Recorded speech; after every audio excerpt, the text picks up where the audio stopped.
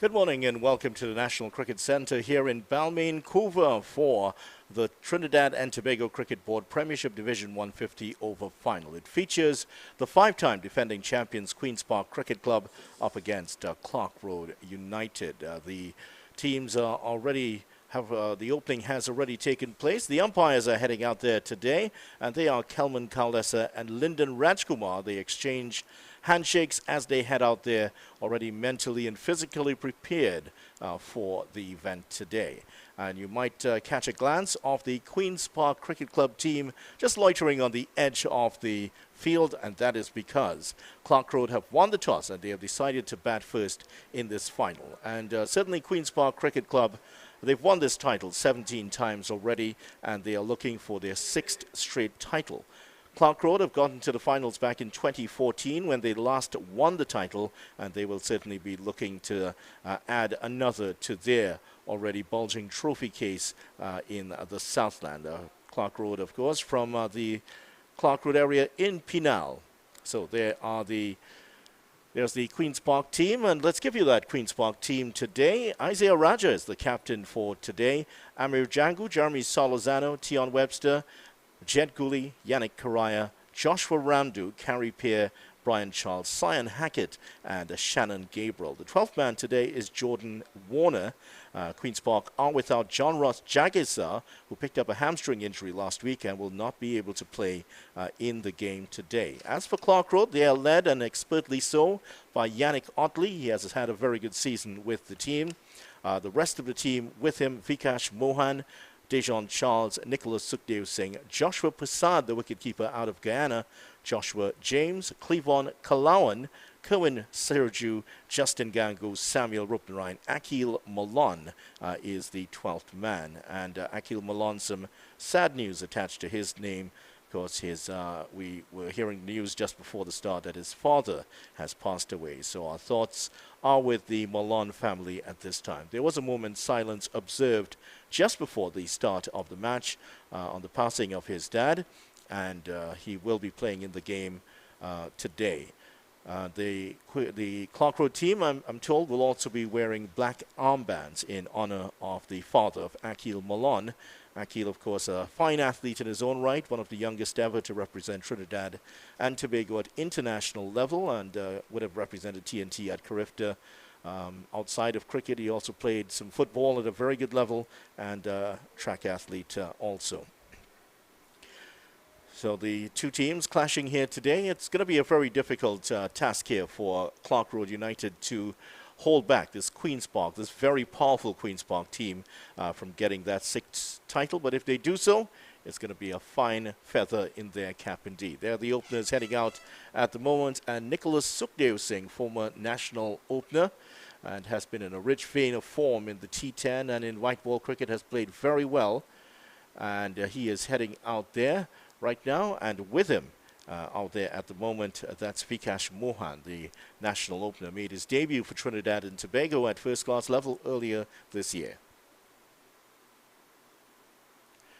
Those two will be heading out there, and Queen's Park, let's run through their bowling attack, and what a bowling attack they do have. Certainly Shannon Gabriel, the West Indies pacer, is going to be the spearhead of the attack. He also has the exciting youngster, Cyan Hackett, to bowl out there.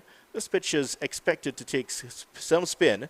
As you can see there, it's very, very dry, and much drier than the surface around it. A lot of cricket has been played here at the National Cricket Centre. There is Shannon Gabriel just getting ready to come in for the first time. The Queen's Park bowling attack also includes that it's exciting youngster Cyan Hackett, as I mentioned, really made a name for himself in T10 cricket last year and has provided some exciting performances in youth cricket this year.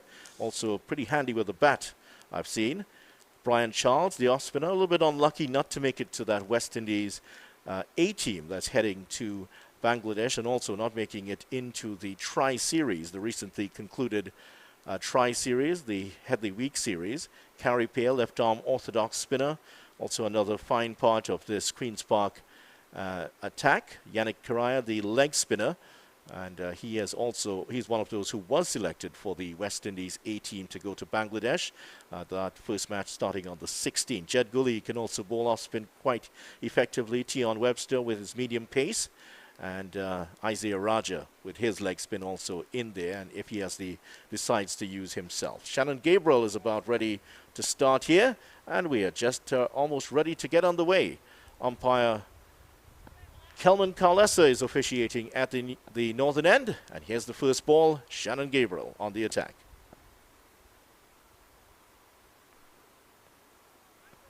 Oh, gentle loosener there by Shannon Gabriel, and that's a wide. He looks up to the heavens there. Umpire Kaulesa, he might have thought that was a little bit harsh there, but that was a very gentle loosener. That might be the slowest ball you will expect to get from Shannon Gabriel there. And Gabriel making it back into the West Indies team for the tours of Zimbabwe and, of course, South Africa.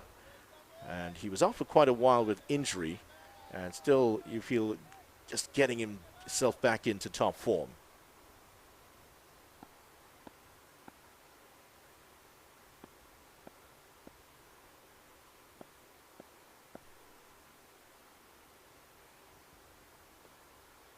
That's more like it from Gabriel. Another wide, though, and he's a little bit perturbed here by umpire Kaulesa, telling him that that was a wide. And already there's, well, Gabriel was not happy with the wide call, and umpire Kaulesa has already called for the square leg umpire, Lyndon Rajkumar, and he's also called the captain over to have a word with his bowler. And this is not good signs here already for Shannon Gabriel. He had a word to say about the first wide, and he had a bit more to say about the second one.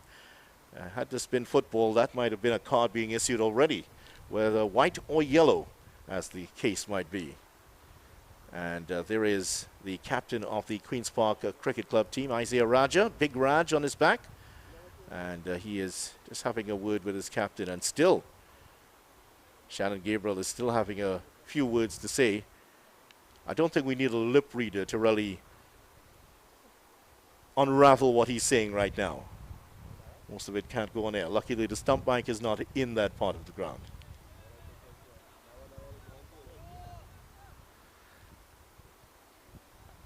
And if you are a Clarke Road batsman, the last thing you want is a fired-up Shannon Gabriel coming at you. And that might actually serve, if you look at it another way, serve to further the aims here of Queen's Park. And exactly what I mean. That was a fiery delivery from Shannon Gabriel. And Vikash Mohan, if he is a little bit upset by the umpire's intervention there, Shannon Gabriel, he's still having a go at the umpire. And umpire Kaulesa with a smile on his face. I think they've kind of talked things through now. Shannon also smiling. Yeah, I think he's still having his say. You're allowed to do that in cricket. In football, you'd have been off a long time ago. You'd have been back in the showers by now. But what a delivery that was. A snorter there from Shannon Gabriel. This is going to be a spicy contest here. And unwittingly, it may be playing in the way of Queen's Park. Another wide here. I don't think he's going to have too many complaints with that one, Shannon Gabriel, because that one, the keeper took it right in front of first slip. Wicket keeper today, Amir Jangu, of course, former Fatima boy, was down at the Brian Lara Cricket Stadium on Wednesday to see his team, Fatima College, play against their opponents from Presentation College San Fernando. They came out, they were in a good position to win that game, but Presentation ended up winning the game. And Jangu was there, as many of the Fatima old boys are, to give his team some advice before the match. Great signs there always when you see the former players coming back like that. That is good carry there for Jangu. And Shannon Gabriel, who bowled his first delivery, looked very innocuous. Well, the second one, after those double wide calls, almost took Vikash Mohan's head off. But he played it well, to give the batsman credit. Played it in front of his face, but kept the ball down well. I don't know if it took the bat, but it seemed to take the glove. It did not fly to the only slip in place. And even with the pace of Shannon Gabriel, it's interesting that Queen's Park have only gone with one slip here. And that is Tion Webster, who might be bowling some of his medium paces later on.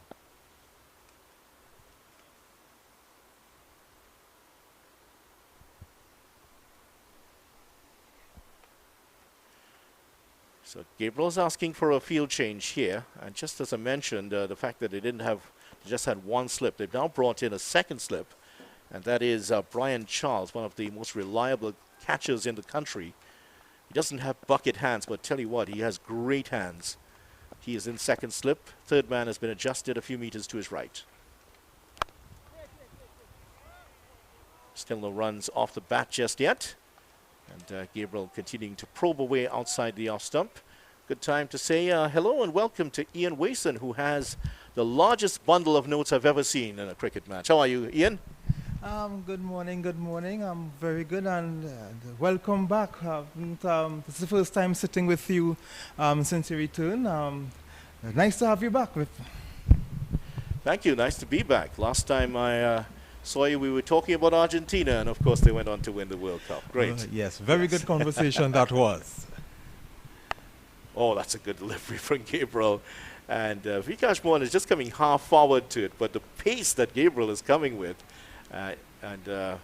he's already started to generate some pace. This is not going to be the fastest of tracks here, and you can look at it and you can see it's very, very dry indeed. It's hard, but even with a ball of the pace of Shannon Gabriel, it's going to dent his pace just that little bit. Yeah, so that is why in my my look ahead to this game, writing in one of the newspapers, I did mention that the spin would be the key when Carey Peer comes in and when Brian Charles comes in. That will be good, and especially for Clarke Road, Vikesh Mohan is taking some wickets. Certainly is, and he hopes to score some runs also. No run for him there. He still stays on 0. Yes, I read your report, your comprehensive report on it in the newspapers there, Ian. And certainly, yes, spin will play a big factor. And in fact, Clarke Road have only come with one pacer. And Clarke Road, the only blemish in this tournament was that last round 7 match against Central Sports. To me, that was a surprise, because the way that Clarke would have been playing cricket. But of course, Central Sports wanted to get into that semi-final, so they came with the A game. And that was the same Central Sport that Queen's Park had beaten in round 4. Another good delivery, 10 off the over, no play from Vikash Mohan, and at the end of the first over, none for 3 runs without 3 without loss. After the first over, Clarke Road, after deciding to bat first, and a fiery first over there by Shannon Gabriel. 3 wides in it, but no runs scored off the bat. Yes, Gabriel, of course, current West Indies test player. He's also in the one-day team. Didn't get any games in the one-day series against South Africa, but he was part of the touring team. Still looking fit. Shannon Gabriel, just as I said that he's looking fit, seems to be leaving the field after that over. Yeah, he was a bit unhappy with the first 2 calls for wide, and he exchanged some words with the umpire during that first over. He's heading off the field just out of your picture. Cyan Hackett is going to take up the attack from the southern end, and immediately had a few words to say to umpire Carl Lesser. And umpire Carl Lesser called over the square leg umpire at the time, umpire Rajkumar. Also called over the captain of Queen's Park, and they had a long, fairly lengthy discussion. We're making the point that had it been football, the amount that he had to say to the officials, he would have been not only out of the showers, he'd been back in the team bus about that time. But at the end of it, they seemed to get the ducks straight at the end of it, and all seemed to be okay. But he's off the field once again. So Nicholas Sukhdev Singh, who's also been in the runs here, the former power gen batsman. Wait, what's going on here? Cyan Hackett was running in, but he was just doing a rehearsal because Raja was still setting the field there. Just to run through this field for the viewers. First slip in place. There's also a gully. There's no fine leg. There's a backward point, cover point, mid-on, mid-off, a deep backward square leg, a fine leg, and the captain Raja is at that position just about mid-wicket or so. Cyan Hackett, we really enjoyed seeing some of his play over the last few months. Really come on in the last year, Cyan Hackett. Flicked away. That's he's going to get one here. That's all there's going to be. It gets there very quickly. Outfield very hard. And we did see him for the first time in the T10 last year. And so since then, he's really been developing a real reputation. Yes, and Hackett was doing well, I think, in the Namalco Under 23 Cup as well. That's right. He has been doing quite well. I've been watching him that time. And of course, Vidya, you would have covered some of the secondary schools cricket, and we have seen a lot of talent coming through. A lot of talent coming through, and some of those players could well be joining some of these players here. Yeah, that's right. Cyan Hackett, number 55 on his back, just outside of your picture. And he also has developed not only his cricket, but also his physicality. He's also a lot bigger now. He looks maybe a slightly, I wouldn't say taller, but he's grown broader. Walked past him there, and I tell you what, he's the last guy I'm going to pick a fight with. I might quicker pick a fight with Shannon Gabriel than him, because he has put on so much size in terms of the muscle. His arms are much larger than they were. They were pencil slim last year, no longer the case.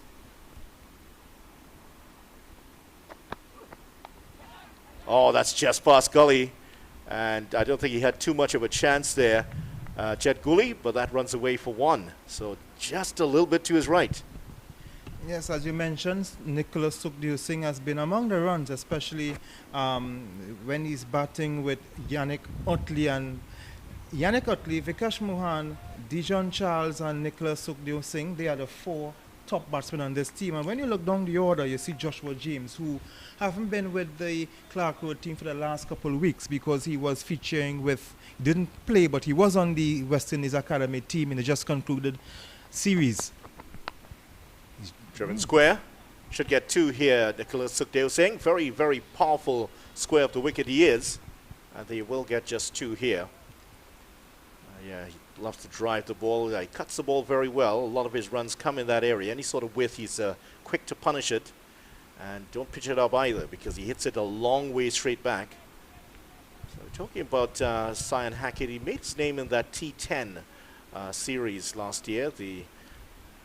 And bowled some good overs early on in the first T10 competition. Oh, that's a good ball. Had Nicholas Sukhdev Singh shuffling across. And so Cyan Hackett, another one of those. And he also was pretty handy with the bat in one of those matches. He actually took wickets, scored some runs, and still ended up somehow on the losing side. Yes, so he really did play some good cricket this season. Was among the runs and among the wickets, proving to be a good all-rounder.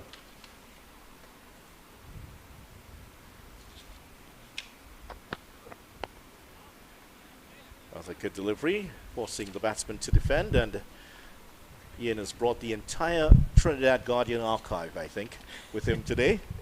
Every possible word written about cricket, you have it here with you. I have all my notes and all my little snippets from during the season, since the Namalco Under 23 tournament, the schools tournament as well.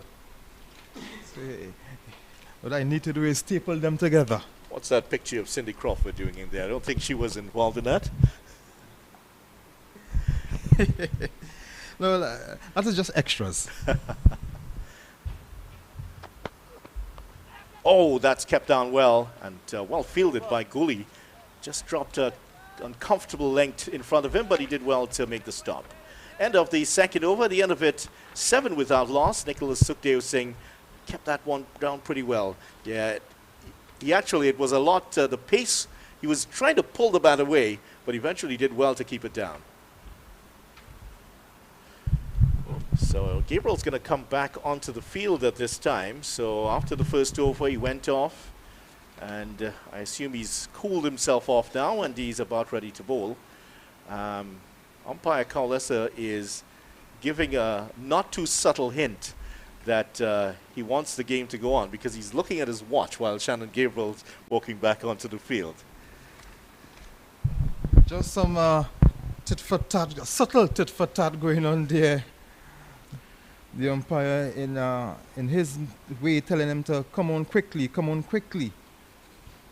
Well, if Gabriel bowls at fast bowler's pace, he's walking at a slow left-arm spinner's pace at the moment coming up to take the ball.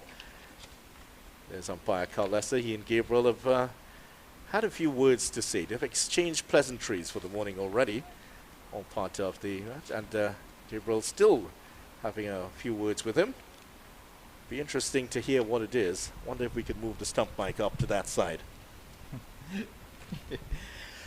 I know it has a mute button, doesn't it?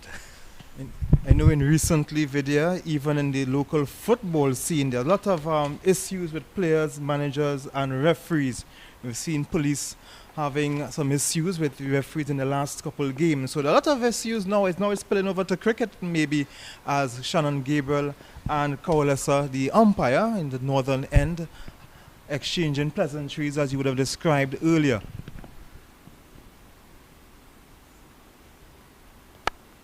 Nicely played. There should be 2 at least. First runs off the bat here for at least off Shannon Gabriel. In fact, it's gone all the way for 4. That's well struck there by Vikash Mohan. Came forward to it, and well, I don't think the fielders. The ball crossed, was right close to the rope, but unfortunately for us, the lighting pylon is right in front of it. So it looked as though the ball had crossed the rope, but the fielders have said it did not. So that's 3 runs for Vikash Mohan, and he moves on to 4. 10 without loss, Clarke Road here in the 3rd over.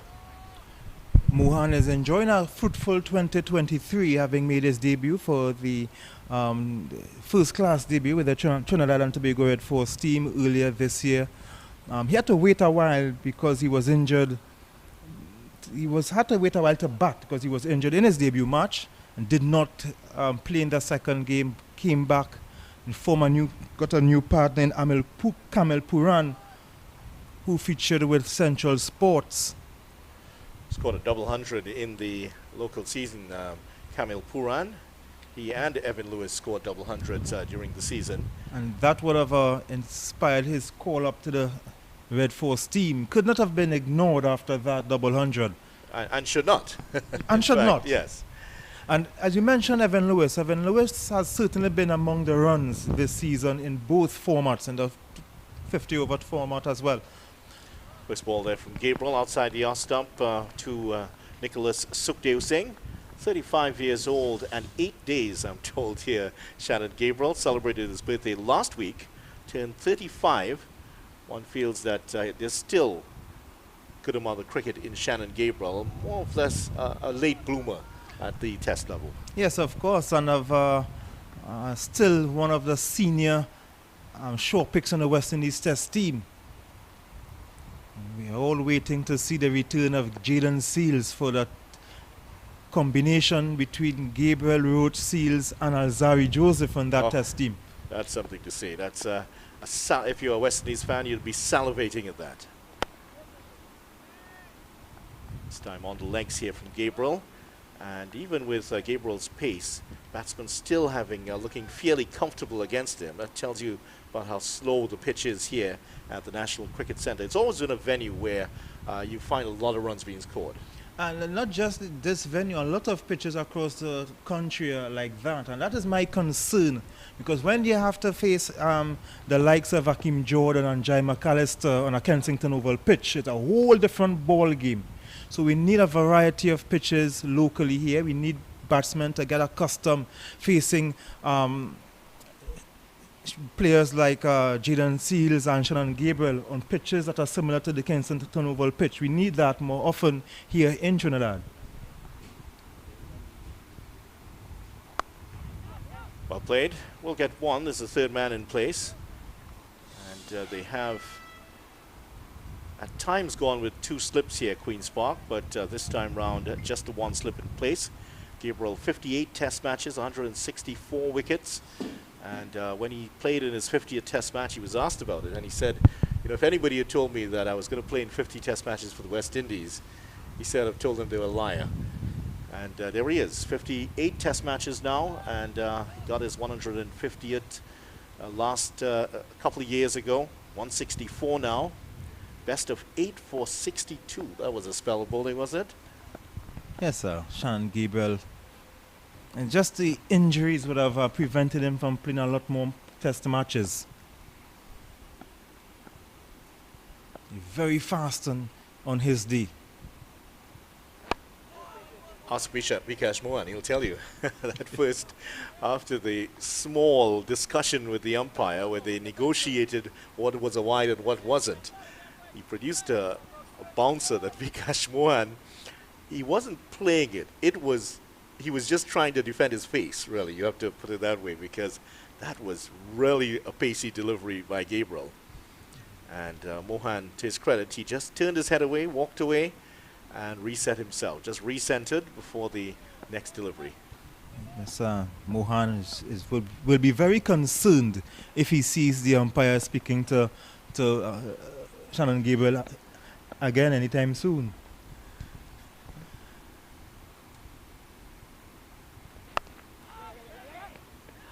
Well, they're not going to get a run this time. They decide to pull out of it, and wisely so. Gabriel, and that will bring an end to the Gabriel's second over after 3 overs. Clarke Road United, after choosing to bat first, are 11 without loss. Queen's Park are having a very good season, very good 2023 season. They have finished on top of the table. They have finished on top of the table in the 2-day tournament. They finished on top of the table in the 2-day tournament. And now they're in the final of the 50-over tournament, having a very good season. Still have the T20 festival. That's coming they up. will be looking at that as well. Yeah, and they're always a force to be reckoned with in all forms of the game. Champions of this tournament, of course, back in 2014. Queen's Park have won this tournament every year since 2016. 5 titles in a row. They're going for number 6 here. And Clarke Road looking to add another. And Clarke Road have really been one of those clubs. They have punched above their weight. They certainly don't have the sort of budget that Queen's Park will have. Nothing near to it. It's more like Manchester United and Brighton, if you want to put it in terms of resources there. But they really have punched above their weights for many years. And great credit to this indomitable club from Clarke Road in Pinal. It's a very good team. They've produced the likes. Well, they have Otley on the team, Vikash Mohan, 2 Red Force players. Dejon Charles has been knocking on the doors of the national team as well. Joshua James. This one. Oh, that has gone all the way for 6 runs. Wow, what a shot by Sukhdev Singh. We mentioned how strong he is, square up the wicket on the offside, on the leg side. Well, he's equally strong. That was a wonderful pickup for 6 runs. Very good shot. That came out of nowhere, actually. Yeah, well, it came off the bat. That was flying high over mid-wicket. And tell you what, that cleared the bleachers, which are about maybe about 20 meters or so beyond the boundary. That cleared the bleachers and went into the car park. Well, if your vehicle is parked there, Ian, I think you would suggest you would move it while you're getting the rest of the Guardian archive out. Well, Sukhdev Singh has been among the runs, and in round 4, he scored 80 runs against Victoria, and that was a match that saw them score under edge, and that runs away for 4. Really should have been the keeper's ball, but passes between the keeper and the first slip for 4. So Clarke Road had a high score of 383 this season. That came against Victoria. Victoria would have had their issues in the season, both in the 4-day and the 2 days and the 50 overs. Had some issues with their venues. They did not play their opening game against Central Sports because of the ground was not ready. Yeah, it wasn't ready at the time, and certainly the weather conditions would have been responsible for that. Also, He's going to try to repeat the shot here. This time he's going to get 2. He's not going to go all the way to the boundary. There's a fielder out there and just gets a couple runs. But this already has been a good over here for Clarke Road United, 23 without loss. And a good start here. Outside of that very exciting first over from Gabriel, it's settled down into nicely here for this contest. And for Clarke Road, I mean, on this pitch, they're going along at 6.5 already. So you would feel that they would want to get something in the region of 300 to test Queen's Park. That's not a good shot. Not a good shot at all. Luckily, didn't get a touch. And of course, you're seeing, you get the sense that Sukhdev Singh and Mohan just wanted to get a feel of the pitch, get a feel of the bowling, just to make sure how the ball is coming onto the bat, how the ball is reacting to the pitch. Now that they have seen 3 overs, then Nicholas Sukhdev Singh decides, yes, it's time to get on with it now, and let's get some runs on the board, up the tempo a bit. And sorry that Cian Hackett had to pay the brunt, conceding 12 runs already in his first few deliveries. Cut away, 4 runs. Nicholas Sukhdev Singh at his imperious best. Wide outside the off stump, overcompensating for the delivery on the legs earlier. And boy, that was a pretty shot. Excellent shot from him. Enough room for him to get that shot on the square on the offside. And it went very quickly, rather fast enough outfield. Despite the rain that we would have got for the past couple of weeks. The field is a lot more green than was about a month ago. Yes. Glad to see that. Certainly was. Earlier this year it was quite hot after just the extremes of conditions, because late last year temperatures had dropped all the way down to 19 at night. Well, Hackett has pulled out of it there, and the current run rate has gone over 7 for the first time in the innings. 16 runs already in the 5 deliveries so far, so might see Hackett being taken off the attack here, given a little bit of a break to gather himself. It's not easy bowling to the likes of Sukhdev Singh, who is always wants to get on top of the bowling. And Clarke Road, when you look at Clarke Road team, after this delivery from Hackett, is getting some height. Well, they don't need that much. Sukhdev Singh is not the tallest of men, but it brings to an end a very expensive over here from the youngster. And those 16 runs scored. Clarke Road United are 27 without loss after 4 overs. Clarke Road, when you look at Clarke Road team, you're looking at Utley, Mohan, Charles, Sukhdev Singh. Prasad has been among the wickets as well, the runs as well too. He scored a few runs. Joshua James, who did bat excellent. He scored 100 in the 2-day tournament that would allow Queen's Park to force a draw. And then his Cats was among the runs again in the 1-day tournament as well. So he will be a very interesting player to look at, both with bat and ball. Yeah, he certainly is. He's also part of the Talawas team that won the CPL last year. Yeah, already to his credit, I think he's just barely about 20, and he's already had a CPL title to his name. Richly talented player is Joshua James. Younger brother Orlando also coming up behind him, and there are quite a few more of the youngsters. They enjoy their cricket. Orlando James has been doing superb in the age group cricket. Orlando James have been doing very good at the age group cricket as well. No run this time. Orlando was part of the North team that won the North-South Classic earlier this week. That's the North-South Under-19 Classic. A fact that you greeted with great joy, I'm told, Ian. Of course. As I was telling Vinod earlier. Vinod Mamchan, that is, yes. Yes, I was telling Vinod Mamchan that North would have come very good and won that game. Well, of course, he has ties with South, and South is a very good team, and it was always going to be tough, especially South would have won the lower divisions. We needed that.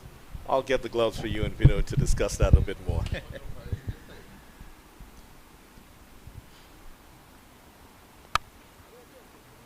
Gabriel now in his 3rd over.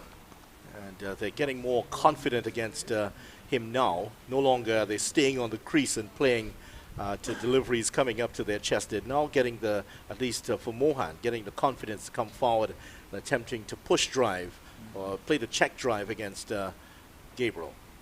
And as you mentioned, James and his siblings is good. We are seeing a lot of siblings. 7 of them, in fact, yes. And we are seeing a lot of siblings, among others, playing cricket together. And of course, that will help. You know, living in the same house, growing up together as children, you're playing cricket. That it would only help each other. Because just during the week in the secondary schools finals, a lot of pairs of siblings, cousins, in those 4 games. We'll talk about that later. On the pad this time, and that is going to be no run there. Yeah, certainly. It's a known effect that has been picked up in sports psychology, that the younger of the siblings tend to become more talented than the older ones. You see that with, let's say, Venus Williams and Serena Williams, because in the early part of your career, you're playing against a sibling in the backyard, you're playing with them in competitions, you're going to lose a lot of matches. Of course. And that hardens you up. It does give you more resolve to go out there and win. And it's an effect that the younger siblings tend to go on to win. Because I would have heard after this delivery from Shannon Gabriel, he's pulling, and that's 4. 1 bounce, 2 bounces into the boundary for 4. Shannon Gabriel just a bit too short there, and Mohan was quick to lean on, put his weight on the back foot. Yeah, a lovely shot. Pulling easy, 1 bounce. It just tells you how slow the wicket is, that Mohan, who was fending a few off his face earlier, is now confident enough to pull Shannon Gabriel away for 4. Excellent shot. And getting back to that point when you talked about the younger of the siblings, I would have heard Michael Jordan paying tribute to his older brother for his success as well. And there is no need to even talk about what Michael Jordan had achieved. Dwayne and Darren Bravo, certainly another one of the siblings to have played for the West Indies team. Jackie and Rolf Grant also many, many years ago. You see a lot, and we saw on Wednesday siblings captaining Fatima and Holy Name Convent. Oh, good delivery. And he's just giving Mohan a reminder there. You just can't pull me. And he's having a quick word with him, Shannon Gabriel. Just encouraging, just giving him some words of encouragement. Try it again. As someone who bowls, I appreciate a delivery, a bouncer like that. Especially coming after the 4 that he just got. A very good delivery. Touched something. It wasn't the edge of the bat. It was actually the shoulder of Mohan. And Shannon Gabriel just giving him a little bit of a reminder there. Don't try to get forward to me too much. He's not having a very good morning, is he? Certainly is an imposing figure, Shannon Gabriel.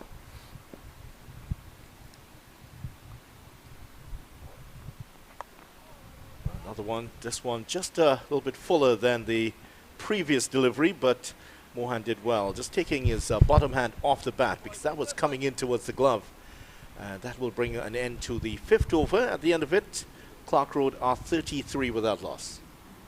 Good going by Clarke Road. After a slow couple overs, they picked it up in the 3rd. Just to get a couple of scores in of the Premier League as we are winding down the season. After 33 minutes, Chelsea and Bournemouth, they are 1-1. Good to see Chelsea level after 33 minutes. For the last couple of games they would have had, not going their favour. Chelsea, they still play in the Premier League? Yes. Oh, yeah, okay. Maybe it's the last few weeks in the Premier League, left to be seen. And Manchester City, they are leading 2-0 over Leeds in the 34th minute. Gundogan scoring twice. Tottenham Hotspur, who are having a horrible few weeks.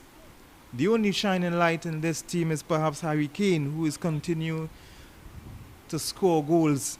But it's 0-0 there with them and Crystal Palace. And Wolves, they are leading. Wolves are leading Aston Villa 1-0. And I'm just reminded that Manchester United are showing interest in Harry Kane, but I'm sure that Spurs would try to hold on to him.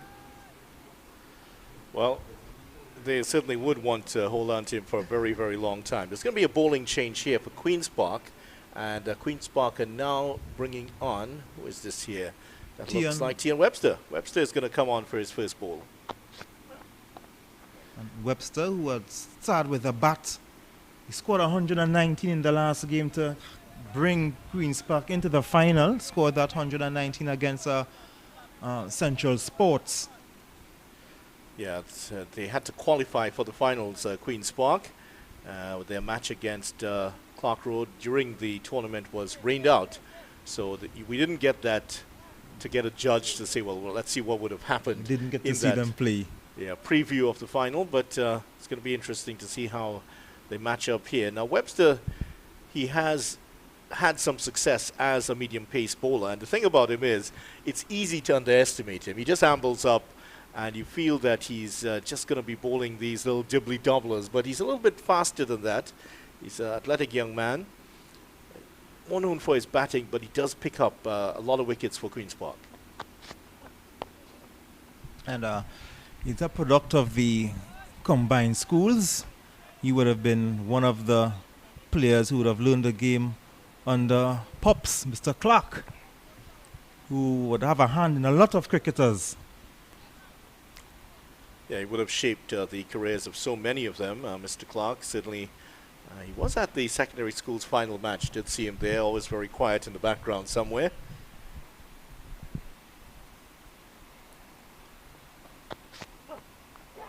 Well, that's going to go away for 4 runs. Deliberately played there by Sukhdev Singh. Gets it high over the slip region and down to the fine leg boundary for a nice 4 here. This is what he does so well. Yeah, he knew exactly what he was doing. Sukhdev Singh, and I was now about to say that Tian Webster has been good enough to be used as first change for the Red Force. No, but Sukhdev Singh is showing how good he is as well, as he rushes on to 24 in just about 17 deliveries. Yeah, he's lifted the Super 50 Cup once with Trinidad and Tobago, Nicholas Sukhdev Singh. So he knows what it's like to win titles at this level. Didn't get all of that, and straight to the fielder in that mid-on position. So not quite getting all of it. There is a deep square leg in place for him in case he mistimes one. But he's very good on the pull shot, very good on the cut shot. And if you pitch it up, you'll see a few expansive drives being played by him. But likes to stay back on the crease. Picks up a lot of runs square of the wicket. Just like that. This one could go away for 4. The fieldsman's after it, and he might just catch this. No, he won't. A tumbling effort there in the outfield, but the man could not get across. And that is a nice-looking boundary there for Nicholas Sukhdev Singh. Certainly Queen's Park have seen enough of Sukhdev Singh. They would like to get him out. But the thing is about this Clarke Road team, once you get rid of Sukhdev Singh now, or the other opener, Puran, you have the privilege of welcoming a player in the caliber of Dijon Charles in the wicket. Charles is also there. Then you have Joshua James, 2 of the best young players out of Tobago at this time. And their coach, the coach of Clarke Road United, Dinesh Mahavir, is observing them as such. The 2 best players out of Tobago at this time. End of the over at the end of 6. Clarke Road United are 41 without loss. And if it wasn't for the ongoing IPL, if the players were at home playing, we would have been able to see former West Indies captain, but still a member of the West Indies team, Nicholas Puran. With this team, he returned to Clarke Road. And of course, Sunil Narayan, who featured in the 2-day tournament. He took an astounding 44 wickets in just 3 matches in the tournaments. While it is good to see Sunil Narayan playing in the 2-day tournament, it was disheartening to see the batters cannot play him at all. And the thing is, Sunil Narayan is a very fine bowler, but the reputation of Sunil Narayan, a lot of batsmen tend to play the reputation rather than the ball that's coming at you. Now, mind you, the ball that's coming at you is always going to be very difficult to play once it comes out of the hands of Sunil Narayan. But that other part, his reputation does get him some wickets also. Yes, that reputation. It is good that the hard work that he would have done throughout the years and the success that he would have had throughout the years would have built that reputation. So when you're facing Sunil Narayan, it's like you don't know what to do. You just... Well, a lot of these youngsters have grown up hearing about Sunil Narayan, seeing him playing on TV, and then he's standing there. The myth has turned into flesh, and it's standing 22 yards away from you. It's not the easiest of situations to deal with. Thinking about playing Sunil Narayan is one thing, but then he's just standing there looking at you as a predator looks at his prey. It's always difficult. Now, Gabriel's going to continue here, and Gabriel's bowled 3 overs. We would feel that he would bowl at least 5 overs here on the trot, and it seems that he's settled down now and was pulled for a boundary in the last over. And he has Mohan in his sights here. 10 of 16 deliveries, Mohan. Good little partnership developing here for Clarke Road. Oh, that's lovely. 4 runs, a little bit chancy. There was a fielder for that. But the Gordon Greenwich pickup played it well behind square and picks up another boundary. And that is one of my favorite shots to look at, not necessarily to play. And that, you've mentioned Gordon Greenwich. When you see that shot, you would also think about Brian Lara hitting that shot. Even Chris Gale has his style of playing that shot as well. When I see a batsman play that shot, I call that shot the century shot. It's a shot that shows a batsman is in form. Oh, right. Very interesting idea indeed. Let's see if he does, in fact, go on. He'd be happy with your prediction. Gordon Greenwich was the one who originated the shot, of course. It's been known in different ways around the world. In fact, in India, it's known as the Natraj, after a type of dance in India. And in fact, for those who are familiar with Hindu mythology would know that it's a similar position that the god Shiva is seen dancing in. So that's why it's called the Natraj in India. Now there's a field change. The fielder at backward square leg has now gone back to the boundary. So 2 men within 20 meters of each other behind square on the leg side, on the boundary. For Shannon Gabriel, this is not going to improve Shannon Gabriel's mood. He's been sent back to start as the batsman and the umpire pull away. I don't think it's a wise thing to get on Shannon Gabriel's nerves right now. Yep. It's not a wise policy. It goes up there with waving a red flag at the bull, with poking the bear. That's like that type of thing. You don't do those things. Or enraging Lionel Messi. You don't do those things. Yeah, you don't do that. Or Brian Lara, for instance. Some players have that ability to use aggression on the part of the opposition to motivate themselves. Lara certainly was one of those. Yeah. And the Australian team under Steve Waugh were well aware of that. They said nothing to him when he came in. And they also learned not to ask Ambrose to take off his sweatband. Oh, yeah. Don't ask Ambrose to take off his sweatband. That's another way you'll guarantee that your dismissal quickly. Or pulled away again. This one is going to go square up the wicket, and 4 more. So they put the fielder behind square on the leg side. This time, Mohan picking it up just that bit earlier, and same result, 4 more. Excellent shot for Mohan. He would have seen the change in the field and the 2 batsmen behind, the 2 fielders, behind, and this time he pulled it more square in front. Excellent batting from Vikash Mohan, who moves on to 18. Well, he's now catching up with Sukhdev Singh. Well, not a little bit more. 18 of 19 deliveries. Sukhdev Singh better than a runner ball. So this is an enterprising start here by Clarke Road, who are now 49 without loss. And this is exactly what the doctor would have ordered. I'm sure head coach Dinesh Mahabir and the assistant coach, the legend of Clarke Road, Mukesh Basad, who is, I'm sure, who's never bought a drink in Clarke Road for his entire life. He's certainly one of the celebrated members of this Clarke Road team. They must be very happy with this, but still a lot more work to be done here.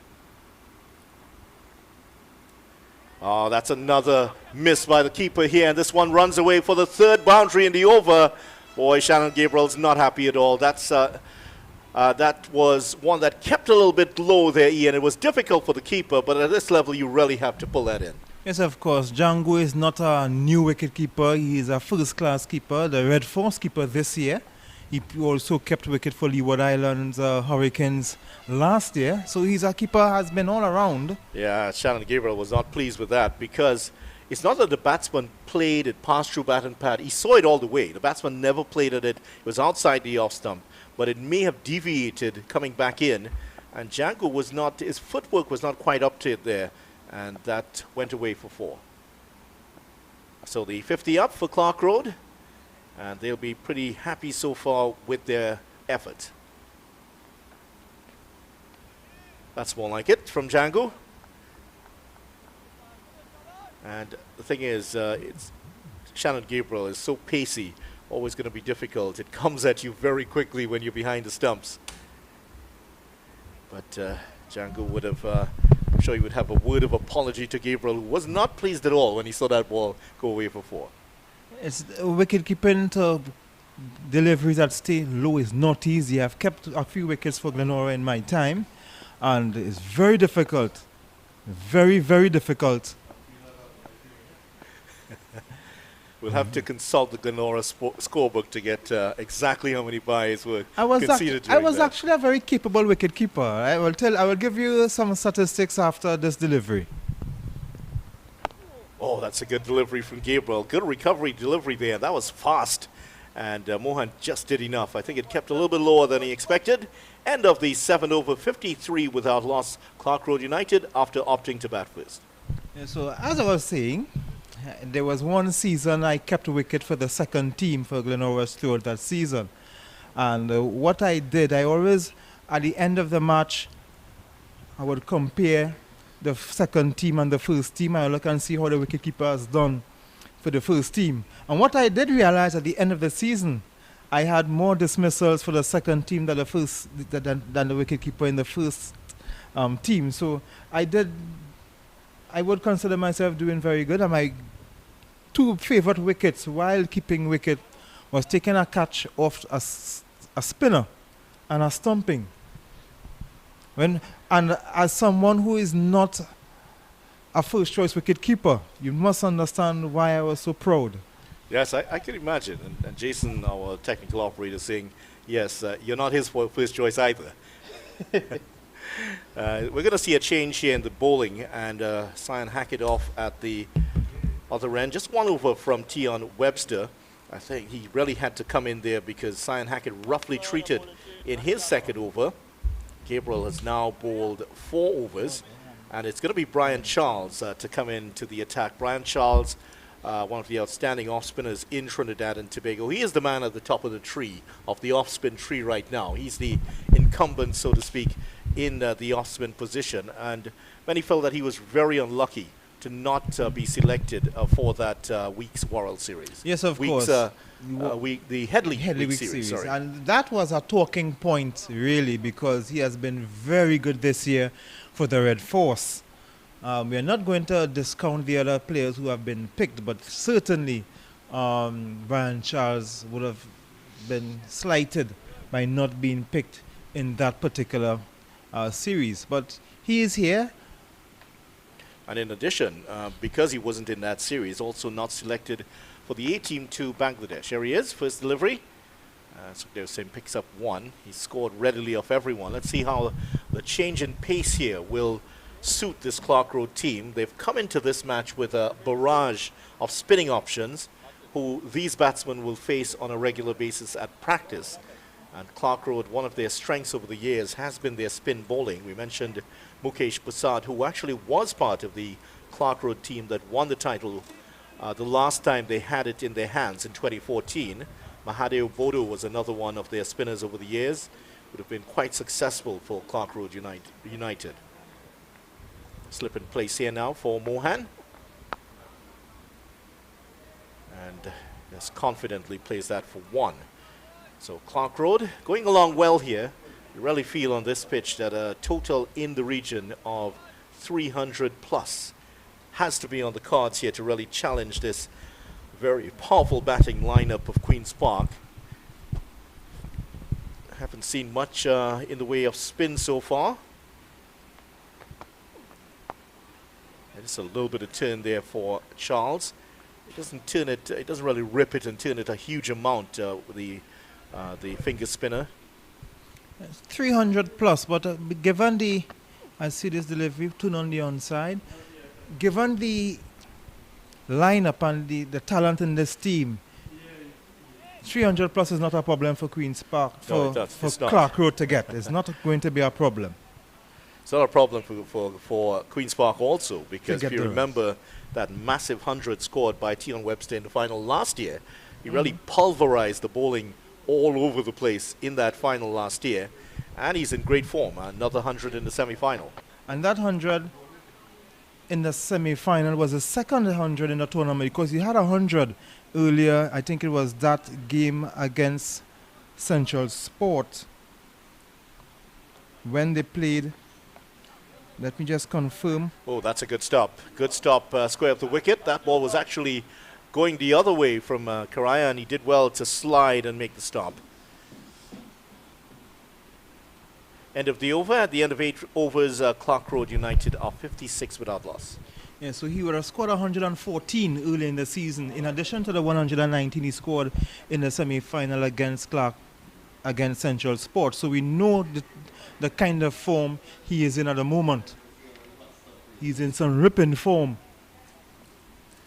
But again, Clarke Road, they have the spinners to bowl on this pitch.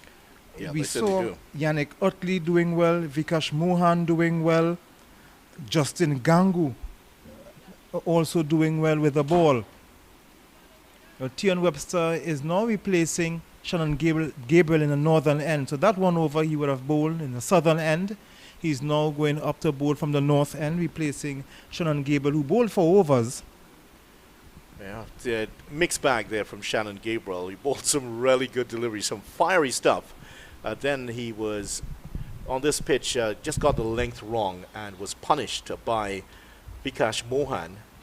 Vikash Mohan faced the bulk of the deliveries from Shannon Gabriel, but he's come out with 19 of 25 deliveries. So I think he's done his job. They weathered the storm here, because Shannon Gabriel really has to be one of the big threats here for Queen's Park. And the fact that they haven't lost a wicket and they've seen off his first spell, good news here for Clarke Road. This one's flicked away.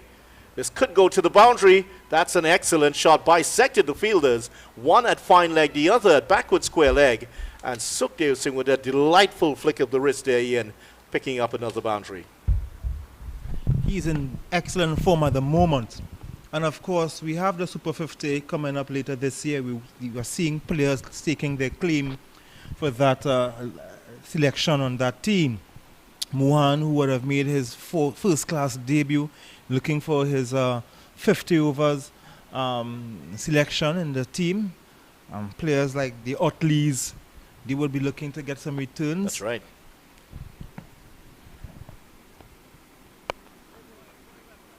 This time a little bit not quite leg side as the previous delivery. So the Queen's Park team, as you mentioned, some of the options they have. They are without John Ross Jagisa, who is one of the spinners, always very awkward, John Ross Jagisa, with his brand of off spin. And he is out because he picked up a hamstring injury in that win in the semi-final. So he's out today. He's here for the match, but not even involved. He's here in his uniform and very disappointed not to play, of course. But with that hamstring injury, it's going to make it very difficult for him to do much in this game.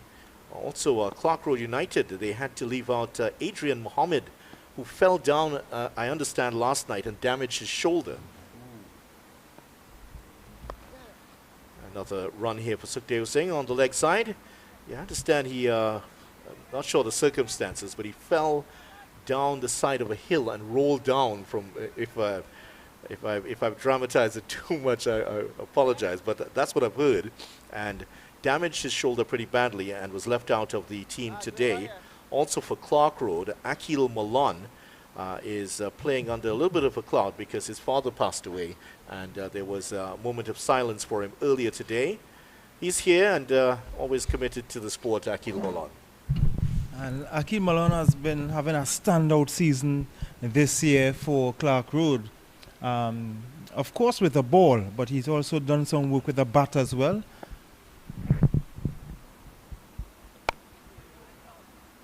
Playing slightly away from his body. No slip in place now.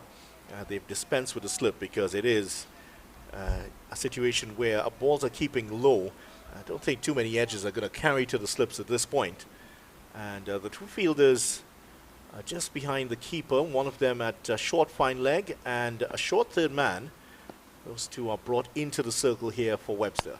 This is hit very powerfully, high over long on for 6 runs. That was pitched up by Tion Webster and Vikash Mohan. He is in some form himself. Look at this shot. That was dismissive. That was cleanly hit. They couldn't get it. I think that so far is the shot of the day. Mohan speeds to 25, 67 without loss. We're still in the 9th over. Yeah, there's the fielder disappearing after it. Just down that, not sure, I've never walked down just by that. There's a popular spot there for spectators. There's that mango tree that you're seeing to the left. Everybody loves to sit there with their coolers. In fact, there are a lot of people there right now. I think if the cricket board were to charge admission, they'd certainly make some money down there, because that area, there are a lot of people there always. And a few of them might have been imperiled by that shot because it was flying towards them. That was a vicious, a violent shot from Mohan. Mohan did open with Kamal Puran in the last match of the disappointing run the Red Force had in the 4-day tournament. After getting 2 good results to start with, they had a poor run of results to finish the tournament. Yeah, that's right. 2 good drawn matches early on, but that break didn't do them any favors, did it? And, certainly not. Signed off with a win, though, the Red Force.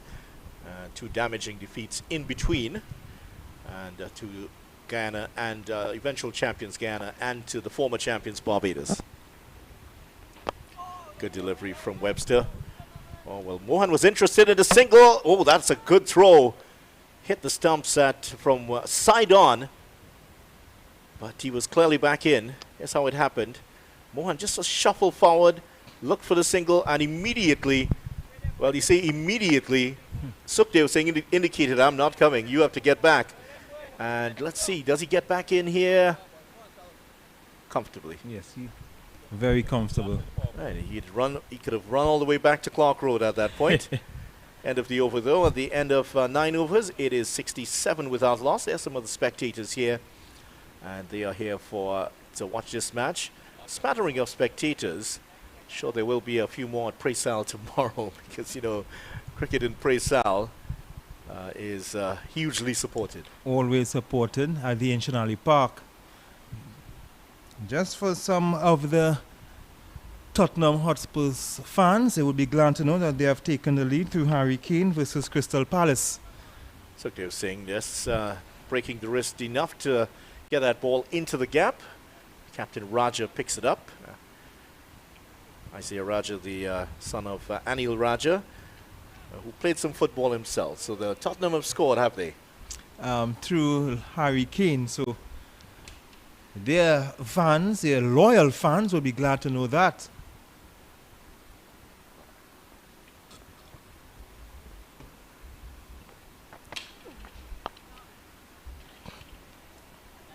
Should be one here, and that's all they will get. Carrie Pear comes off the boundary to do the fielding. Had an interesting experience at an event I was hosting at the St. Andrews Golf Club a couple of years ago. This is about Tottenham Hotspur. And somebody had lost a new iPhone, but they had a Tottenham cover on the back of it. And when I announced that somebody had lost their new iPhone, it has a Tottenham cover, nobody came up for it. It's only after the event that somebody quietly came, yeah, it's my phone. Because they did not want to claim that they support Tottenham Hotspur. that really says a lot. And the thing is, they've been they're a really good football club. I just haven't been able to win anything for at least 15 years. I think especially this year they had the issues with the coaches. They had to change coach. Always not easy to change a coach in the middle of a campaign. We've seen that with Chelsea.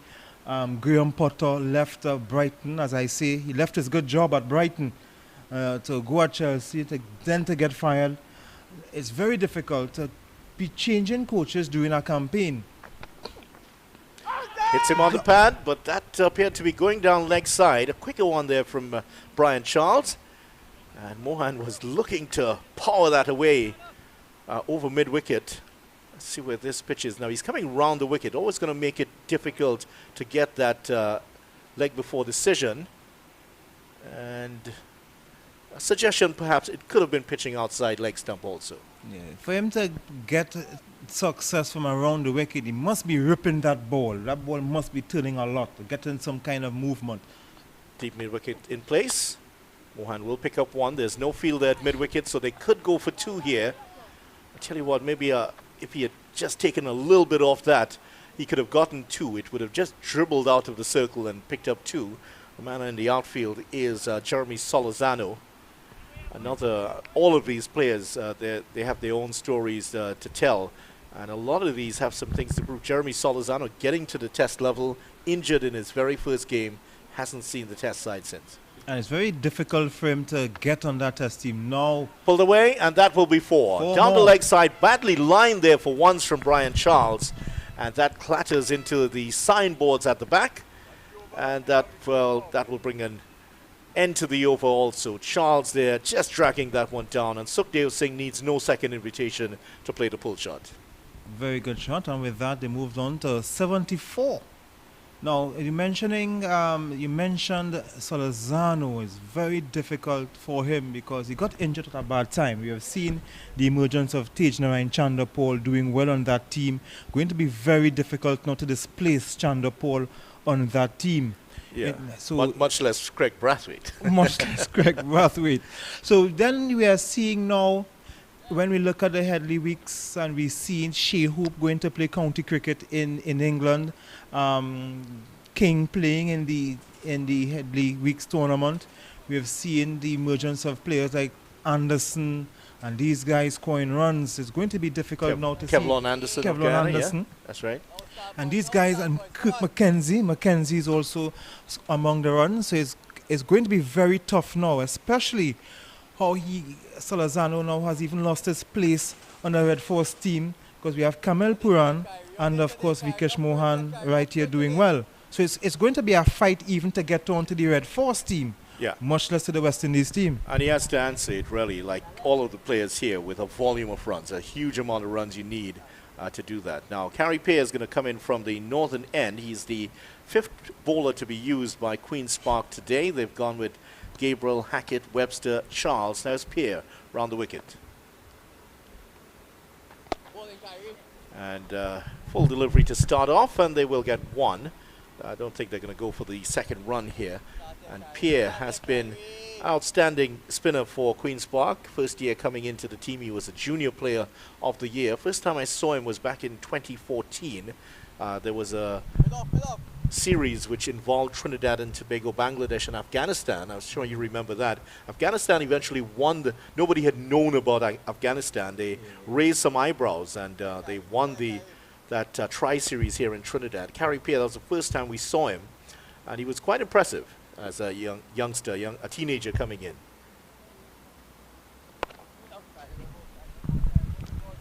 I remember that tournament quite well.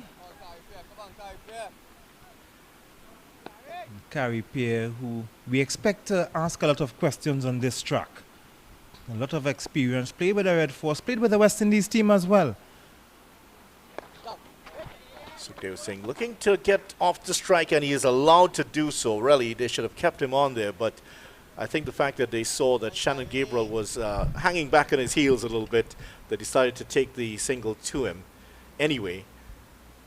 And Carey Pear certainly displaced from the Trinidad and Tobago team, from the Trinbago Knight Riders team, by his good friend. They're very, very good friends, Akil Hussain. Akil Hussain, they go a long way back. They go a long way back. So that's a good stop. Nice played, nicely done there by Carey Pear. Tall and athletic young man, and makes the stop well. Yeah, they up to now they still discuss, they talk to each other, discuss strategies, and they learn from each other. Two very good friends. Should be straight to the fielder and no run. They decide against the run, and certainly a few players from in this game would have considered themselves a bit unlucky not to make it to that West Indies A team to tour Bangladesh. I'll give you some details on that in case you haven't heard what the side is. It's very breezy there and some dust in the eyes of Nicholas Sukhdev Singh.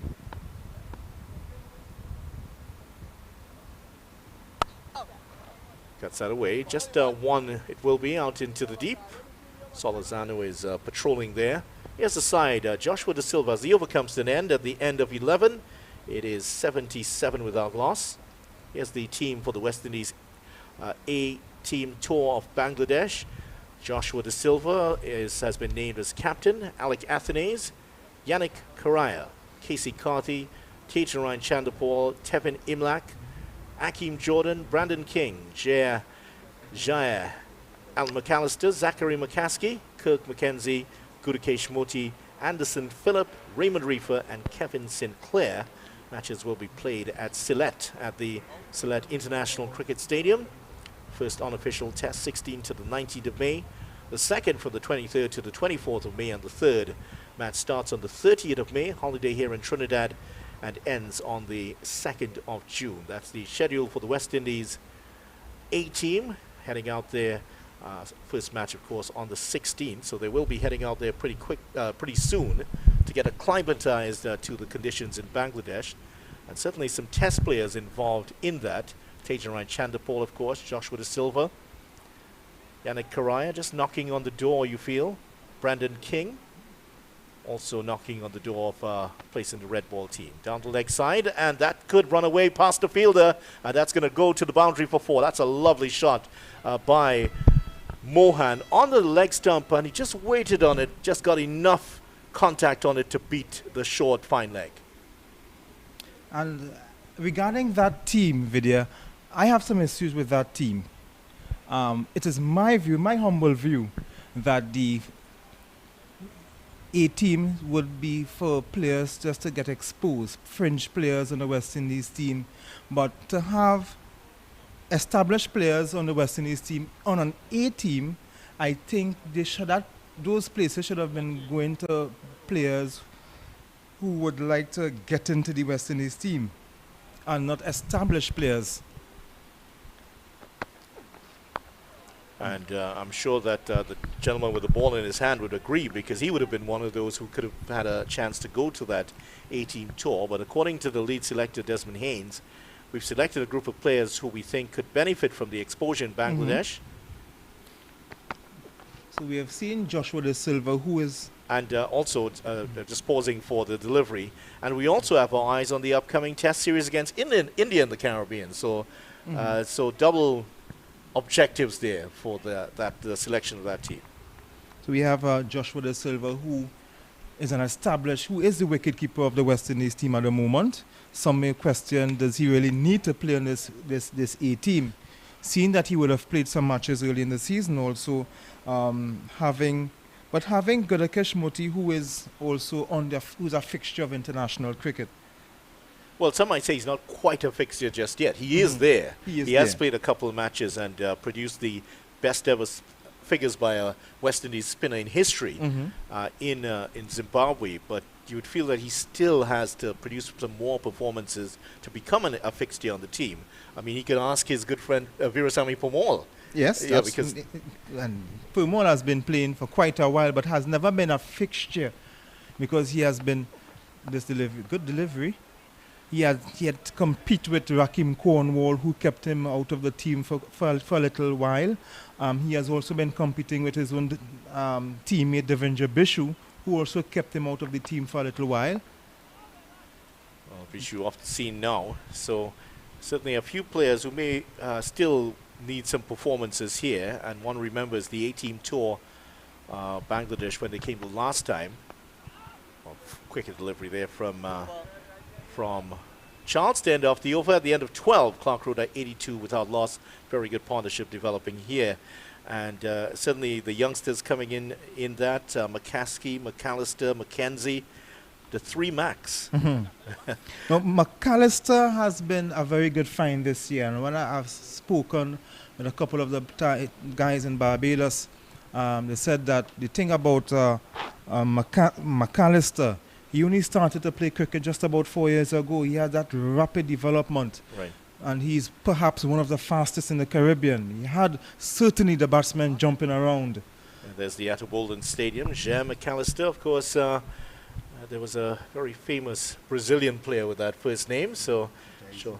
Jairzinho, of course, scored one of only 2 players to ever score in every round of a World Cup. That happened back in 1970. Jairzinho. He didn't just do it in every round, he did it in every match. Yes. Every match in every round. So the great Jairzinho, certainly you think about Pele and Gerson and some of the great names from that team. He certainly was an outstanding. He would have walked into any team in the world in his own right. Of course, he would have stood out. And that feat was close to being repeated at the last World Cup by a certain Lionel Messi. He didn't score in every match. What became of him? Oh, he was only this week suspended by PSG. And has since apologized. 83 without loss here. Oh, Sukhdev Singh missed out there, but they're still going to get runs. Django did not cover the line of that one, and that's gone away for more. Well, it's wides this time, so he's going to escape having buys to his name. But that's certainly, let's see, look at this here. Now, Django comes across, but he's a bit too late. I tell you what, that's a wretchedly poor delivery there from Carrie Peer. Got it completely wrong. In fact, Mohan, I think Clarke Road would have benefited from Mohan missing that, because if he had connected, Sukhdev Singh, sorry, because if he had connected, he would have gotten 4. But because it's a wide, they got 5. Yeah, Sukhdev Singh couldn't reach that one at all. Carrie Peer just stayed in the hands a bit longer than he anticipated, than he really planned. Pushed it down the leg side. Yeah, a bit faster here. And you're not going to get too much assistance from this pitch. There's been a bit of turn here. But Carrie Pearce just pushing it through, as we saw from Brian Charles. No fielder inside the circle on the leg side, except for Shannon Gabriel, who's at fine leg. So anything in that region is going to be at least 1. But coming back to that West Indies A team, I thought I would have seen at least 1 or 2 players from the West Indies Academy team, because I thought they did very well during that tournament. Played down for another one. The water break is imminent, and so far Queen's Park have picked. It looks like they're going to get through 13 overs in the first hour. Certainly slightly behind the over rate here. And there was a bit of discussion earlier about the over rate for, well, the Shannon Gabriel's over rate, because he was taking, from what I understand, previous matches about 8 minutes to finish an over. So I think there was some concern about that earlier. Just 1 ball remaining before the water break, and it will give us a chance to assess quickly how it has gone here. Certainly Clarke Road are in a very good position here, and they have batted well, they've batted sensibly, no hint of a mistake being made by the batsman, no drop chances, no close run-outs, nothing like that. It's been a blemish-free performance here from Clarke Road. Yes, it's certainly one that they should be very happy with. As you mentioned, no blemishes, no half chances. The shots were far away from each fielder. So they has been dominant in the first hour of play. Yeah, Clarke Road getting to 91 without loss. Sukhdev Singh on 41 and Mohan on 38. These two should be very pleased with their efforts so far. But if they are to get a total in the region of 300 plus, they will need to push on here in the next 20 overs at least to try to dominate this Queen's Park attack. Ian and I will be taking a short break ourselves, and hope you'll stay with us here as Clarke Road continue from this good position of 91 without loss.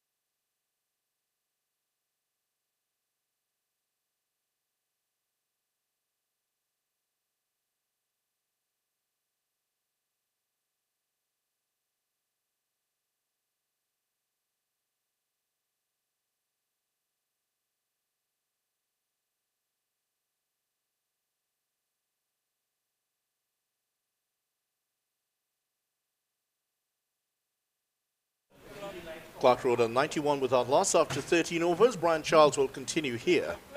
Very good partnership so far. Homing in on the 100. The century partnership between these openers, Sukhdev Singh and Mohan. Good bit of fielding. It may not have gone to the boundary. There was a fielder covering it, but did well to knock it down and prevent them from getting the second run. Both of these players, Sukhdev Singh and Mohan, they have been getting the runs for Clarke Road this season. Big part of the reason why they are here in the finals here to take on the five-time defending champions Queen's Park. One of the big pieces in this Queen's Park, Clarke Road team is Yannick Otley, the captain, who has lifted the Super 50 title on 3 occasions, 2 with the TNT Red Force, 1 with the combined campuses and colleges. And Yannick Otley certainly getting great credit from coach Dinesh Mahabir. Talked about the fact that Otley very much the leader of this team. When you see Otley with the team, you know exactly who is in charge of this team. Quick outside the off stump. Came back in sharply, but Mohan had that one covered. And coach Dinesh Mahabir has credited Otley as been the real dynamo behind the success of this Clarke Road team. It's nicely played by Mohan. Came forward, he just held back by the bowler, but was in control of his faculties enough to just knock it past Charles and get the single. Charles certainly one of the better fielders on the Trinidad and Tobago team. Excellent catcher. And certainly very, very good in the outfield. Down for 17 his figures so far. Oh, that's a good delivery. Big appeal from Charles, and he has been, has he given him? Yes, I think he has. Yep, he's been given out here, and Charles celebrates the first wicket, so they won't be getting the century partnership. And let's see what happens here from outside. It straightens, yes, it hits him on the back pad, and just in front, possibly middle and leg, and that's the end of Nicholas Sukhdev Singh. He's gone here, LBW for 42, and Brian Charles has broken this partnership. There's no other way that decision could have gone. The umpire had no other option. Going around the wicket to the left-hander, getting that movement, pitching and straightening. And of course, the batsman, Nicholas Sukhdev Singh, a well-played 42 from 41 deliveries. Charles getting the breakthrough. After 4 overs, he would have bowled. He has taken 1 for 17, and after 14 overs, Clarke Road lost their first wicket, 93 for 1. So finally a wicket here for Queen's Park, and it comes just at the end of, just after the break here. So that's always, we always talk about that, that batsman needing to, even though you're well set, you need to play yourself back in.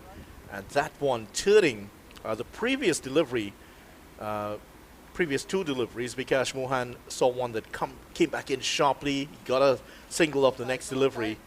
But certainly that one got Sukhdev Singh turning away from his defensive bat, missing the front pad, and then cannoning into the back pad in front of the off stump. Carrie Peer looking to assist his team to get a wicket here. The new batsman, by the way, is Prasad.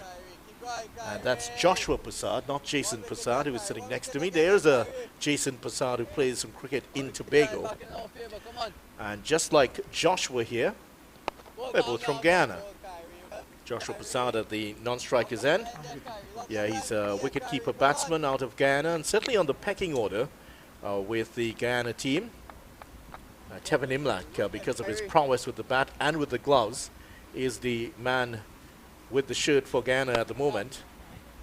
But young Prasad certainly is one of those who is in the pecking order for the Guyana team.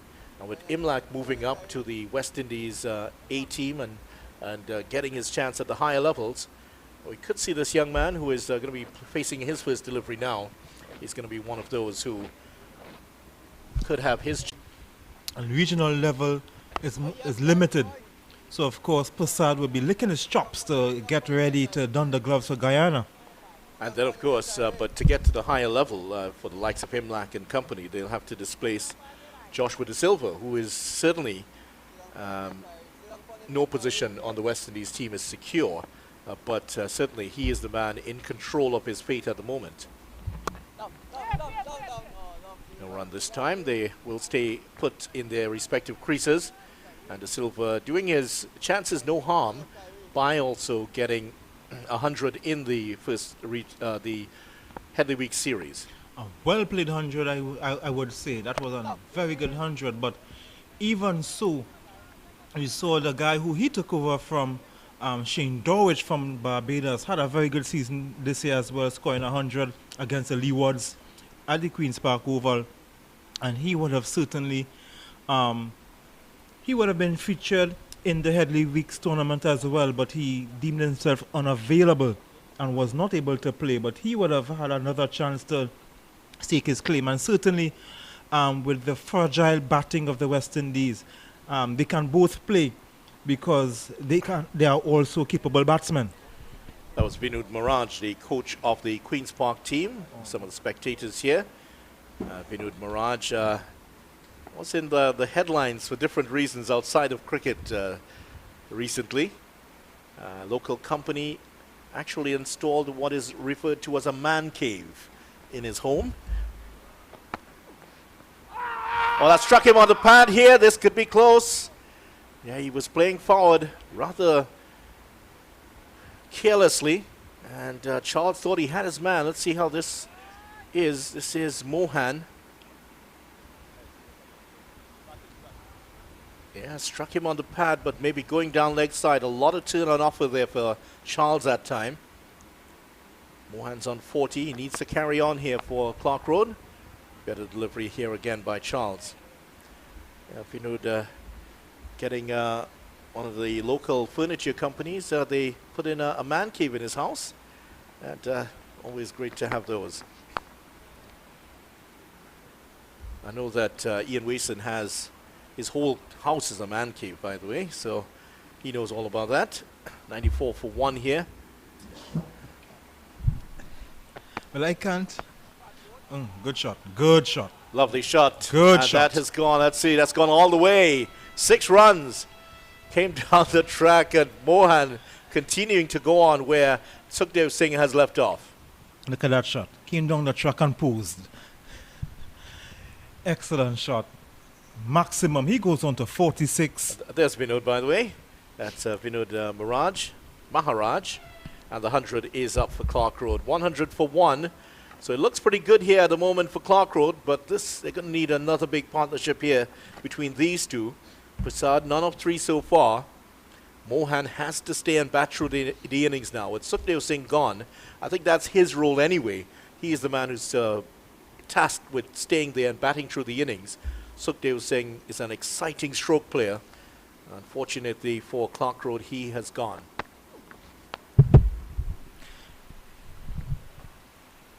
And they will get 1. As you mentioned, their roles. Their roles, that partnership reminds me of presentations Riyadh and Kaleem Mohammed. We know Kaleem is the aggressor, and he has been doing that throughout the season. And now we had Riyadh, who is the accumulator between the two. So Kaleem would go out on a flash, just like we saw with Sukhdev Singh, while Vikesh Mohan is the Riyadh Mohammed in this team. Off the mark is Prasad on 1. And as you would know, the spelling of Prasad a little bit different in Guyana. There's a U in it. In Trinidad, there's no U.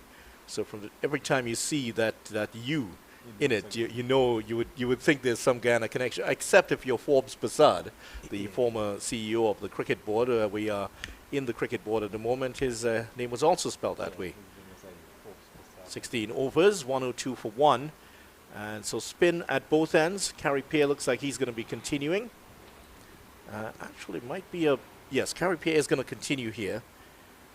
Number 18 on his back. Shannon Gabriel, he bowled his 3 overs. Tion Webster had a couple of overs from different ends.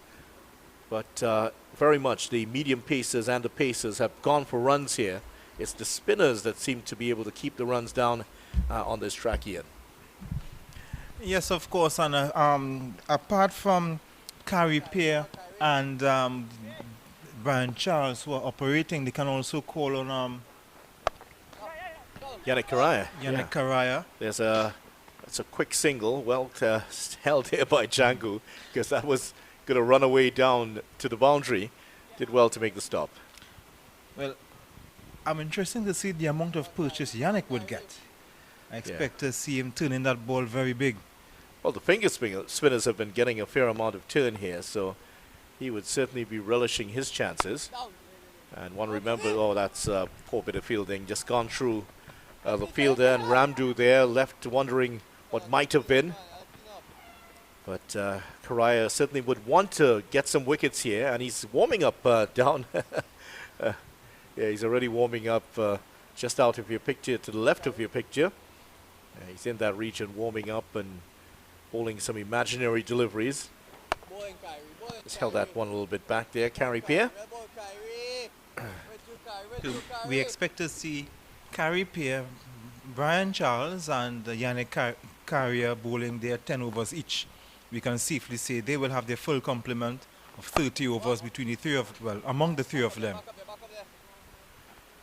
And Yannick will be coming in. Two Yannicks in this game, by the way. Yannick Otley and Yannick Correa, both are spelled very differently. One with a C and one without. One with a K and one without, I should say.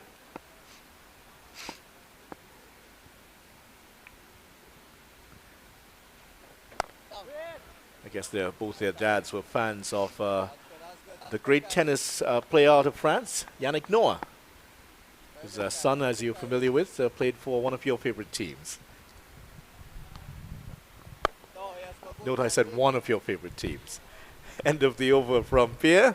At the end of it, 106 for 1.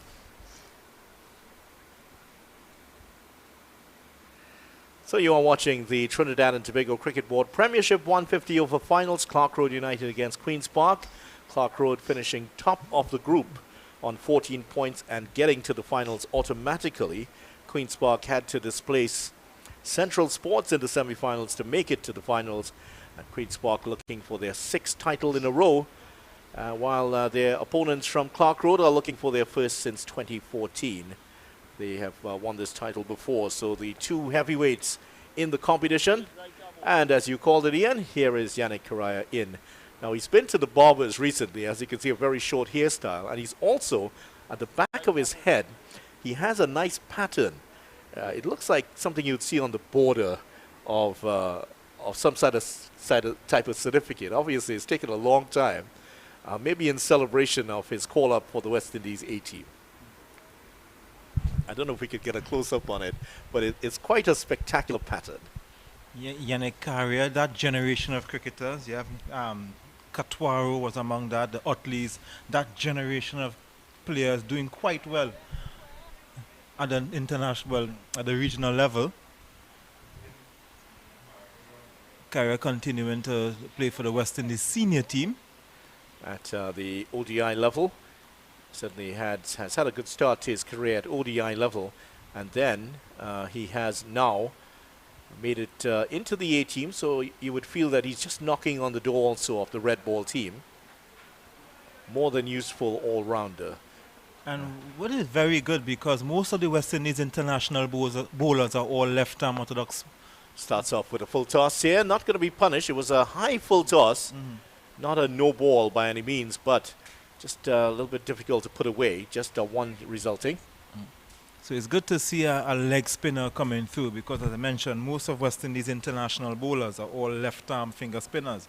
You have Jamal Warwick and Permol, Muti, Hussein. They are all left-arm finger spinners. Good to see that a leg spinner in Carrier, and also we have the off spinner in Rakeem Cornwall, not favoured at the moment. Very full delivery this time, and fielded by Captain Raja. I'm sure he'll be pleased, Raja, that his team has finally made the breakthrough.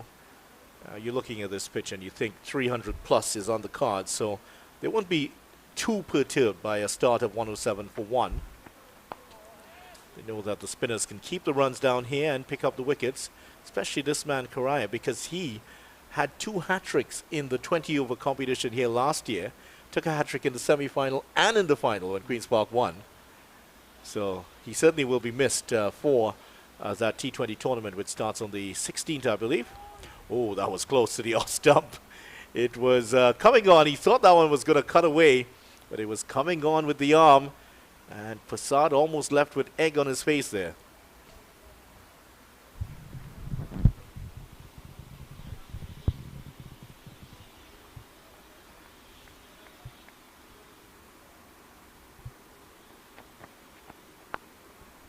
A little more flight into that one, Ian.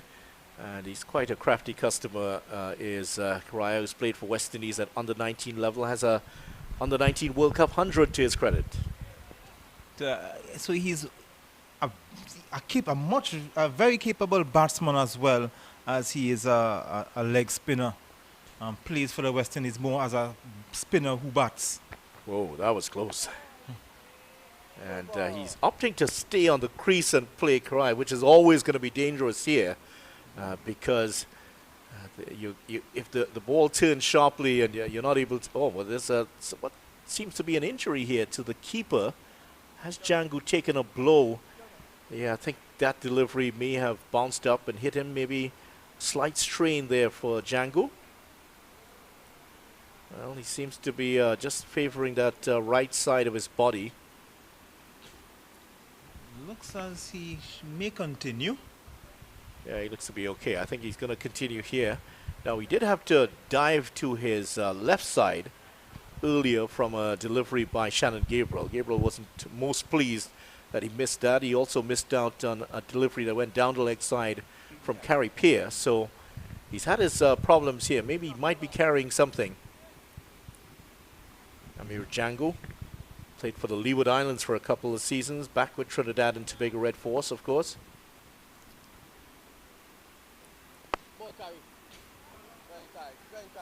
And does provide a lot of encouragement to the bowler. You can hear him just talking and encouraging Carrie Peer after every delivery.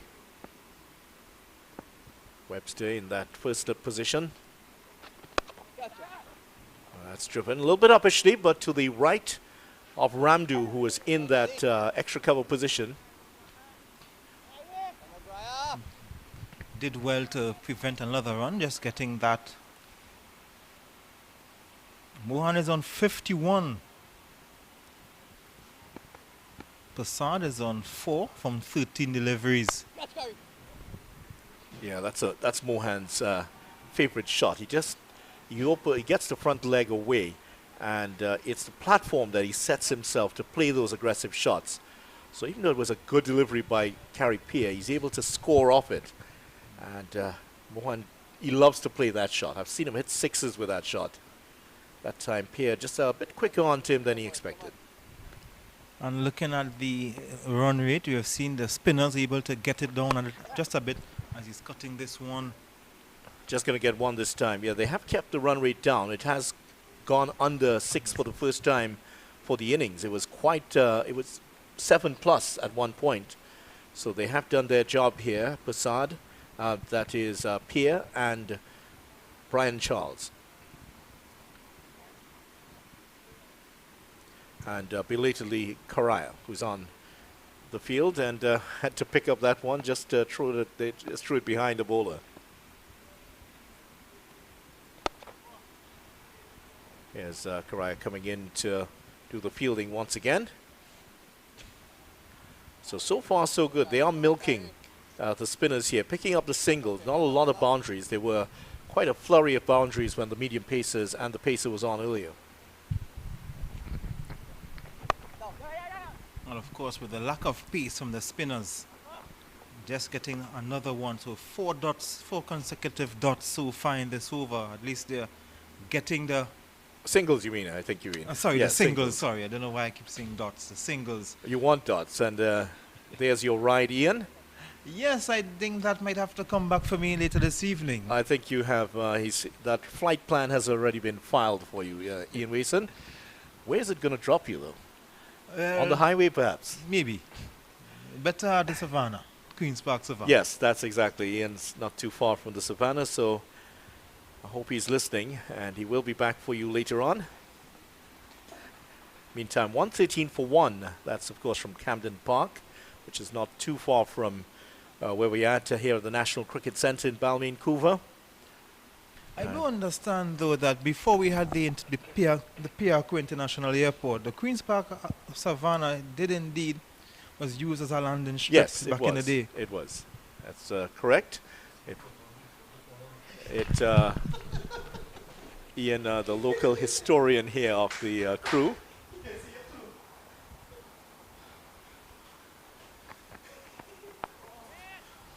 Driven back. And it was used as a landing strip, and one of those who would have used it was a gentleman called Mikey Cipriani. I'm not sure if you're familiar with that name. Mikey Cipriani, a famous sportsman out of the 1930s. Swept away. There's a fielder out there. It's not going to carry to him, though. They just get one. Didn't go to the boundary either. Didn't get all of it. Yeah, Mikey Cipriani actually was the only man in Trinidad who had a plane, and he would it was actually the only time people would have seen a plane. Back in 1933, I believe it was, the Graf Zeppelin. The aircraft was flying across Trinidad, and Cipriani actually flew under it in that journey across Trinidad. Was the first time that anybody in Trinidad, most people in Trinidad, had actually seen a plane. Tragically, Cipriani died while trying to launch the postal service between Trinidad and Tobago. In his maiden village, he crashed into the northern range and he passed out. He and a footballer, Leslie Bradshaw, I think was his name. The two of them perished in that crash. Oh, he's gotten through him. And there's the second wicket. And Correa, we talked about the fact that he's playing on the crease. And this one turns sharply away from the bat. And Persad has to go here. Never a good policy to play on the back foot to Correa. Look at this one. He's playing on the back foot, playing all the way across the line of that one, turning sharply and taking the middle and off stump. So that's the end of Persad. He's gone, bowled for 7. Very good delivery from Carrier, just his second over, producing the goods. 1 for 3 so far, and they lost a second wicket. 114 for 2. Still not in any big problems, Clarke, because when you look at the batting lineup, you still have Dijon Charles and Joshua James from Tobago. Still have the skipper Yannick Utley to come. They have lost Nicholas Sukhdev Singh and Joshua Persad. Yannick Utley is the new batter to come in. And Utley mentioned he has one of those 3 Super 50 titles. And he and his brother, Keon Utley, they have been part in and around the Trinidad and Tobago setup for a long time. And Yannick Utley was appointed captain of the TNT Red Force team maybe about 8 seasons ago. Has fallen off the radar a little bit, but still very active at the local club level. Maybe not far from getting back his place on the team. And a couple of good innings from him in this tournament. Could see him perhaps in the reckoning for the Super 50 competition. Yes, a lot of players knocking on the doors for that tournament.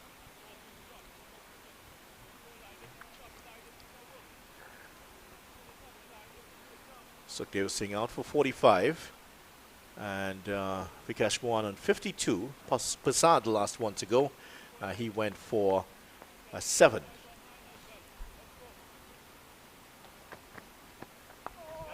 That's better from Utley. Knows Correa very well. And that's a better policy. You have to come forward to this bowler. And in fact, always a better policy for the spinners. Yeah, Persad was just hanging back there. And it was always courting danger by doing that. Utley plays that one well. And that is the end of the over. Another successful over from Yannick Carrier, taking the first wicket of his first wicket of the innings. 1 for 3 as figures, looking pretty tidy after 2 overs here. And at the end of it, after the end of 20 overs, Clarke Road United are 116 for 2. And at 20 overs, 160 for 2, the run rate 5.8. Good start for them, but as the spinners came on, Brian Charles, Carrie Pear, and Yannick Otley pulled the run rate back down under 6, so it's good going by the Queen's Park spinners after a very good start between Nicholas Sukhdev Singh and Vikash Mohan to get the innings off to a flyer. But now we are seeing Carrie Pear will continue. Bowled 5 overs for 21 runs, didn't get any wicket, but his run rate is doing the work. His run rate just about... economy rate, I think, yeah, economy rate just over 5. Yes, he could 4 and over, sorry. 4 runs per over. So he's doing quite well, doing what he's supposed to do. Ooh, just driven right just to the left of to him. They will get 1. Well, just to give you a measure of how much the spinners have taken control of the game here for Queen's Park. In the last 5 overs, Clarke would have scored only 22 overs, and they've gone along at a run rate of 4.4. Now, the scoring rate might be 5.8, but in the last 5 overs, it's been 4.4. So good job by the spinners here for Clarke Road. Not only have they been able to keep the runs down, they've also picked up 2 wickets. They're going for the single, and that's what the pressure has done here with the boundaries drying up here. These two are going to try to pick up the singles. This is where the Queen's Park fieldsmen have to be ultra aggressive here, because it will open up the window for a possible run-out chance or 2. That one jumped on him. Yeah, a little bit of a pop there in that delivery from Carrie Pear. Perhaps a little bit of rolling the fingers over the top of it for the overspinner. That jumped on Mohan, who is well set on 53 here.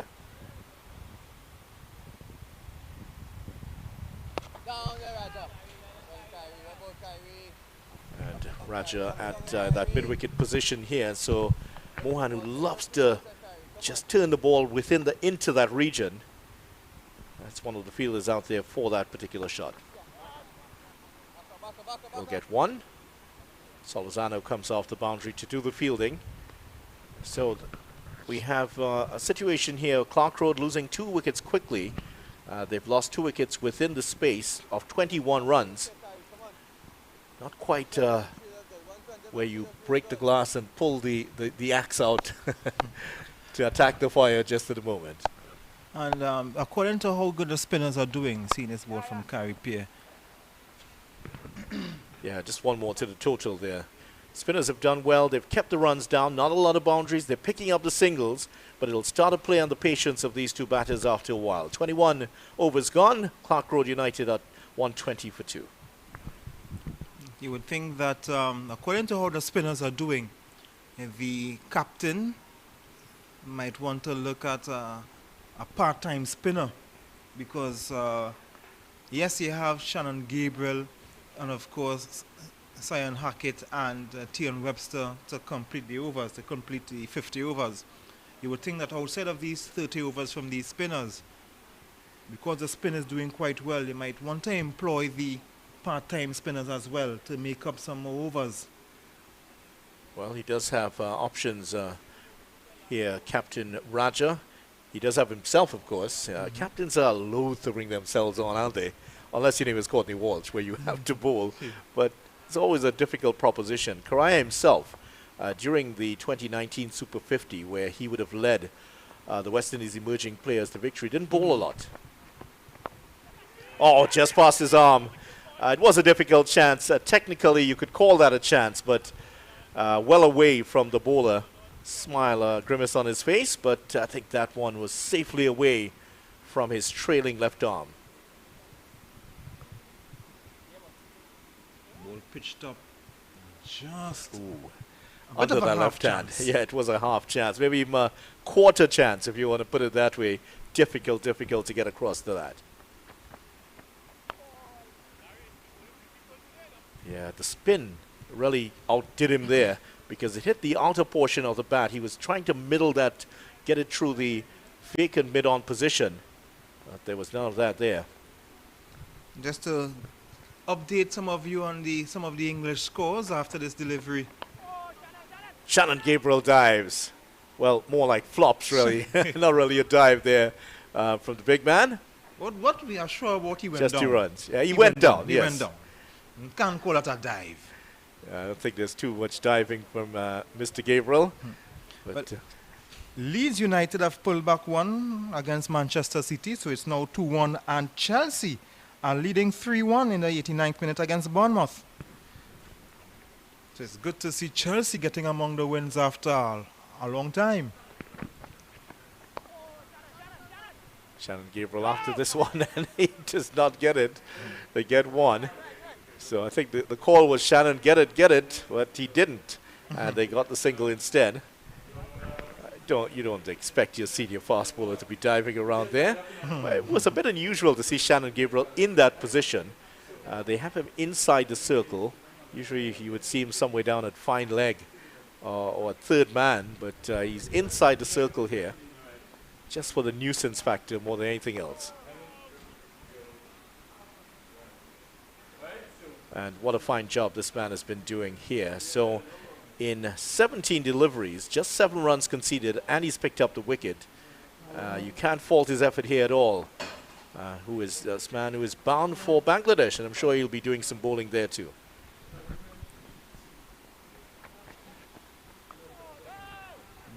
Queen's Park are going for what could possibly be their second title this year, because I've mentioned Possibly, yes. they finished on top of the two-day tournament. End of the over, by the way, at the end of 22, Clarke Road at 124 for 2. And so they are finished on top of the tournament, but because of the issue with Power Gen in their first game, in their first match against Victoria in the two-day tournament, that game was supposed to have been a three-day match. Not the second game, sorry, was supposed to be a 2-day match against Victoria, but that game was only played over 1 day because of Victoria's field was not ready. Now, Power Gen, they are contending if that game would have been played in its entirety, they could have overcome the points with a victory over Victoria, and they would have got more points than Queen's Park and finish on top. So that hearing will be on Tuesday. The disciplinary committee will discuss that on Tuesday, and based on that, then we could see either Queen's Park being declared the winner or Power Gen, because what Power Gen are saying, if they had got that win against Victoria, they would have got more points than Queen's Park. So we're looking to see if that would happen, and possibly, maybe, this could be Queen's Park. But it's not declared yet, so this will be their first title, and maybe the Division 1 2-day tournament could be their second title, or what should have been their first.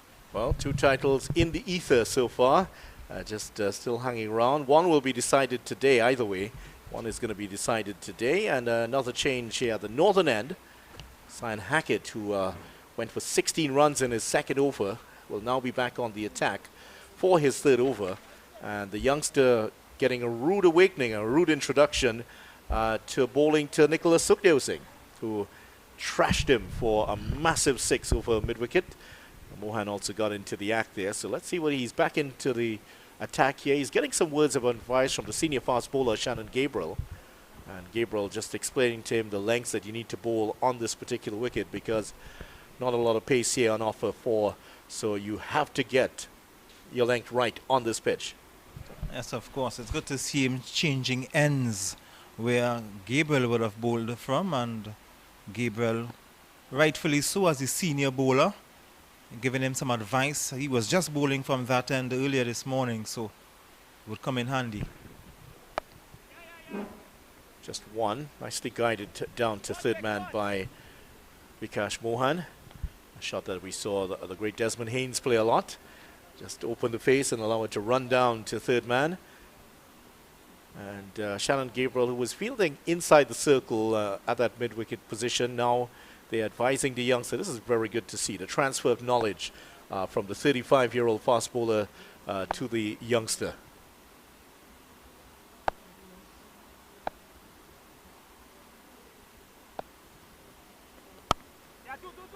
The call is for 2, and they should get 2 here. They might get a bit more.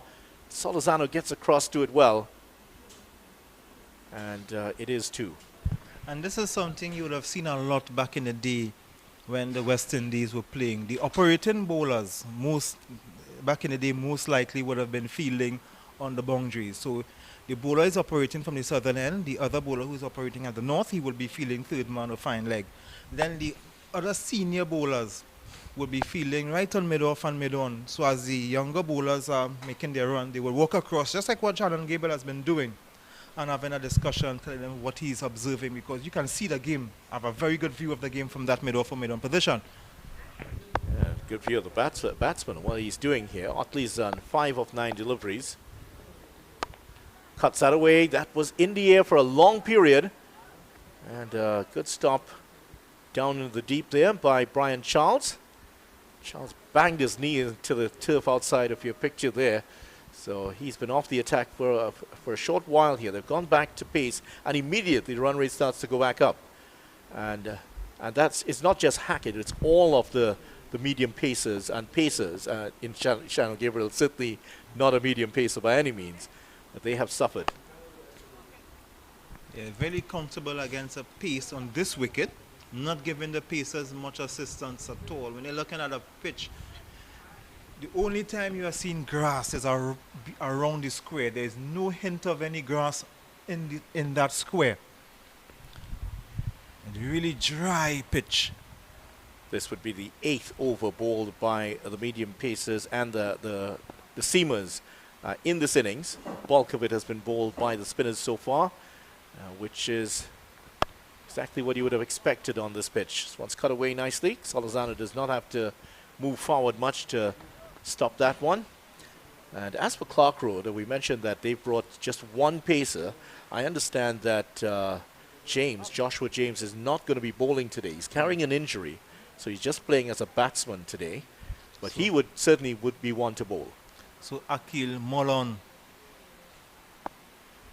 will be just the only bowler who will be coming with that bit of pace. That one's cut away straight to the fielder. That's going to end off the over. At the end of 23 overs, Clarke Road United 129 for 2. Molon with his left arm orthodox spin will be on. Sure, he's bowled a bit of medium pace in his time also. So both teams coming with their a barrage of spinners. So it's going to be a very interesting. Yeah, Dejon Charles can also bowl a bit of medium pace, gentle medium pace, and he certainly is an exciting player. Dejon Charles created some history for himself right here at the National Cricket Centre a few years ago, when he led second division. They were second division Karapi Chima to the T20 title a couple of years ago in the final here against Barrackpore. First time a second division team had won the title, which was a remarkable thing in itself. Dejon Charles is from Goodwood in Tobago. I was asking him, how did you end up playing for Karapi Chima? And he ended up not only playing for Karapi Chima, he was a captain. And certainly they went on to win that title. It was a great achievement for the school and for him personally. Yeah, a lot of movements between students and different schools. And we are just like in football. Swept away. There's a man out there. He's going back. He's not going to get this. That's going to bounce away for a boundary. Ramdu was the man closest to it, but that was miles away from him. And that is swept away for 4. The first poor delivery from Correa down the leg side, and didn't get the length correct either. But still, that was a fine shot there by Vikash Mohan. He moves into the 60s. And what is good about that shot from Vikash Mohan? Yes, the spinners have been doing quite well, but the minute he errs, Vikash was ready to pounce on it and to get 4 runs. Elegant shot and picks up 1.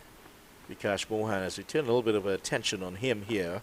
You mentioned him getting into the Red Force team and the wars of getting out there to bat for the first time, the injury he picked up. He has been a captain of Trinidad and Tobago at several youth levels, under 13, under 15, under 17, under 19. Certainly one would have expected a lot of him. So he started early and then a little bit of a late bloomer in terms of his senior career. But good to see him coming back and making the most of what he can get. I don't want to say twilight years, but in the second half of his career. Good delivery by Correa, beating the bat. And Otley didn't know too much about that one. just turning away from the bat of Otley, and these two would have faced each other many times in the practice nets. Karaya has been the most consistent player for Trinidad and Tobago in the last 6 or 7 years, with number 35 on his back. Well, he decided what was it? I think there was, well, he decides to clean off the ball here. One spot too many on the ball, perhaps. It's quite dusty out there, as you could have seen. He rubs his fingers in the dirt. It's not a question of not being able to find some dirt out there. Straight to Gabriel. No run resulting. That's the end of the over. The scoring rate started to rise and then fell back down into bed and went back to sleep. 134 for 2 at the end of 24 overs.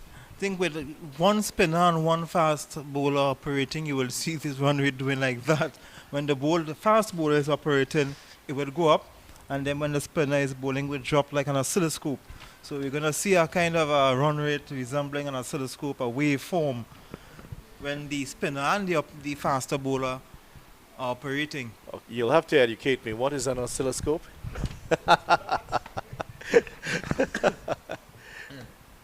Okay, we'll get that for you. 64 of 75 deliveries for Vikash Mohan. Sukhdev Singh 45.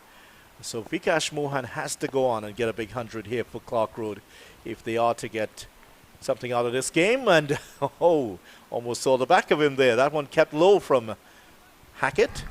I'll try to repeat that. That was just short of a good length, and it didn't rise up anywhere close to where it should have been. Yes, rather low. So oscilloscope is an instrument that you would use to look at the waveforms of voltage and things like that. So wow. I think Jason Prasad has one sitting next to us here. Wide this time. That's exactly the length that Gabriel was not too happy with earlier. And so you wanted the batsman to come across and reach for it, but you just bowl it a bit too wide. You have to be careful. Yeah. You have to be careful, because not only that, if you bowl it a little closer, it would have been inviting for Mohan to cut that for 4. Solizano is the sweeper there, so they're protection. Yeah, there he is. He's cutting that one. Solizano is into the picture now, and it's gone for 4 anyway. Solizano was in a deep cover position. This was cut to the left of the fielder at backward point, and he couldn't get across to it, and that's a very welcome boundary here for Vikash Mohan, and that was nicely played. He's very strong in that cut shot. Look at the position he gets himself into here. It's a very good shot, because it had to evade. I think that was, that's not Charles. Charles is on the boundary. Solizano, in fact, yeah, it is Solizano out there. Number 67. He's had a lot of work to do. Pulled away, square the wicket. There's a man chasing this down. He should get to it. And not consecutive boundaries here. Just one that time. I don't think he got all of it there, Vikash Mohan. He saw the short delivery coming early. There's not a lot of pace here, is it? No pace at all. And I think with Clarke Road, with their minimum number of fast bowlers, their attack would be spin-based. Well, it usually is, Clarke Road. They usually have very, very strong with the spinners over the years. So they might have the upper hand on this pitch. Driven past off the back foot there by Otley. He's doing what he needs to do here. He just has to pick up the singles and play himself in and allow Vikash Mohan to do the bulwark at the other end. Boy, has he been capable. 69 of 73. He's gone along well. He played himself in. He did all the right things at the start. He was lagging behind Nicholas Sukhdev Singh for quite a while, but I think he's gotten up to his speed now.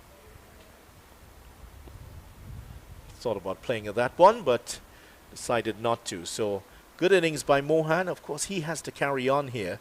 Still, you'll see Dejon Charles is listed to come in next. You also have the dangerous Joshua James, and if he gets going here, the score could change very, very quickly. He'll keep that scoreboard ticking over very quickly here at the National Cricket Centre. He hits the ball a mile when he gets the bat on it.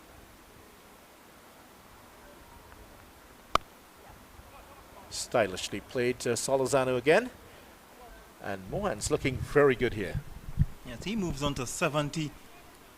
And that's the end of the over. 142 for 2. The run rate just going up a little, 5.68. In that over bowl by Hackett, who has conceded 33 runs in his 4 overs. Batsmen in a discussion there, Mohan and Utley, the skipper. Yeah, scoring rate, mentioned that in the previous 5, the scoring rate was 4.4. It went up to 5.2 in those last 5 overs. So they picked up the pace mainly with the introduction there of Hackett, whose figures now read none for 33 in his 4 overs. So he's getting a taste of what it's like to bowl at the higher level. He will learn from these experiences, of course, the youngster. And Cry at the other end. Nothing wrong with his figures, though.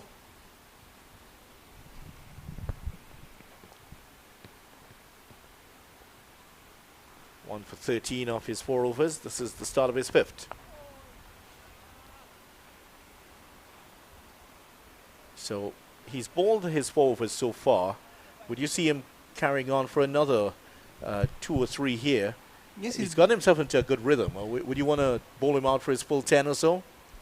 Well, leg spinners tend to bowl better when they're bowling longer spells. It's not good to have he's driven this ball down to... Yeah, because he might come back for his second spell and be all over the shop. Yes. So perhaps leave him and let him just if he's bowl in a out. good rhythm, which he is in his 5th over here. Of course, the elements might have another thing to say about that. It's quite hot out there. And that is one of the issues we would have seen Hayden Walsh with Kieron Pollard when he was a skipper at international level. Bowl him in 1 over spells, and that was never good for a leg spinner, Hayden Walsh. But Walsh would have bowled better, as we've seen this ball going down to the boundary. Well, that might run away. Just pulled it back. I think he's pulled it back, but has he saved the boundary? Well, Hackett is saying yes. So that's a nice bit of athletic fielding there from the youngster. Well done to him. And Shannon Gabriel must be very happy to see that. Yes, you do the diving for me, young man. So the scoring rate climbing back up towards 6 and over here. Clarke Road, you feel, would have to get over 300, maybe about 330 to really challenge this Queen's Park team.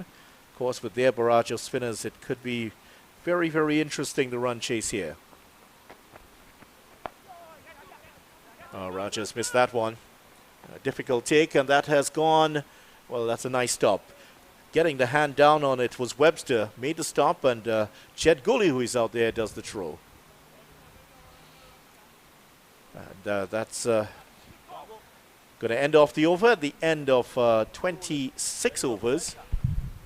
Actually, 2 balls remaining. I thought for a moment there they had called an end to the over. Apologies there. So that's 5 runs in the over so far. Yes, the man from Grandy is not thrown in the towel just yet. Coal mine, to be exact.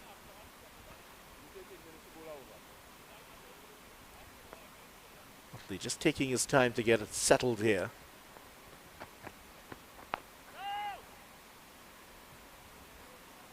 Utley hasn't done too badly here. 11 of 19 deliveries. I'm sure that scoring rate is going to go up, but he's been the ideal foil here to Mohan. He's getting the runs. He's picking up the runs. And I think there's a bit of an issue here. I think there's a cameraman. Is there a... Well, the photographer is down at that end. I think not the photographer. There's someone walking behind the bowler's arm, and Utley was just asking him to move. So the end of 26 overs, 147 for 2 Clarke Road. So 147, the run rate just about 5.73 now. That's Yannick Carrier bowling his 5th over, 1 for 18. Carrier pair 6 overs, none for 26. Charles 5 overs, 1 for 26. And the Pacers, Gabriel 4 overs, none for 20. Hackett 4 overs, none for 33. And Webster 2 overs, 20 runs. So the Pacers economy rates 5, 8, and 10. The spinners, look at the contrast, 5, 4, and 3. Yeah, quite a big difference in between the over rates, but that's what you would expect on this particular pitch. And Clarke Road would be smiling among themselves, knowing that they have packed their team with spinners for today. Might see a spinner open the bowling at one end. So Hackett is back on. And that is what Mullen would normally do. He would normally open the bowling. He would have been doing so throughout the season.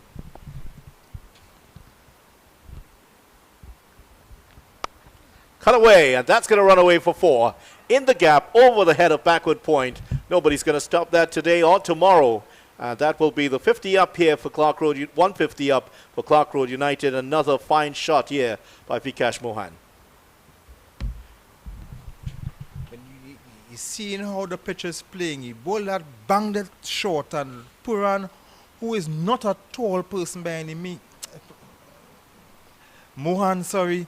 I always mix up Mohan and Puran, but Mohan getting not a tall man by any at any means. He was able to cut that comfortably, showing you what the pitch is really doing or not doing in support of the faster bowlers. A lot of pace, but there is some bounce and offer. And once you give that kind of width to the likes of Mohan, he's going to put that away. Just one this time as Solozano again comes off the boundary. So the scoring rate now edging towards 6.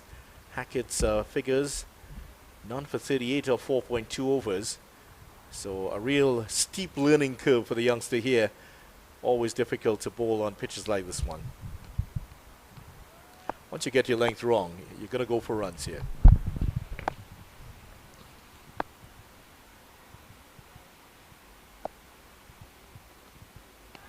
And that one kept a little bit low. Not for the first time. Similar length to the previous one. So he might be trying to eye down that spot. I'm going to try to get it in there once again. Well, Hackett must be encouraged. When you see the ball traveling to the boundaries, and the way it has been, when you see one going through to the wicket keeper, as a bowler, you feel very good, knowing that you would have beaten the bat. Well, Hackett bowled 2 overs at the start. Now this is his 3rd over. Would you chance him for another one here? Well, I was actually surprised he was brought back into the attack. I thought it would have been good to keep the spinners on. I thought maybe if he wanted to take off Carey Pair, you could have brought back Brian Charles at the top end, seeing how good the spinners were operating at the time. This time he didn't get everything in that cut shot, Otley. And just no run scored there. But in Hackett's defense, his 3 overs, after the opening 2 overs burst, he actually bowled a lot better and a lot more economical in his 2nd spell.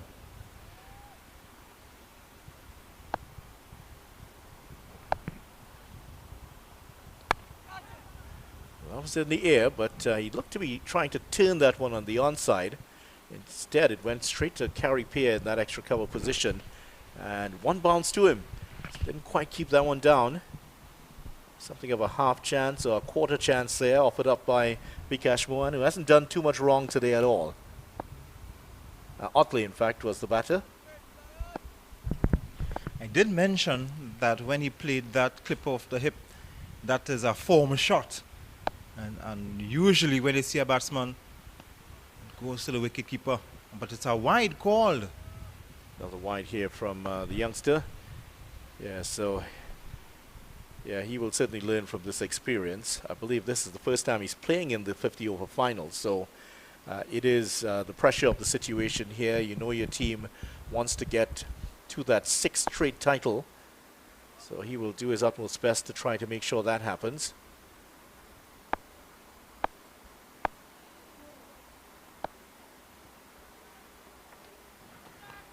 Oh, that one was a bit wide and was there for the cut shot, but Otley still not quite up to the task at the moment in terms of settling. And that brings an end to the over after 27. Clarke Road United bringing up their 150 during that over, 153 for 2. So you would expect to see that Yannick Carrier is going to continue here. There might be a change at the northern end, though. Yes, I would expect to see a change, although Hackett's 2nd spell have been better than the first. I still, yes, we might see a spell change in the top end. I'd like to see Brian Charles return. Some of the emergency fieldsmen for the Clarke Road team. And Adrian Mohammed is out of the reckoning today with an injured shoulder. Tariq Mohammed, Mahindra Ramsumir and Bhushan Maraj are the men on the bench today for Clarke Road United.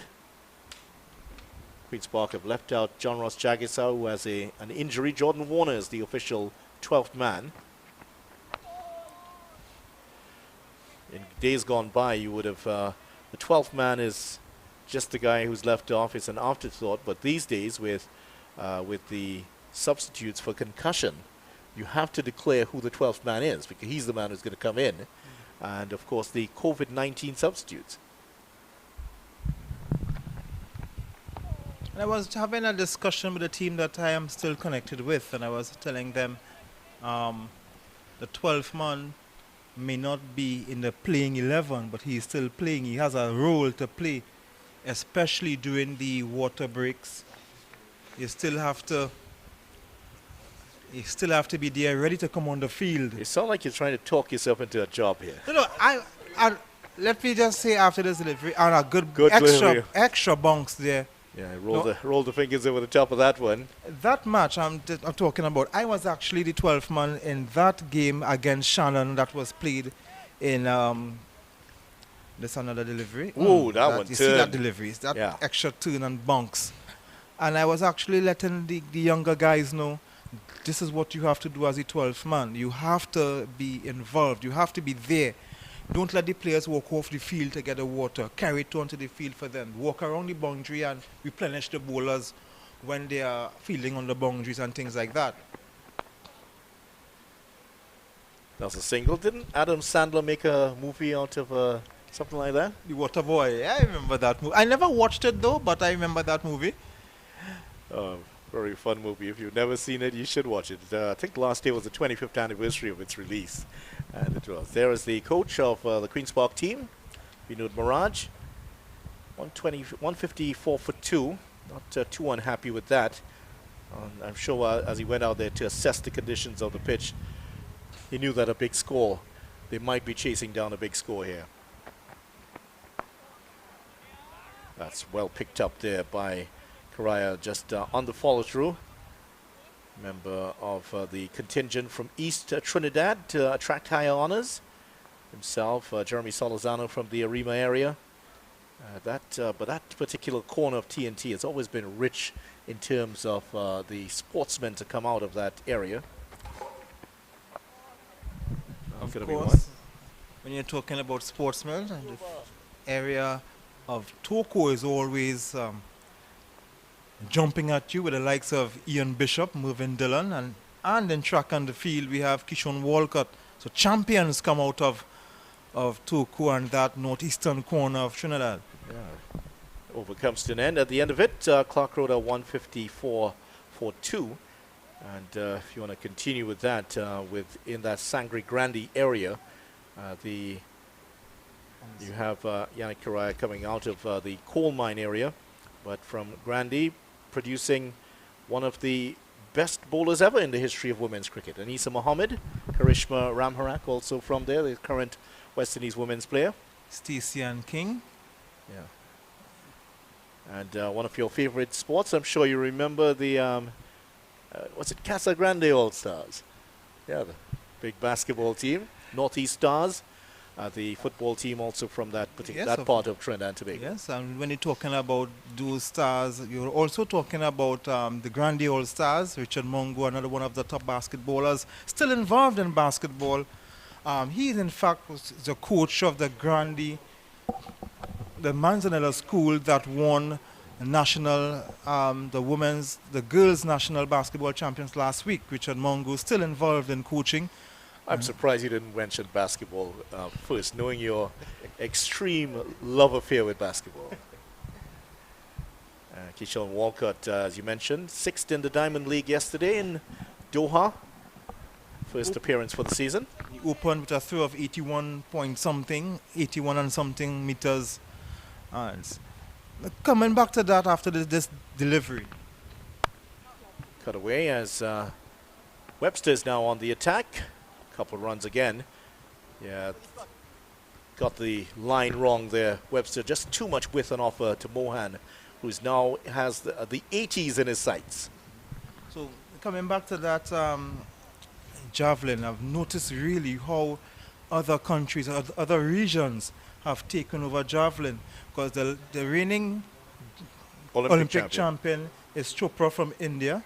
Neeraj Chopra, yeah. And of course, when you look at the IAAF, well, not the IAAF anymore, it's a world champion, World Athletics, Athletics champion, Anderson from Grenada, Anderson Peters, he's a two-time reigning champion. So we haven't had a European winner in a while. Yeah, Julius Yego from Kenya also up there. He was competing. I think he was injured yesterday. Didn't compete in the tournament, but Keyshawn Walcott certainly changing the face of javelin. And don't forget, he was a fine cricketer in his own right. I saw him playing in a game against St. Mary's maybe the year before he went to the Olympics. And his coach was mentioning to me, the first time I had seen him, that he was a 3-time Carifta javelin champion. Cut away. Chase on here. The big man's coming across and should cut it off just inside of the ropes. Jet Gully, who has been in the wars with some injuries lately, did well to get down to make the stop. Well, seeing that Keyshawn Walcott is from Toko, and as mentioned, would have produced Mervyn Dillon and Ian Bishop, it's not far-fetched to know that he has been a fine cricketer as well. Yeah, they do produce quite a few cricketers, and also not more than their fair share of athletes. Toko Tafak comes to mind. Oh, and when it comes to Grandy and that side, how can we forget the netballers? Yes. A lot of netballers, Samantha Wallace, Shakonda Green Noel, two national players doing quite well outside of Trinidad and Tobago. And of course, Rhonda John Davis, all these players, a lot of netballers come out from there. Yeah, it's quite a hotbed for sports in the Grandy area. Driven nicely. Oh, that's beautifully hit. And there's a big chase on here, but it's only to retrieve because that is beautifully hit straight for 4 runs. And Otley finally coming to the party here. He's played himself in, and off his 29th delivery finally gets the ball to the boundary, and that was an elegant shot. He's a left-hander that bowls right-handed. He's one of those right-handed left-handers, and there was a lot of that right hand in there to put that one away for 4. They've rushed on to 163. 9 runs in this over. 1 delivery to go from Tion Webster, coming back for his second spell. Webster is there for his batting more, but they might be regretting this decision. And this is where they really are. That's perhaps an injury there to Jet Gully. It missed the hands and straight into the shins. Oh, that's not going to be good. Yeah, he's going to feel that tomorrow, I'm sure. He's one of the players you would expect to get a lot from with the bat, seeing that he is a under-19 world champion. That's right. Part of the team led by Shimron Hetmeyer that included Alzari Joseph and Shimar Holder. Casey Carty was also on that team, played a vital role in the West Indies winning that final, a nice 50 for him. It's good to see a lot of these players coming through. And getting Springer, I think, also in that team, yes. It's good to see these players coming through in the West Indies senior team. Kimo Paul also in there. Kimo Paul. There's a lot of players coming through from that team.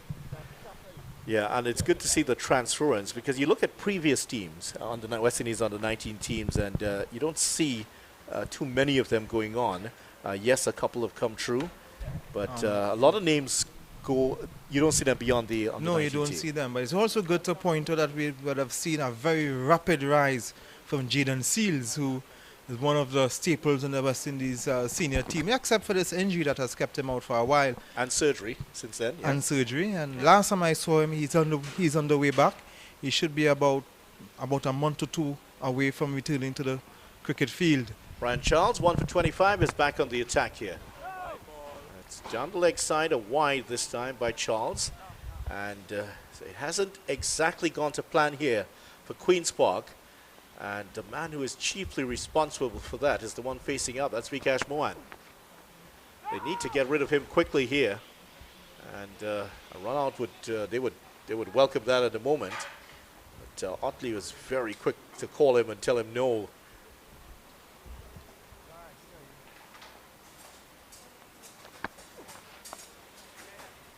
Yeah, hit it on the run and got the single. Nicely played there by Mohan to get himself off strike and bring Otley back on.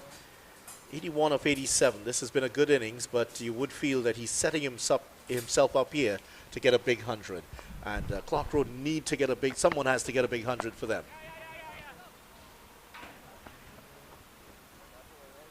And the dynamic between these two, the captain's out there, so he is the man chiefly responsible for determining the tactics. So he's there playing his supporting role, gives him that opportunity to talk Vikash Mohan past this 100.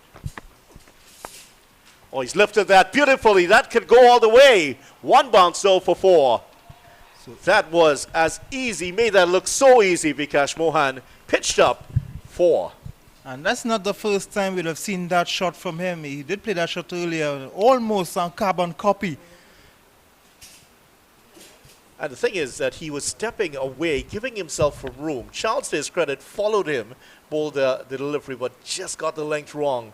And Mohan just lifted that nonchalantly for 4. Should get another couple here. Just one this time. It went rather quickly down to the fielder coming off the boundary. That's Webster. So the medium pacers and the seamers have leaked a lot of runs here for Queen's Park. And the spinners haven't exactly, they've been good for a while, but I think Clarke Road are coming to terms with the spinners now. And that's why I thought it was, I wasn't too sure if bringing back the pacers at the time was a good idea because the spinners had a stranglehold on the game. But of course, you only have a certain amount of spinners in your team, so you have to, you couldn't get away from not bowling the fast bowlers. You have to make up the 50 overs somehow.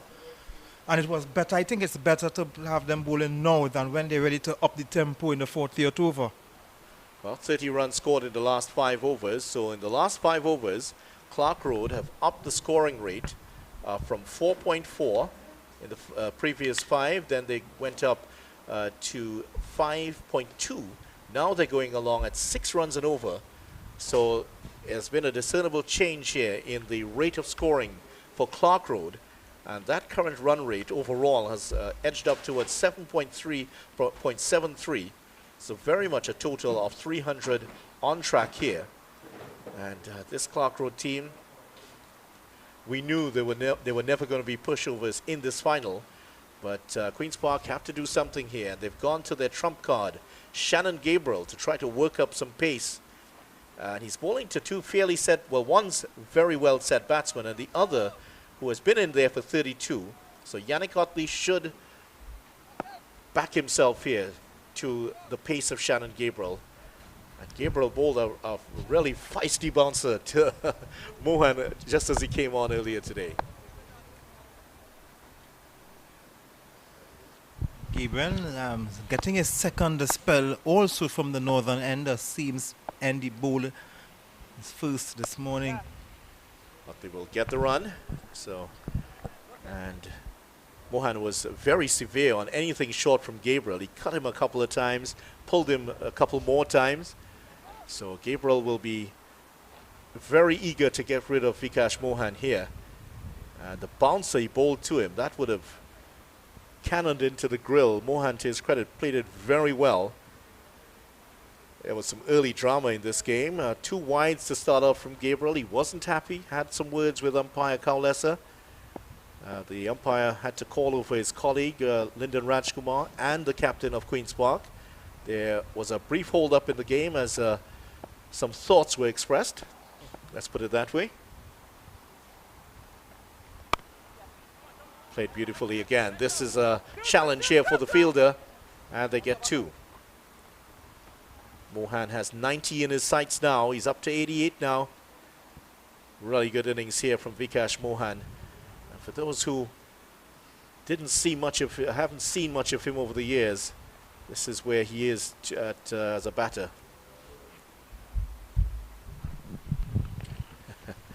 Janku, a little bit of gamesmanship, just getting Mohan out of his batting crease to get the fielder in the right position.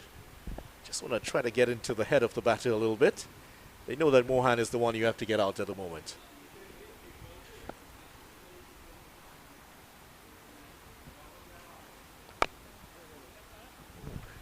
Not extra pace there from Gabriel. When you see that Shannon Gabriel bowls with extra pace, you can have an idea how quick that delivery is. Usually a very fast bowler hitting at just about 88, 89 miles per hour.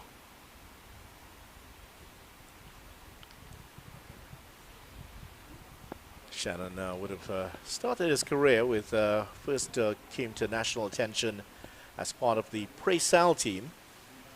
Played there under another lanky fast bowler.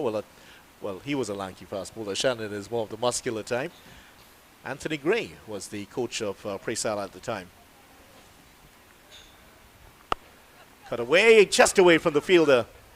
Chase on here. They should get a couple runs, and they do. Yeah, Gabriel, sorry about that, Ian. Yeah, Gabriel really, he would have worked a lot with Tony Gray in the early part of his career, and he's never what you would call a natural athlete, but his run-up has become a lot smoother as his career has gone on. The next water break is imminent, so just a couple of balls here from Shannon Gabriel.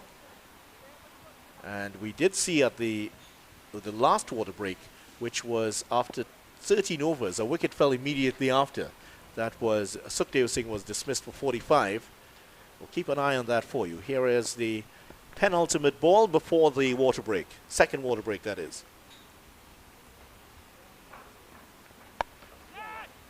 Well, Gabriel doesn't need water. He's still getting the ball to rise alarmingly, but Mohan was equal to that. He's now into the 90s. 91 he is. 178 for 2. Last ball before the water break here. And Shannon Gabriel, none for 26. That's one delivery from his fifth over. Not bad when you look at the run rate and the overall run rate of the faster bowlers. Doing quite well to bring down the economy rate. His economy rate.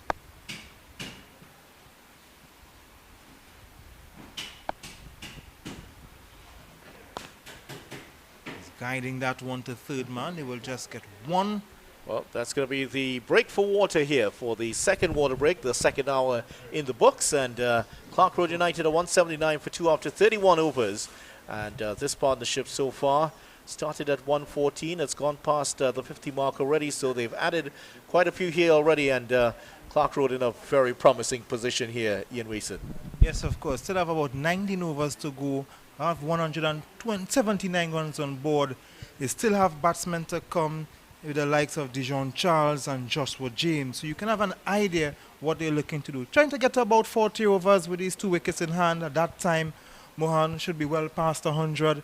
That's the plan, of course. Of course.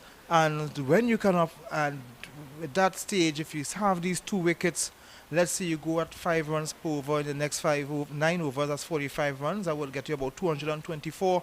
Then you can accelerate in the last 10 overs with the likes of the batsmen to come. You can see a score of 320, 330 from Clarke Road. Well, that's assuming that wickets will not be tumbling here, which Queen's Park will attempt to do after the break. Join us in a couple of minutes as Clarke Road United are 179 for 2 after 31 overs.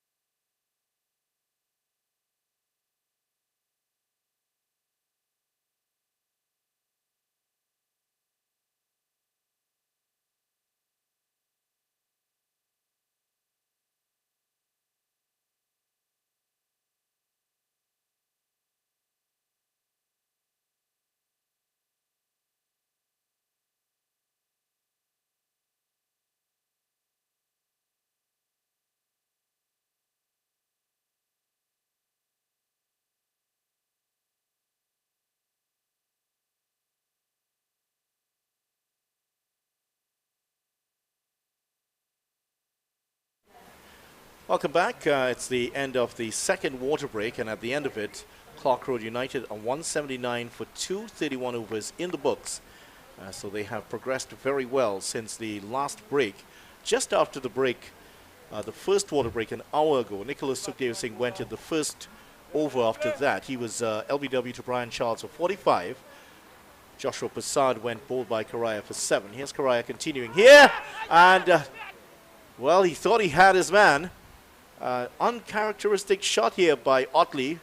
First ball he's received here from Karaya, 21 of 35, but was that shot really warranted here? It certainly was. Down the leg side. And I think Carrie Peer, who's at that slip position, felt there may have been an edge onto the pad. Didn't materialize. So Otley has come out here with played 2 aggressive strokes since the water break. Obviously he feels that they need to get on and press home whatever advantage there is already on for Clarke Road. They are in a very good position. A nice platform here for the team. 179 for 2 and 2 well-set batsmen.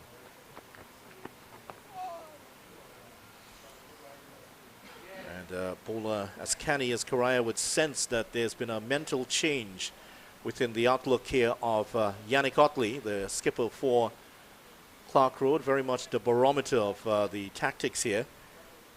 He feels that he has a good chance here of knocking him over.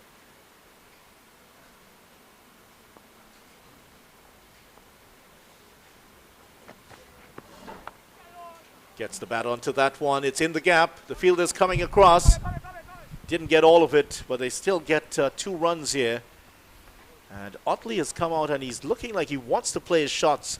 First 4 deliveries. He's picked up a couple of runs, but he's played 4 very aggressive shots already here, Ian Wason.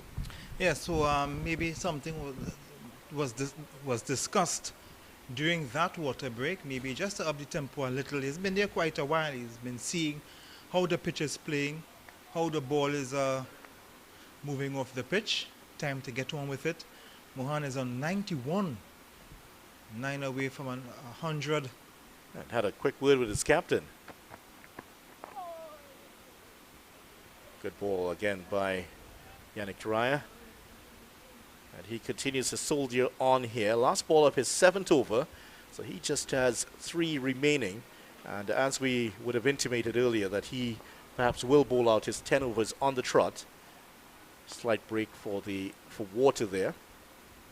In fact, he came on just before the last water break. And another aggressive shot being played here by Otley. So there's an obvious change in tack here from the Clarke Road captain. Hasn't borne much fruit. Clarke Road after 32 overs are 181 for 2. They're going along quite good. They run rate just about 5.66 runs per over, as I was mentioning before. They would want to set themselves some targets. Next target should be staying as long as possible. If they can lose no further wickets in the next 8 overs, they should be around 220, 230. And go at it in the last 10 overs. We have 8 wickets in hand. They should be able to go at least about 7 or 8 runs per over in the last 10 overs. If they can bat it out in the last 10 overs or so, they have those 8 wickets. They would consider themselves with a very good platform to push on. Here's the battle we were hoping to see a little bit more of. Gabriel versus Mohan, the top Queen's Park bowler against the top batter from Clarke Road now. Hurried him again, gets 1. Yeah, he's up for this, Shannon Gabriel. And at 35, he's getting on in age now. One would suspect he's very much on the back 9 of his international career, but still has a role to play at the test level. Yes, he was one of the players who would have gone to South Africa in that test series. And Zimbabwe just before and that. Zimbabwe. Yeah. It's a nice picture of him smiling for a change at the airport in Zimbabwe. You don't often see Shannon Gabriel smile on the cricket field. But yeah, there was a nice picture of him there smiling at the airport in Zimbabwe. And he might smile a little bit if he gets a wicket here, because it's not the kind of pitch that you dream about bowling on if you're a fast bowler. It's a pitch you would dread to bowl on. It's the kind of pitch you pull a hamstring in the shower just before the match. There's no grass on the square. Even in the last part of the last 5 meters, yeah. even as you're running up to the wicket, there's still no, it's devoid of any grass. Certainly, for those who love to see runs being played in these 50-over games, it's the ideal pitch for those watching on, because they want to see runs. Not for the bowlers, though. They would dread pitches like these. Slower delivery there from Gabriel. Mohan saw it all the way, picks up his 93rd run. Imagine having to bowl in a test match on a pitch like this. Well, you would if you were bowling in some parts of India, perhaps in Bangladesh, Sri Lanka or so.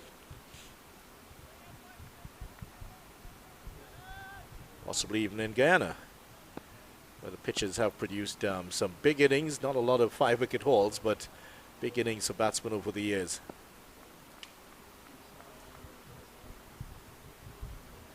Let's see what Gabriel's going to do here. Is he going to try to blast out Otley? They need a wicket here, Queen's Park Cricket Club.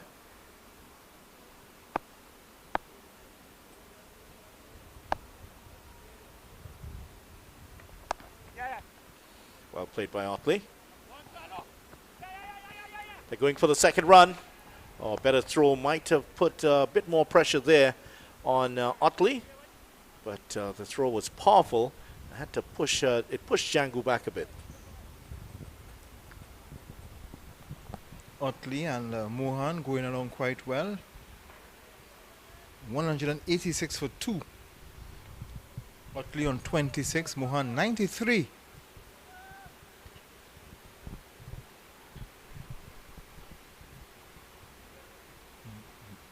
Gabriel, test experience with the West Indies, who had a very good series last year in the Super 50 tournament, and that would have propelled his return to the West Indies team. Yeah, joint top wicket taker in that tournament.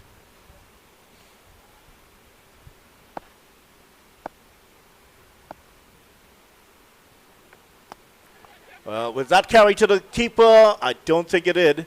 Did it come off the glove, though? It was a heavy sound, as though perhaps off the helmet. Let's see if that did, in fact, come off the helmet there. Well, let's see. Look at it here.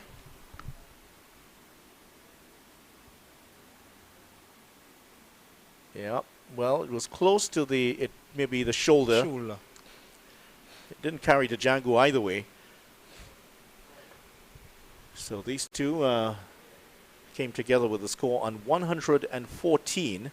So the partnership has now crept up to 72 runs. Good partnership in the context of the game. We had a partnership of 93 between Sukhdev Singh and Mohan. The battle continues here with Gabriel. Last ball of his 6th over. Oh, that's pulled away. Hook shot, in fact, and that's 4 runs. Excellent. Gabriel, that's brilliant from Otley. That one was just down the leg side, got inside it nicely and played it away. Seen it here, he got into position, just leaning just a bit and getting that shot across. He moves on to 30 and 190 for 2. And this is a good, very good knock so far from Clarke Road. The only blemish, as I've mentioned before, came in that game, last round 7 match against Central Sports. Central Sports needed to win that game to get into the semi, because had they lost that game, Power Gen would have sneaked in the semi-final to play Queen's Park if Central Sport did not win that game against Clarke Road. So it was a game they needed to win. And Clarke Road, that was Clarke Road's only blemish in that tournament. Well, of course, the 2 matches that were rained out, washed out. Zakaria is going to continue here. 1 for 20. He's done his job.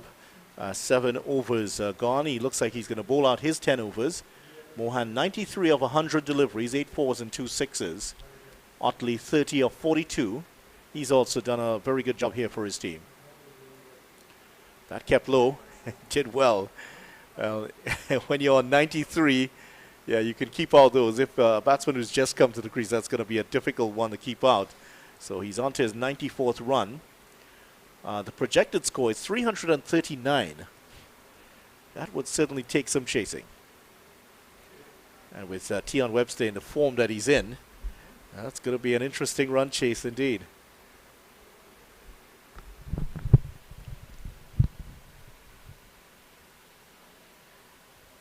Another single.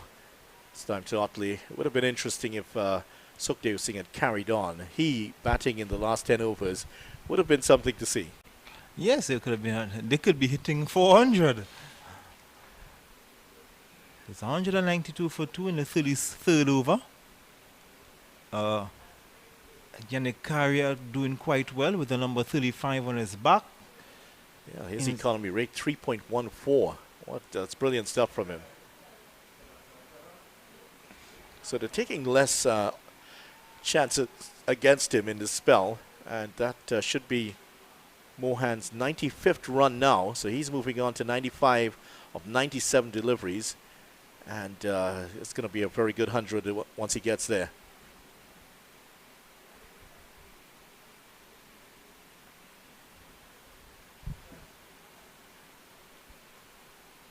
Three singles in the over so far. Yeah, they've just the 4 fielders inside the circle now. He's gone for a big drive here. That's going to go straight out to the fielder. Hackett is out there. Just one. Make that 4 and 4. Mohan just one big hit away from his 100. 95 from 97 deliveries.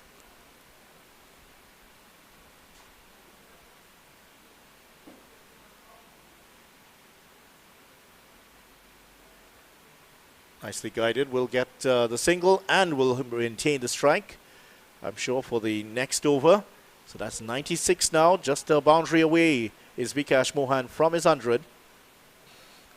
And this is a very good over. 5 dot balls. Even if you get a dot ball, as 5 singles, sorry. Now there's one more delivery. Even there's a dot ball there, you still maintain 5 runs per over with just 5 singles. No big shots, no risks. So that's 5 runs in the over with 5 singles, no risks, no big shots. And this is what I've been telling people. Batsmen need to understand, yes, you can get and accumulate runs without getting into risks, taking risks, getting into some problems, just trying to hit 6s and 4s. You can hit 1s and 2s. 195 for 2 after 34 overs. Vidya Ramphal alongside Ian Wason here at the National Cricket Centre in Balmain, Vancouver. This is the Trinidad and Tobago Cricket Board Premiership Division 150 over final. QPCC going for their 6th straight title. They're up against Clarke Road, looking for their first since 2014. Clarke Road won the toss and decided to bat first. 45 for Nicholas Sukhdev Singh. And Vikash Mohan, 96 not out. And he's facing up now to, this looks like Carey Pearce going to be back on the attack here. And just one hit away from his 100, and certainly a deserved one. He was peppered with bounces earlier by Shannon Gabriel, played himself through that difficult period, and then started to get on top. He pulled off a couple boundaries of Gabriel and really has blossomed. He's gone through just about a runner ball here in this contest, and a big part of the reason why Clarke Road are in a very dangerous position here after 34 overs. So Carey Pearce returns to the attack, 6 overs, none for 25. And he will be coming back on the end that he will have bowled from.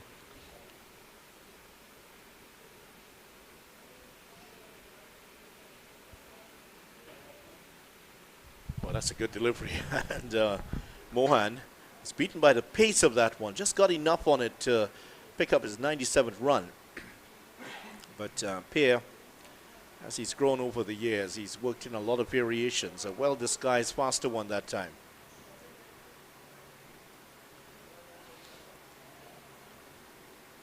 The Queen's Park, just to mention the Queen's Park support staff, we have mentioned Vinod Maharaj, the coach.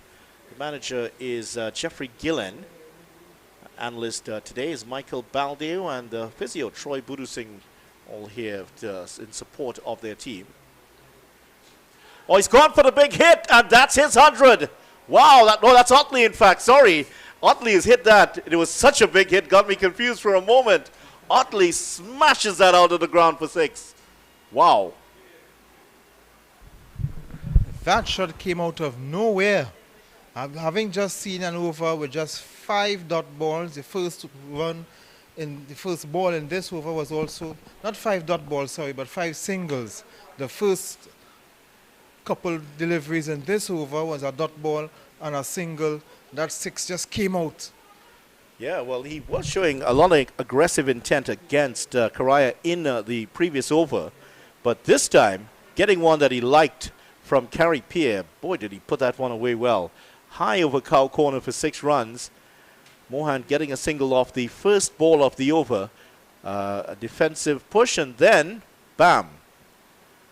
Boy, did he lift that well. Now, there's a tree there, which he's cleared. Is that a balata tree?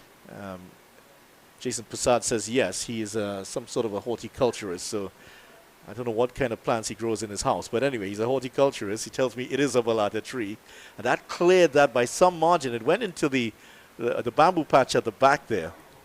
Kyron Pollard hit quite a few down there. The first time I saw a match here in 2007. By the time they are taking to retrieve that ball, you see players taking the opportunity to replenish themselves, getting some water. And I think they are not going to bother. You see a box of balls coming. Yeah, they're back out, yeah. There's not a third umpire, I understand, today. So Vinod Maharaj, the coach of the Queen's Park team, has brought out the balls in support of the umpires here. So 202 for 2 in the 35th over. And Clarke Road are in a massive, very, very good position here. Otley, 38 of 49. Vikash Mohan, 97. And this partnership is on 88 now. That big, huge hit brought up the double 100, 202 for 2. Now, I'm wondering how many balls you would find down there. Because not many, because there's been a fire down there. I think it's burnt everything to a crisp at the moment. Carey Pierre might be going with a faster pace here. Pushes that one through, just chopped past the keeper. Keeper at that time wasn't sure where the ball was searching for it. Risky shot there by Otley. He just backs away, and once it's on the line of the Austin, just tries to late cut it past the keeper down to the third man region. This one is a more orthodox cut, and will get 1. They look for 2. Solozano has to run about 20 meters to his right to catch up with that one, so 2 is quite comfortable, and Otley is eyeing a milestone of his own here. It's up to 40. Playing a very good innings in support of Mohan, but at the same time getting his runs at a steady rate, getting an inside edge. Just 1 this time, and Hackett is there to do the fielding. Actually, that's not Hackett, that's Ramdu to do the fielding, but another good over here for the Clarke Road team as they go past the 200 mark. After 35 overs, they are 205 for 2. Certainly, they would be looking at the 40th over as a target. Now, they already have 205. Still have 5 overs to go. If they can get to about 220 or 230, and that could set themselves up for, it's only 2 wickets, so they might be looking for 100 runs in the last 10 overs. So after the 35th over, 30 runs scored in that last 5 over block. So the scoring rate continues to go up and up here. So 6.5 runs and over in that 5 over block. And right now the scoring rate continues to go up to 5.85. So Clarke Road, if these two can carry on, as Ian was suggesting, for another 5 overs, they'll be in it'll be ripe to go on the extreme offensive. This one is pulled well.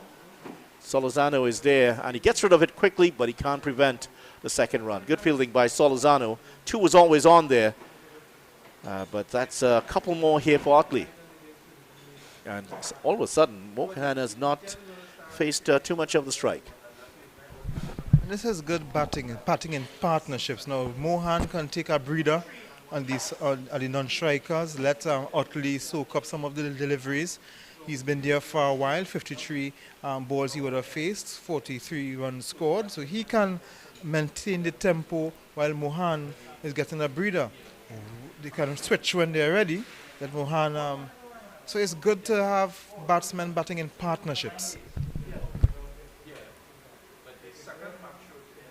Gone for a big hit here. This could go to the boundary. 2 fieldsmen coming across. And I think Jed Gooley stuck out a big right boot and made the stop. The other fielder who was on the ground and lying across the ropes, they've signaled 4. I think Brian Charles made the stop, but he was hitting the rope at the same time. Look at this here. Just about there. It is Charles who has made the stop, but as you can see, his right foot was clearly on the rope, and he has signaled the boundary. And, yeah, Charles immediately, there was no question about it. The umpire didn't even have to ask him. He just signaled 4. That's the kind of player he is. Always a great sportsman. But that's a fine shot there by Otley, who is now 3 away from a 50. So both batsmen 3 runs away from separate milestones. And the partnership is almost 100. 3 runs away from 100 also. Almost evenly distributed. Yeah, so I think all those punters might be thinking 3 might be an interesting number for today.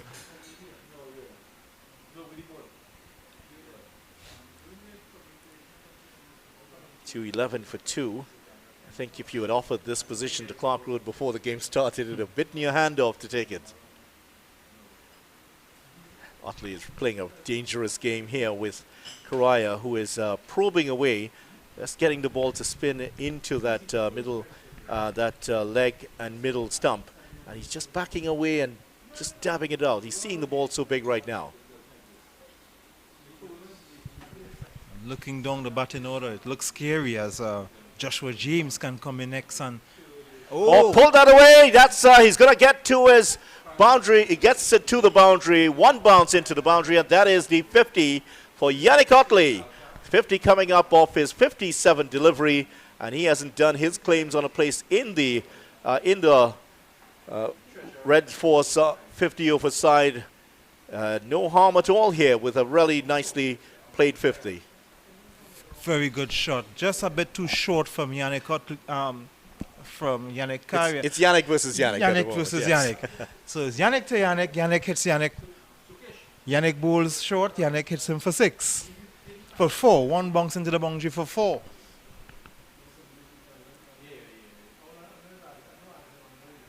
Goes for another big hit here. This could also go for 4. It's 1 bounce again into the ropes for another boundary. And Otley is up to 55. The partnership has now climbed over the 100 mark. The century partnership up with the previous 4.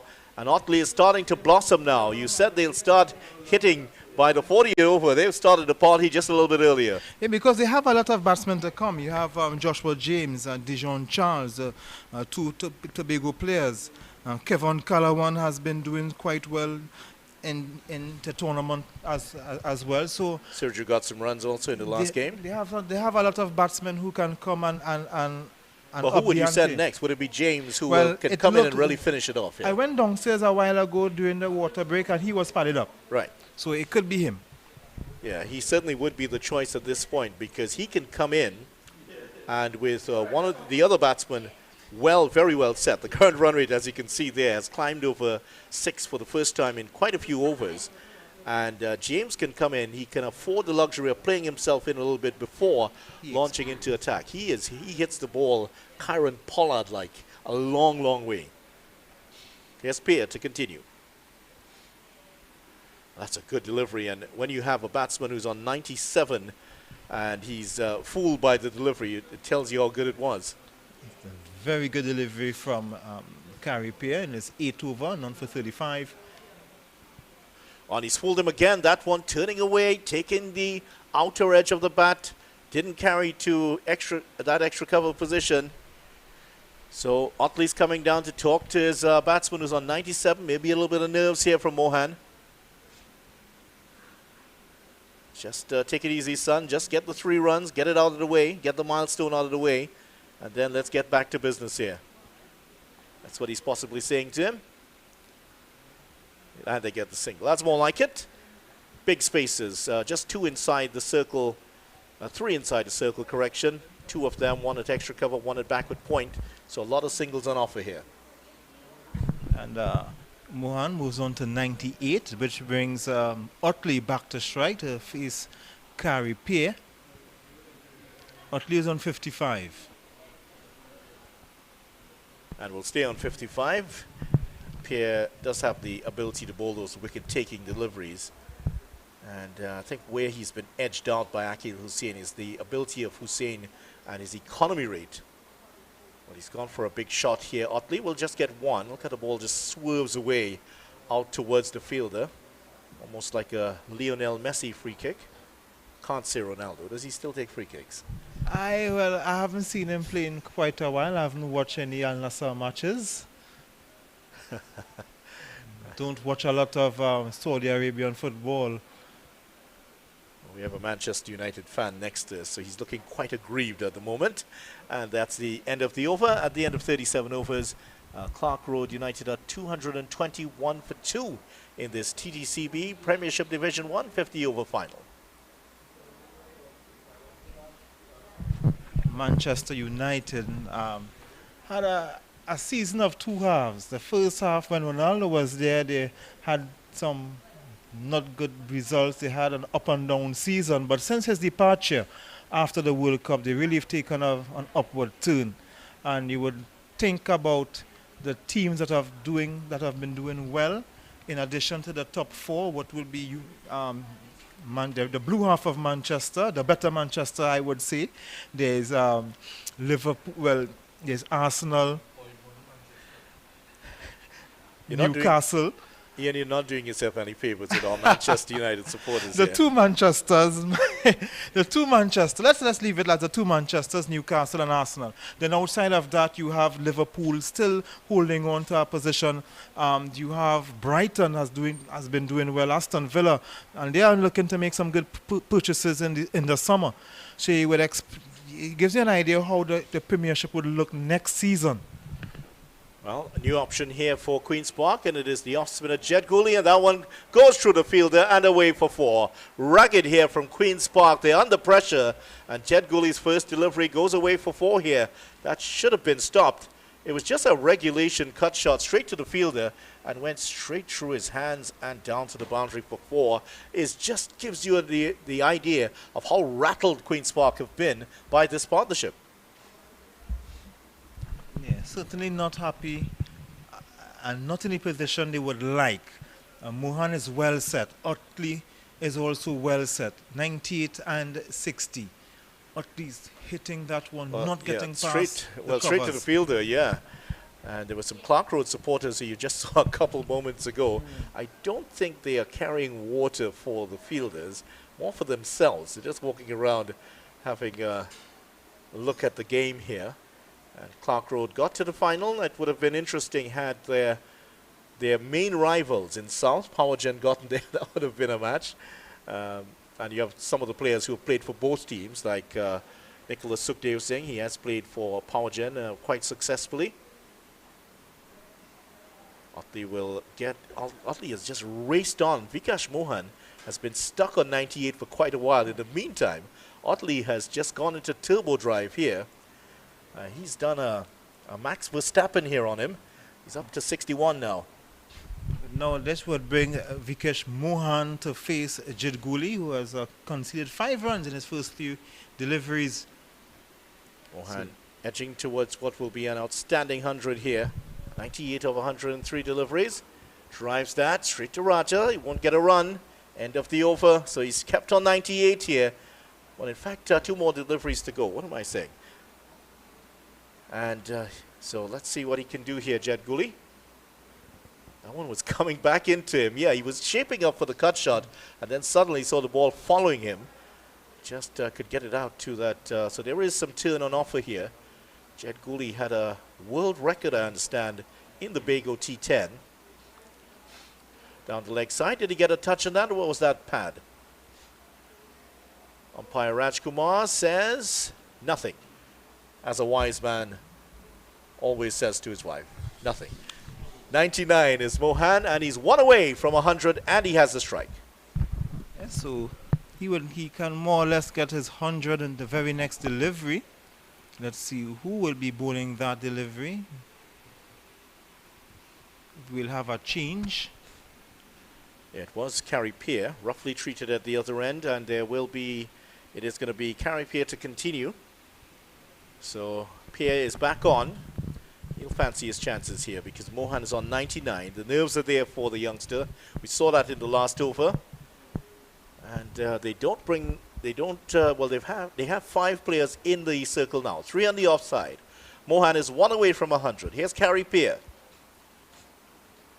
Mohan could get the single here. There could be a run out. He gets the single and he gets his 100. That is 100 for Vikash Mohan. And the Clarke Road opener has gotten to his 100 in the final here. What an outstanding bit of batting.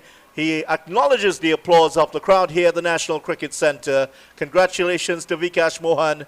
100 that has put his team in a great position. A very good knock from him. Made the national team earlier this year in the 4-day regional tournament. Did not get a bat after he was injured in the first match. Was replaced in the second match and returned to the team after the break. And now to culminate this tournament with 100 in the final against Queen's Park, a very good achievement for him.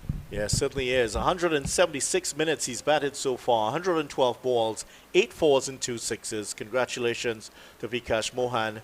But now that that barrier, that 100 is out of the way, now we might see a bit more expansive. He might be a bit more expansive here, Vikash Mohan. And certainly he was earlier in the innings, just sort of tailed it off until he got to the 100. And with Otley going full flow, this could be an interesting period here. Another one. Heads drop there on the field for Queen's Park. This partnership is now up to 114.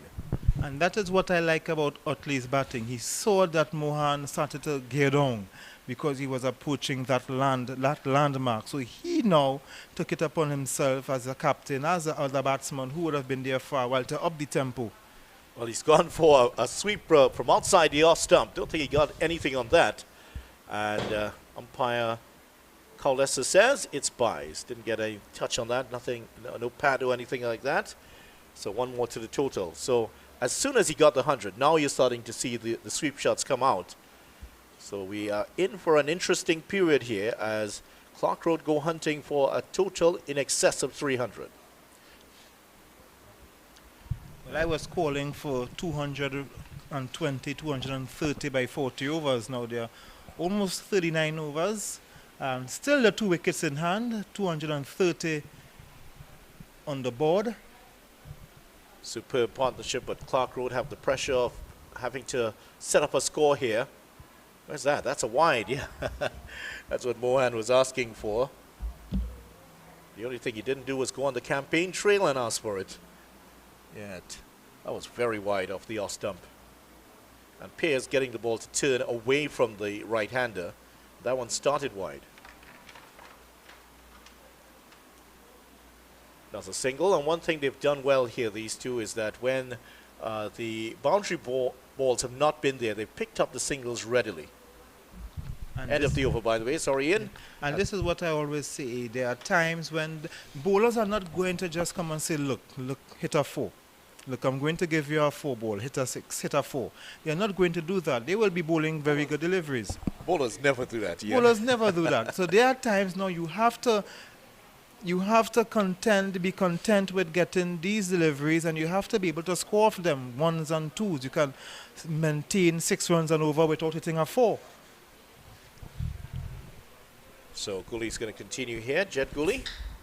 And as mentioned, his World Cup win with the 2016, another one of the graduates from that team to get onto the Trinidad and Tobago team here, and now on the Queen's Park teams. Fortunes change when he has gone on to Queen's Park. Played his cricket there. At the Tobago T10, he took 4 wickets with no runs in a 4-over spell in the Tobago T10 last year. He didn't get many runs, but I tell you what, he took some wickets, and that was one of the best spells of bowling you ever see. No one could get him away. That's as close to the perfect game as you would say in baseball. Here's Gooley. Straight to the fielder. Nice bit of fielding there. I think that is Hackett getting in the way of that one. The run rate just dropping just under 6 a bit, 9.95. Utley is on 61, Mohan is on 100. Again, it's Hackett. This time he can't prevent the single, but that's a nice stop. There's no one behind him, so if that one had gotten through, it would have gone to the boundary for 4. The boundary riders here for Queen's Park are at long leg. There is a mid-wicket, deep mid-wicket in place. Long off and mid off. This one is going towards long off, but he'll have to be 100 feet tall to take that one, because that's gone all the way for 6 runs. And Yannick Otley up to 69 now, and he's taken Jed Gooley downtown here.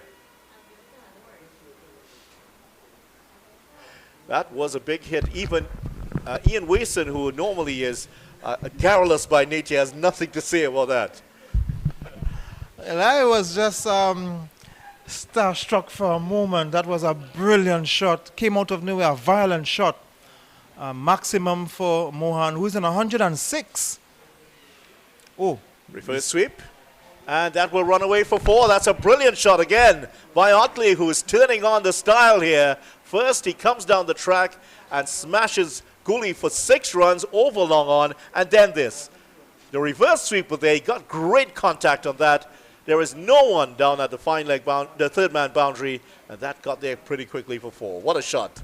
Excellent shot. That was another shot that had me holding my head.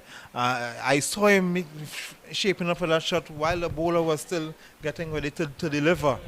Good shot. 4 runs. And Mohan rushes on to 110. It's 243. Wow. And we are now in the 40th over. Queen's Park are in all sorts of trouble here now. They need a wicket in the worst possible way. The partnership are very close to 130 now. This is another single. They could possibly look at 2, but Charles is after this one. And Brian Charles, one of the quicker fielders across the roads, the most reliable pair of hands on this Queen's Park team. And look at this over. 12 runs already with 1 ball to go. And Otley in a no-nonsense mood here. And Mohan is on the 111, the dreaded 111. I see you have your feet up, Ian.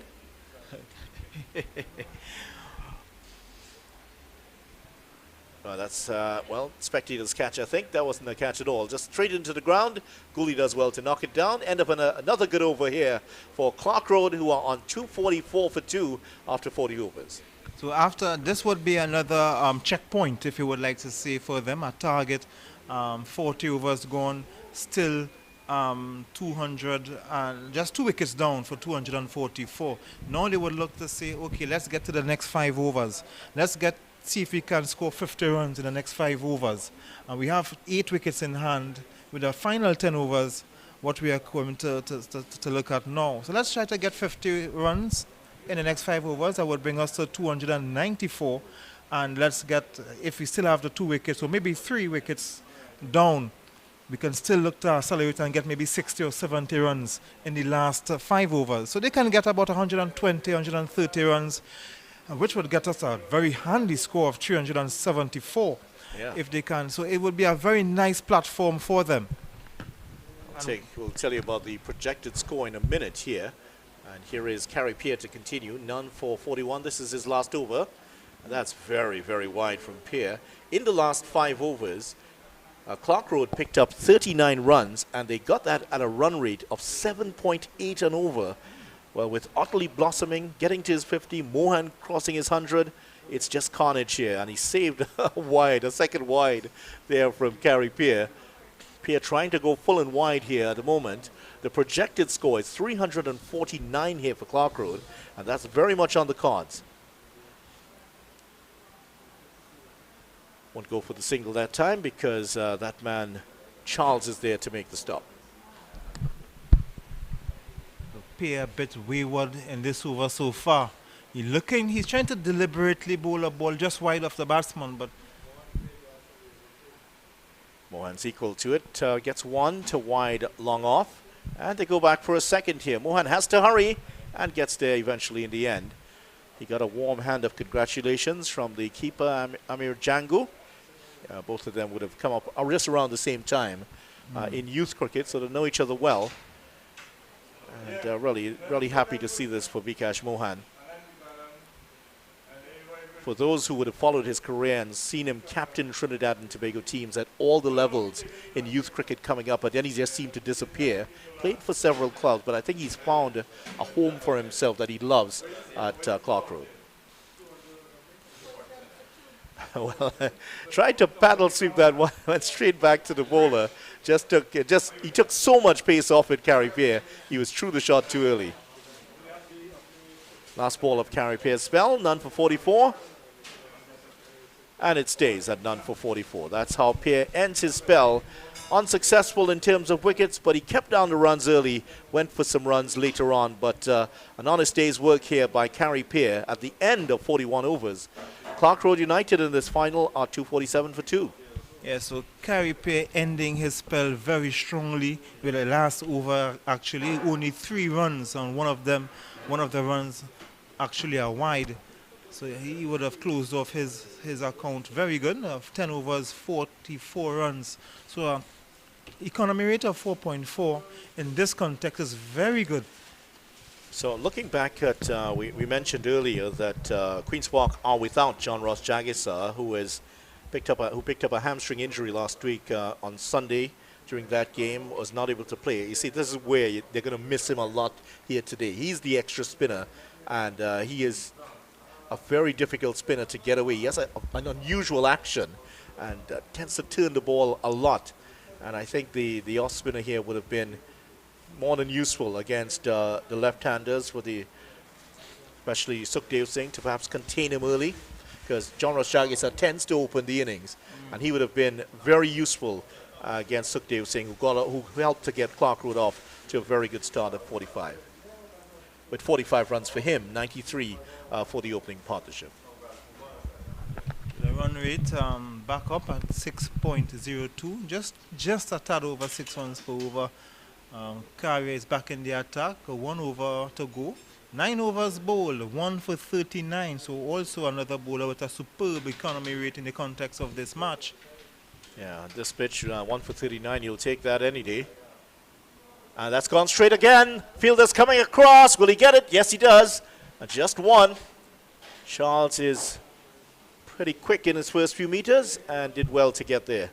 Yes, Charles have had a good game in the field, actually. He always seems to. I've only seen him drop catches twice, and that was in the same game. Very unusual to see him put down catches or to miss field. At 248 for 2, they're eyeing 250 here. And it's going to come up here because he's lifted that high over long off for 6 runs. And Vikash Mohan has smashed that into the car park. Yes, that was actually over the bleachers, and some of the vehicles who were actually in danger with that shot from Vikash Mohan. Well, our producer was heading out there because his car is parked in that region. And tell you what, some of there's a rather expensive looking vehicle out there. And I'm sure the owner was very, had his heart in his mouth for a little bit. That's a massive 6. The 250 is now up here for Clarke Road United. I'm sure one of the players must be hoping, can someone move my car, please? Let's hope it's not, to add insult to injury, let's hope it was not one of the Queen's Park players. Coming down the track, oh, he was deceived in the flight of that one, but manages to get something on it and pick up one. When you're on 119 runs, yeah, he changed his shot midway down the track, and Vikash Mohan on 120 now. So the par score, 347 now. Tugs that away. Charles is after this one. They're going to get 1. And they stay for 1 here. So 350 definitely on the cards now, Ian Wason. Yes, and 10 runs already in this over. They can get to that 350 easily if they can, because very importantly, they have 8 wickets in hand. The batsman coming in could afford not to be careless, but to be attacking. Oh, that one kept low. That one kept low. And Mohan was maybe not quite there for the pull shot. Almost lost his off stump.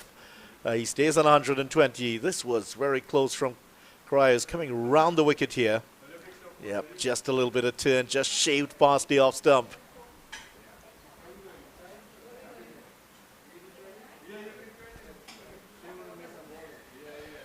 Swept at that. That could run away for 4. It's going to be another boundary. So 2 boundaries in the over, and Mohan is up to 124. The partnership blossoms. It's close to 150 now. 260 for 2 Clarke Road. Mohan is doing himself a very big favor, looking forward to the 2023 season of the Super 50. And of course, there are players who want to get themselves involved in the draft for the CPL. So there are a lot of things that batsmen are working towards right now. Yeah, a lot of goalposts to aim at here for all of these batsmen. Just like everyone out there, everybody has their ambitions, their hopes, their dreams. And Mohan is edging close to some of his here because he's put on a fine display with 124 here in this 50-over final. Clarke Road 6.19. As for Queen's Park Cricket Club, where do they go to now? I don't think they had plans to use Jed Gooley to bowl as the 6th bowler today. He came in, got some tap in his second over, off the attack. Who do they go to now? As I mentioned, the John Ross Jagisar factor is not there. Do you go for the seamer once again? It looks like Gabriel's going to come back. Well, you have to. You can't get away from that because, as I mentioned before, as we were asking, who would be the 4th spinner, because you see how well the spinners were doing. It was supposed to be Django, but he went for runs, as we are seeing some of the fans in the bleachers. He went for runs, so now they have to go back to Gabriel. Gabriel has 4 overs to bowl. Brian Charles has a few overs to bowl still. So I think they can use these 2 bowlers to finish off the innings. That's the Clarke Road enclosure there, the supporters of Clarke Road. They don't look happy, but I'm sure they are happy with how things have gone so far. I think the fact is that they know that this Queen's Park team is a dangerous team. They can chase down a total of 300 here, so they're going to have to get a total in excess of 350. It's very much on the cards. But first, there's a small matter of a fired-up Shannon Gabriel. None for 36 so far. And that should not tell you he's bowled badly. He's bowled superb. In this context, bowling at 6 runs per over on this pitch. Very Herculean effort from Gabriel. Well, the umpire does not call that a wide. It looks very close to where umpire Carl Esser called it for a wide earlier.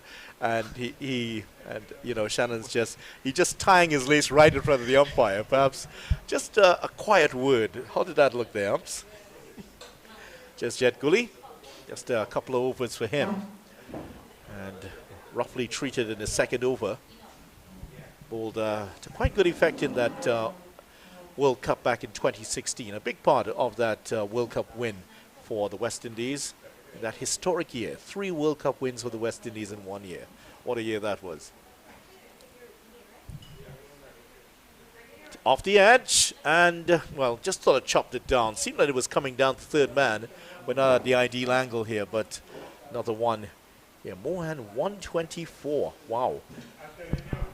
Otley hasn't been any slouch himself, has he? No, he's doing very well. 67 from 74. A very good effort, in fact, as you mentioned, the 2016 achievements. If you were to talk to former Cricket West Indies president, Dave Cameron, that is his most cherished moment. That's what he's most proud of. The 3 World Cup wins, all the under-19 win. In particular. The 3 of them, everything together, because the West Indies senior men's team, the under-19 team, the women's team, and the West Indies team on the same day, actually. On drive here, that is going to get him 1. Yes, a team winning 3 World Cups in 1 year for men's, women's, and the men's youth team. That is a huge achievement. Certainly great year for West Indies fans. I know we all celebrated all 3 of those well. Surprised you can remember them, Ian. You celebrated more than most. Of course, I remember that 4 sixes to finish the innings. Carlos Brathwaite hitting the ball, as Marlon Samuels described, aim for the hills. Yeah, aim for the hills, indeed. Not too many hills around here, but they have been aiming for the hills here, Otley and Mohan.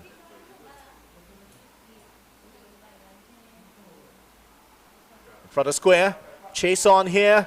Solozano will get there. He's had a lot of work to do in the outfield.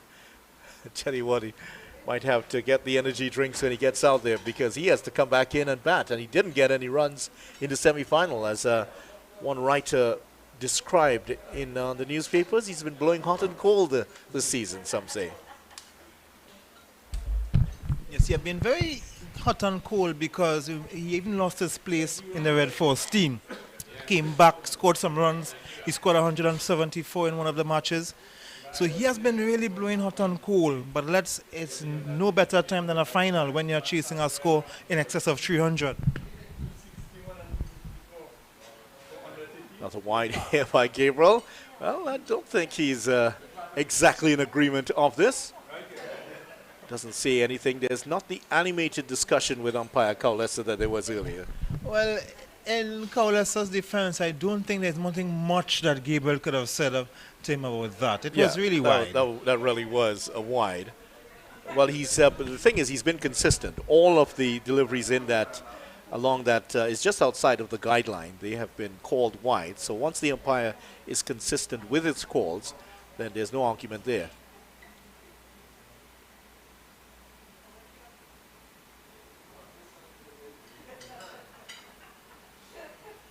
Lifted that one high over the head, and that could go all the way. It has gone all the way.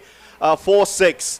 The bamboo patch back there decimated by fire, but right now it is Otley. He has been raising the Queen's Park bowlers, and the latest to get the treatment here is Shannon Gabriel. None for 47. His figures Otley up to 75 now. 271. The partnership is approaching 150. 10 runs, 11 runs in that over from Shannon Gabriel. Well, Gabriel is not happy at all, is he? With one more delivery to go. Yeah, so Gabriel, you know, he's trying to get his way back onto this West Indies team. And that one pitched up, and that was plastered for 6. And that cup was full before that shot. Yeah, that's what he's saying. Yeah, I had to take a drink after that one. That was a superb shot. Yep, there he is, enjoying himself.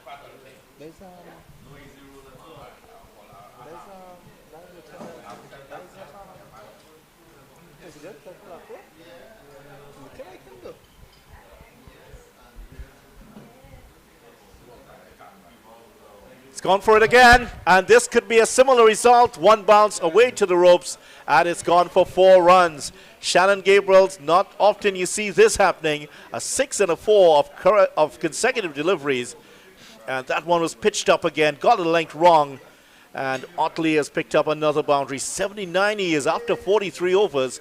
Clarke Road are tearing apart the Queen's Park attack. It's 275 for 2. And it's not... I don't want to be in Raja's situation right now, because he might soon be running out of options.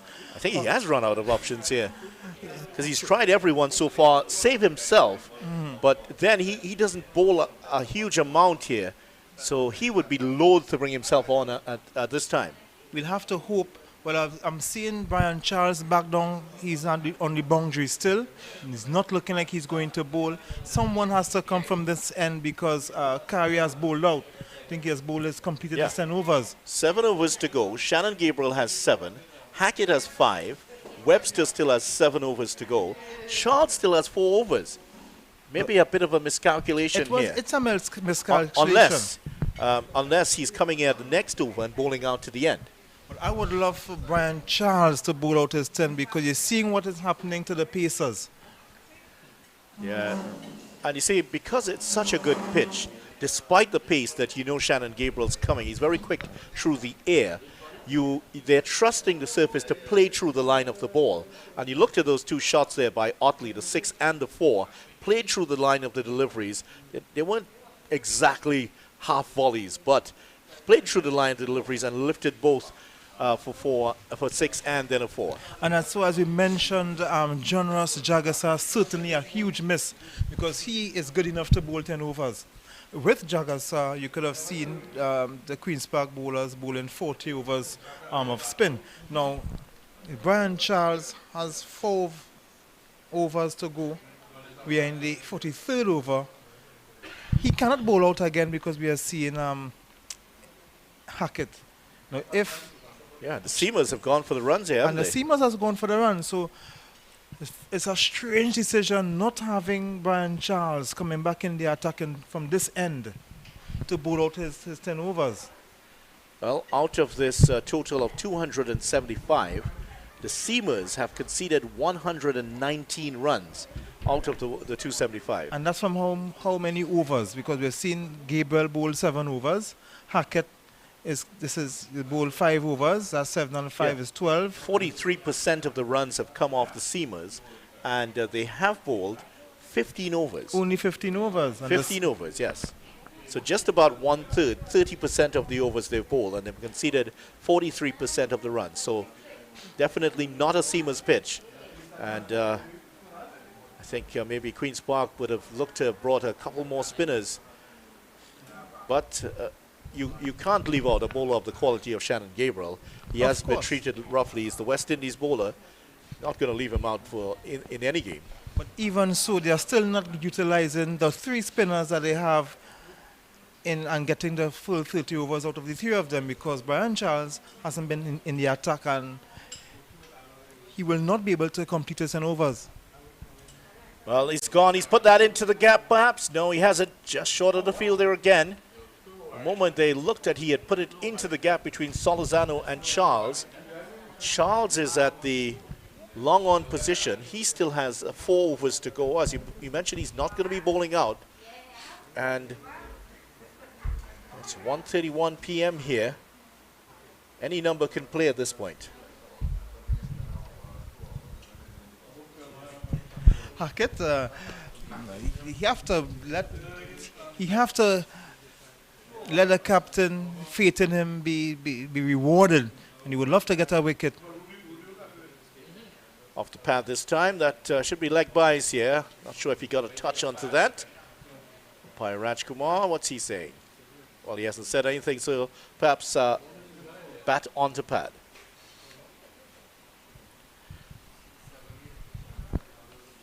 Well, it'll be interesting to see if Otley can also get his 100 here.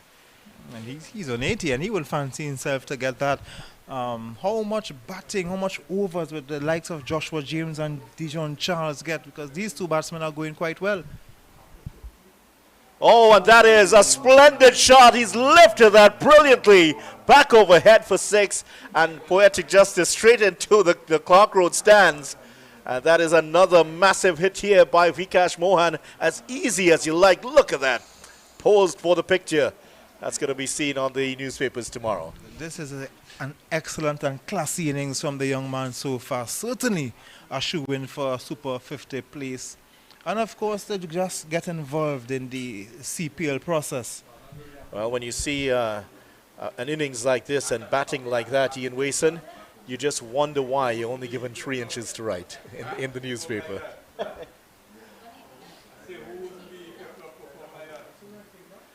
Pulled away, and there's a fielder down at fine leg. There he is coming into your picture, makes a stop, just 1.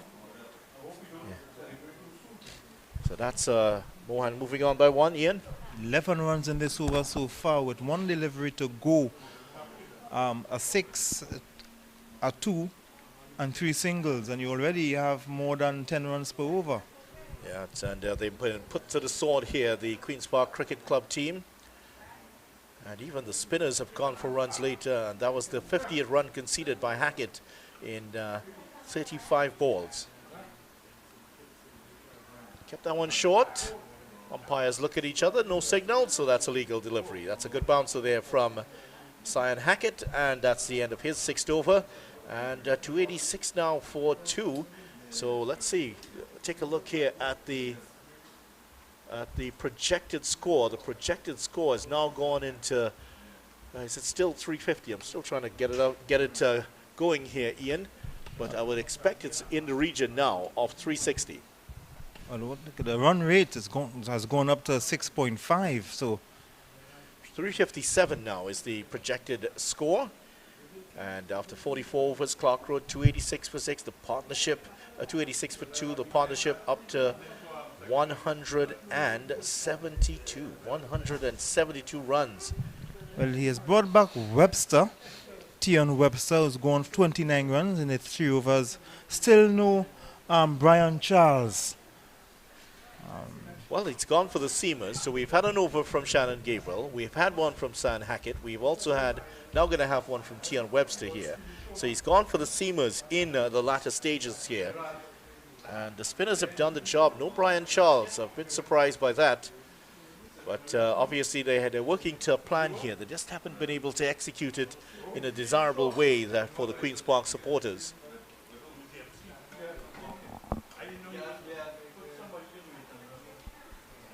So Clarke Road United in a very good position here. And Queen's Park are looking down the barrel of perhaps chasing down something in the region of 360. That's nothing to sniff at. That is an awesome total already. And imagine the psychological effect if these two come out not out. Still 6 overs to go here between Mohan and Otley. Otley looking just 20 short of 100. And he's lifted that. There's no one in the outfield there, and that's gone one bounce into the ropes for 4 runs. No, in fact, it's gone all the way, just dropping over the ropes. And Mohan, as easy as you like, flicks that one away. Look at this. Yeah, that's 6 runs. He's up to 141 now. And he's also eyeing another milestone here, Ian Wason, closing in on 150 as Clarke Road near the 300 mark. Still wondering, you would have seen the treatment the Pacers would have got earlier. And you have Brian Charles, still has a few overs. 4 overs, in fact. Still has 4 overs. And you've gone for Tion Webster, not a bad bowler, but not in this context today. And now he's driven it straight past Webster. There is a fielder out there, and they just get the one. So Mohan edges closer to that 150. Otley, I'm sure, would love to get his 100 here today, and the Clarke Road team are nearing 300. And certainly Dinesh Mahabir would be very, very pleased with what his batsmen have been able to do here today, as is the assistant coach Mukesh Prasad. And Mukesh, perhaps the talisman of the team. The last time he played for Clarke Road, they won this title in 2014. Almost played on.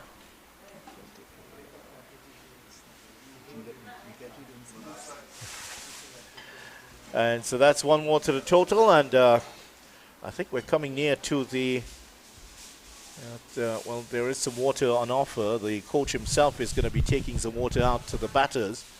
1:37 is the time here. And you have something to tell us there, Ian? Yes, we still have a lot of cricket to be played, especially at the zonal level. I'm getting some. This one in the gap here. They should get 2. They could be on for 3 if they hurry. And in fact, it's gone all the way for 4. And it is a no ball here, ball by Tion Webster. It's all falling apart here for the Parkites. A no ball, a boundary, and this should be a free hit. It is. So Vikash Mohan, 142. Otley. Early call there by the umpire. Yeah, very early. Very early. And both batsmen approaching milestones again. Mohan is 3rd milestone. He's getting near to 142. Otley is 2nd milestone in this match, 80. I think the one that he's going to be most pleased is that Clarke Road are close to that 300 mark. If you had told them you're going to get 300 in this match, they would have taken that without a second guess. No, they can get it with about 5 overs to spare. with about 5 overs to spare. So they have 5 overs to go and maybe to push on to 350. That's a wide, trying to go full and wide here, and you can see that's exactly what he's intending to do. He has a deep cover in place, and there's also a deep point in place here so he's going to go full and wide, and hopefully those two gentlemen will be able to back him up, but that's just a bit too wide here for Webster. And Mohan well, he's very well set on 146, and this time he's hit him straight, and that is going to go for 4. That is his 150, and an excellent innings here from Mohan, and he continues to embellish it with some wonderful boundaries. Vikash Mohan, 159 of 129 deliveries, and he tried to go full and wide, and he saw it all the way, and got across and put it away for 4. So Mohan has really put up his hand here for Clarke Road, and he will get some much needed drink. Yeah, he needs it because it's been very hot out there today. It's not quite as hot now because the sun has disappeared behind the clouds. But if you're in a Queen's Park uniform at the moment, it's going to feel just as hot out there because the heat is not just from the celestial bodies. It's from the stars of the Clarke Road team. Especially the bats of Utley and Mohan. A partnership getting close to 200 now. 10 away from it. It's 190 at the moment. Oh, and that one's pulled away into the gap. That, I think, has gone all the way again. This time they're checking with it. That one landed close to the ropes. And umpire Kaulesa still trying to figure out if it is 4 or 6. And it's 6 runs. 6 more here for Vikash Mohan. And the seamers are getting the treatment outside the off stump. And he got across very quickly and put it away. 2 6s and a 4 in the over. And a wide and a no ball. So about 20 runs in this over. The run rate has 20 runs, in fact, it is so far already. And there's still 1 legal delivery to go. 20 runs in the over. And certainly the tactic of bringing on the seamers at this point has not borne fruit at all. In fact, it's backfired here spectacularly for this Queen's Park team. That's a good delivery. That might be more like the length he should be bowling at this point here. So the last 3 overs, 21 runs in the over of Tion Webster. The over before, also last 2 overs from the seamers, very, very expensive. And that is why I've been saying, and I will not overemphasize that it's strange that Brian Charles, who has 4 overs to go, has 4 overs to bowl, was not brought back into the attack. Well, at the start of the 42nd over, the score was 260 for 2. 3 overs on, it's 51 runs in the last 3 overs. So that tactic certainly has backfired in a huge way. And now it's going to be Cyan Hackett again. Yeah, so he's persisting with the pace.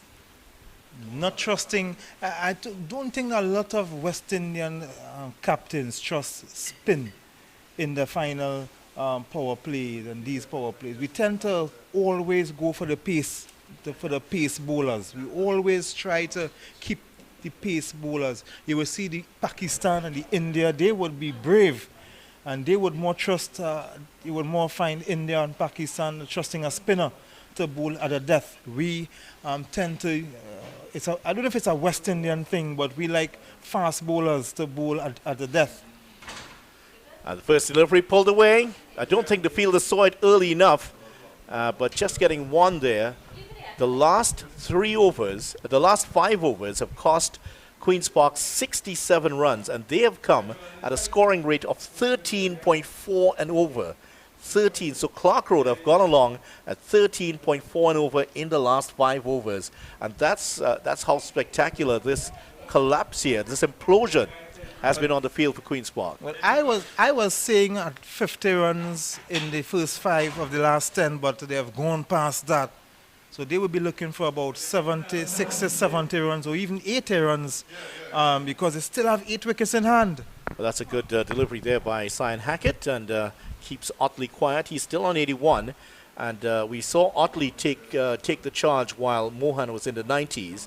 Now that Otley is nearing 100, Mohan has taken over with taking the attack to the bowlers now. Queen's Park, remind you, also have a fine arsenal of batsmen, so they could also still chase this down.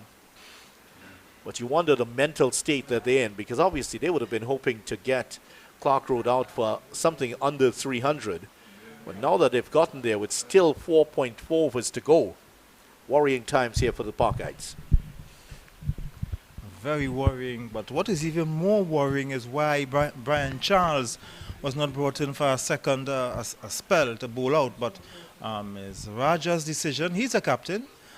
Cyan Hackett in his seventh over. Hit that straight past the bowler. That's going to run away for 4. Mid-off was inside the circle. The long on-fielder had a big chase on and couldn't get there. And that is another nice-looking boundary. And Otley's up to 85 now. 15 away from 100. Hit that powerfully into the pitch. And it raced past Hackett. Good shot. He's 15 away from his 100. And Clarke Road, I'm sure you will get at least 40 overs of spin from the Clarke Road team. Oh, slashed away. That has gone close to the boundary again. That's 4. He cut that one very powerfully, and that one just dropped in front of the ropes. And Otley is looking for his 100 now. That is consecutive boundaries here, and he's up to 89. And Ian is speechless once again at this onslaught. And the partnership has gone past the 200 mark now. The partnership is up to 207. And already 10 runs in this over with 2 more legal deliveries to go. 321, so they'll be looking to touch 480, 490, well, 380, even 390, and get close to 400 as possible.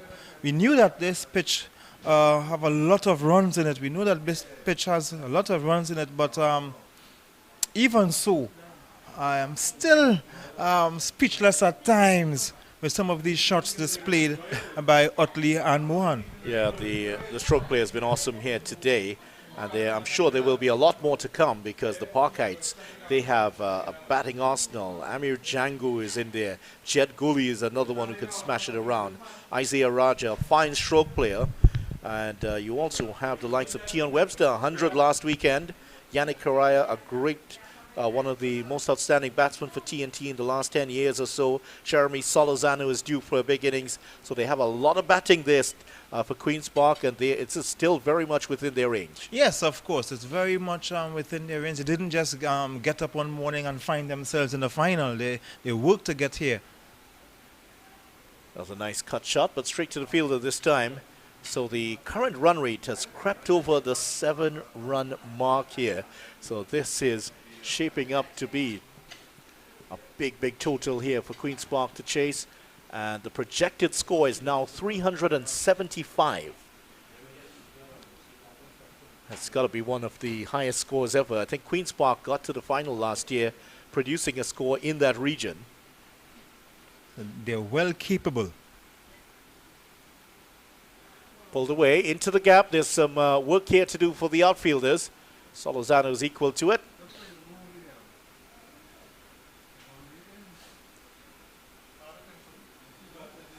So you're gonna, during your career, we saw the overs come to an end, by the way, here. 4 overs to go, and at the end of it, it is 323 for 2. We saw a game here in the North-South Under-19 Classic where the pitch was decidedly weighted against the batters, and now a couple of days later here, it's an absolute paradise for the batsmen. And Queen's Park, I'm sure that even though they're feeling the hurt of this onslaught against their bowlers at the moment, the batters have in the back of their mind, yeah, we can also do some damage here. It's just the 4 overs to go. This is Shannon Gabriel to bowl his 8th over. None for 51 He will return to replace Tion Webster, who went for about 20 runs. So Captain Raja determined to end off with the pace. Not much West Indies captains would use spin in the death. Shannon Gabriel, 7 overs, none for 51. Here he is, continuing here, his 8th over. That's played well by Mohan, edging up towards 160 now. I'm sure he wants to give over the strike as much as possible to Otley, who is up to 91 here.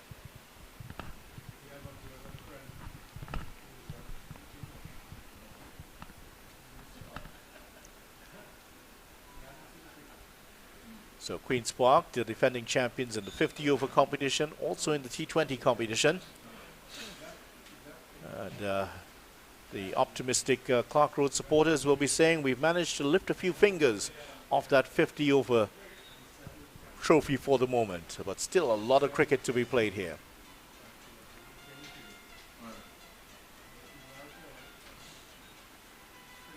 That's gone high up into the air. There's a fielder coming around. This is going to take some catching, and it's taken. Good catch in the outfield. That is the end of Vikash Mohan. He's out for 159, and this has been a brilliant innings. Otley, in fact, was the man who's gone. Otley hitting that one high up into the air, and that was a really good catch. He was going for the big hit, and that is Kerry Peer, a reliable fielder indeed.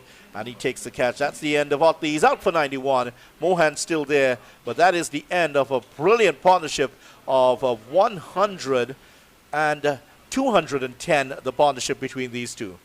Very good shot from, a very good catch from Kerry Peer, who doesn't drop much. I haven't seen him drop any catches. So Dijon Charles would coming at number 4. At number 5, at the fall of the 3rd wicket. Well, he's going to get a license to go for it here. Maybe take a couple of balls just to play yourself, just to get the pace of the pitch. But at the other end, Vikash Mohan has been absolutely rampant. 159 of 133 deliveries. So for Charles, just to get the singles, get a not out here, and let Mohan do his work. And that's it. He will, by the time he's getting himself in, Mohan will be getting some runs. So by the time a couple overs, he will be able to explode and maybe get in about 20 runs in 10 balls. That would be his job. So quite a different complexion to this final here. Last year, Akil Hussain and Tion Webster, they led Queen's Park to a 108-run win in the finals over Central Sports. That was at the Brian Lara Cricket Academy. Hussain had 8 sixes and 2 fours in his knock, in getting 93. Hussain actually got 84 of 48 balls in that final last year.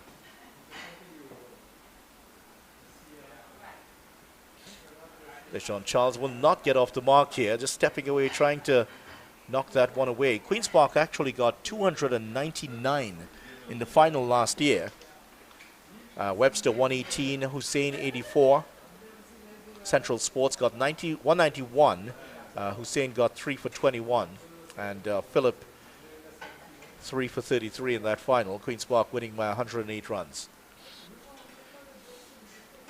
Well, they'll have to chase down quite a few more if they are to get their hands on the title for the 6th time.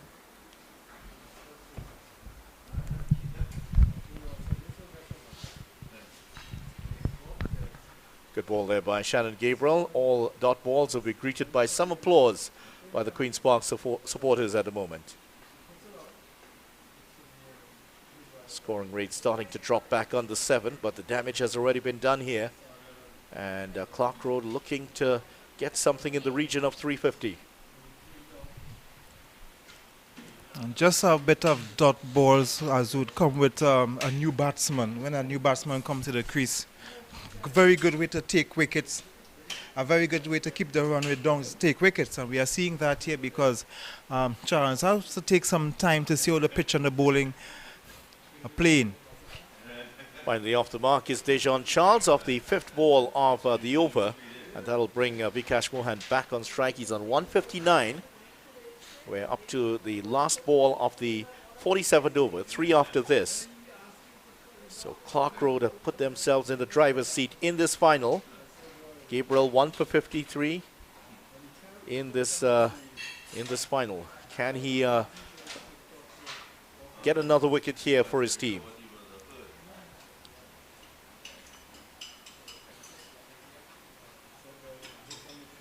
Shame that Ottley couldn't get to his 100. 91 he got, just mistimed one, and Carrie Pierre took an excellent catch. But just a reflection on that partnership, 210.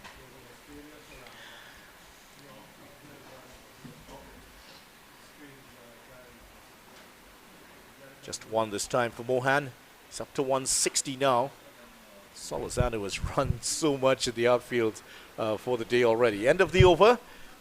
8 overs bowled by Shannon Gabriel, 1 for 54.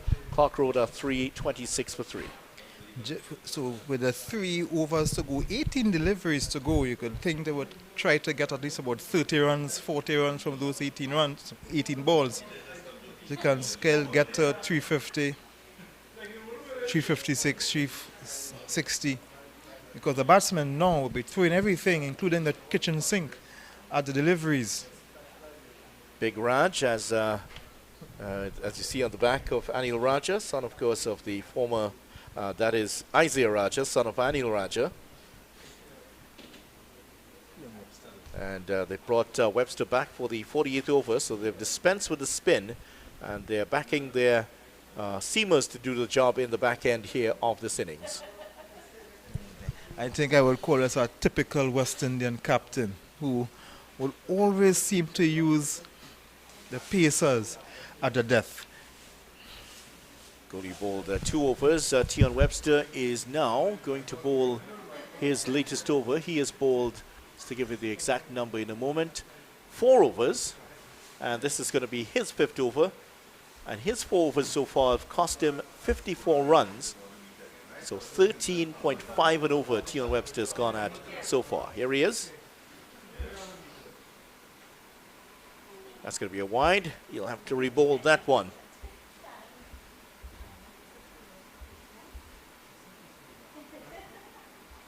Often LBW decisions are greeted with all sorts of groans and moans from the crowd. There have been very few because not too much has hit the pad today with the quality of the pitch. Sukhdev Singh was out LBW to 1 from Charles earlier. He took the pace off that one slightly and mistimed the shot there, Vikash Mohan. He must be tiring also. He's been out there for quite a long time. Well, a long time, 227 minutes he has been out there for. 7 sixes and 12 fours in his knock. 160, got to be very tired as I mentioned. 3 hours and 47 minutes in fact. Been batting. Now, Charles, 6 overs, 1 for 35. Still studying why he wasn't brought back in. So obviously the tactics was to bring on the seamers at the back end. Well, after that flurry with Ottley there, it's become very quiet now, and the left-handed Dejan Charles out of Tobago facing up here. Good enough to have played some professional football also. I'm sure, Ian, that you would have seen Dejan Charles between the sticks as the goalkeeper for one of your favorite teams, Mova Caledonia United. Played a couple of games for them in the professional league. That's before the COVID-19 break. But it seems that after that, he's now chosen cricket. One of the multi-sport players.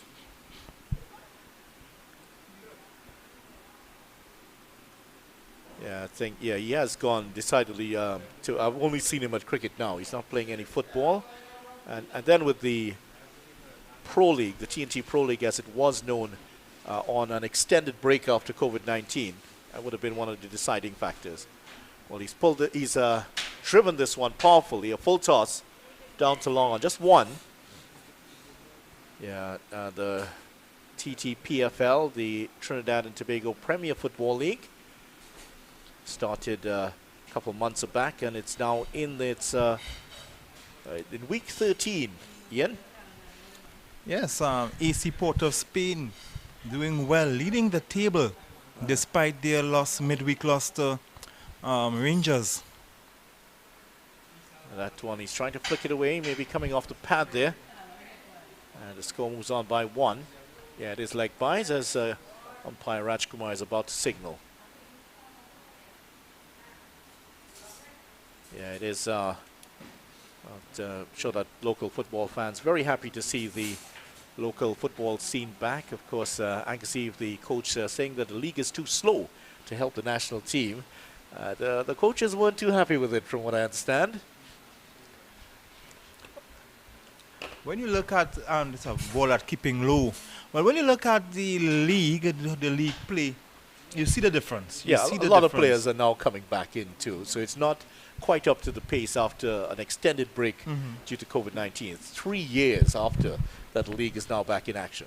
So they will have to take some time, because as we always know that match fitness and training fitness are two different kind of fitness.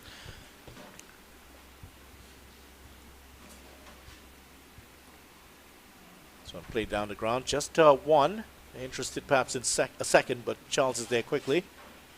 And it's easily seen from that league that the teams that have the players at international level who have been playing regularly, they are the ones who are doing well. 48 overs gone, 331 for 3. So just the final 2 overs to go. Of course, we will see Gabriel completing the bowling from the northern end. He is into his 9th over. 1 for 54 from his first 8 overs. A good effort from him. But a bit concerning for Queen's Park, who are watching in excess of 330 runs. So it is going to be Gabriel to continue. 1 wicket in his last over. 1 for 54, his figures. Not used to be treated this way, especially on the club scene, but Mohan, Sukhdev Singh and Otley have a lot to do with that. Charles pulls this one. There's a fielder waiting for the catch. Down there, he should take it and has taken the catch.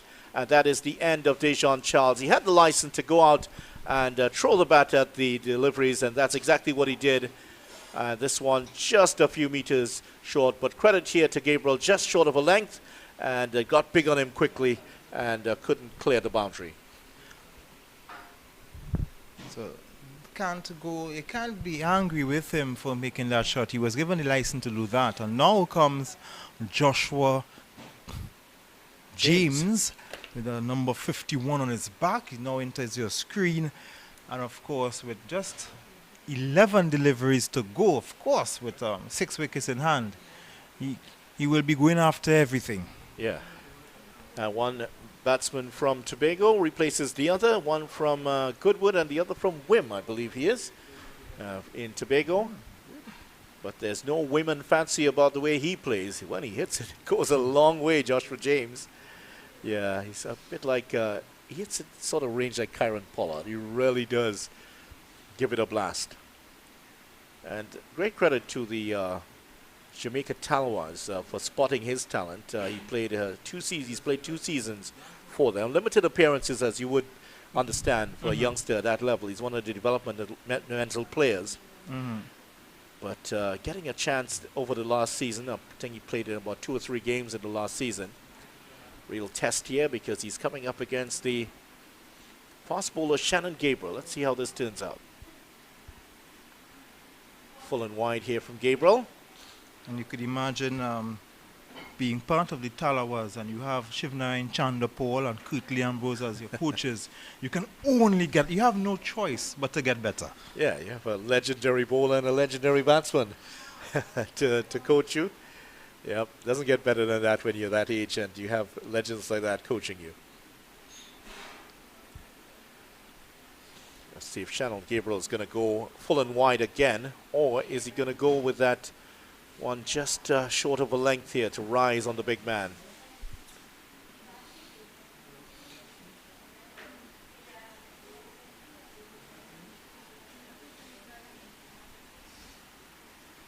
After one full and wide, James was, see what he's trying to do, and Gabriel has seen that obviously from the first delivery. He's already putting that front leg out wide and opening up his body to hit, over the offside. The only fielder outside of the circle, the only two fielders are at, well, there are three of them now. Backward point.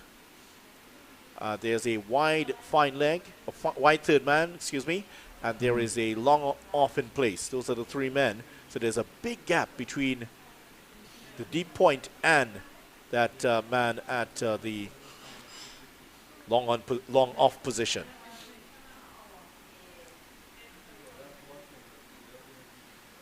Well, he's hit that one straight back past Gabriel. I think Gabriel may have gotten a hand onto that, but just one. Yes, he looked like he got a hand to it. That got there very fast. Gabriel just inspecting his hand to make sure all the fingers are there. Just having a quick word with James. So Vikesh Mohan can well carry his bat in this innings. That would be an outstanding effort, wouldn't it? In a final. But Queen's Park have started to pull things back a little bit. The run rate was just over 7 and over. It's now back down slightly to 6.82. But still, this is an awesome total here from Clarke Road United.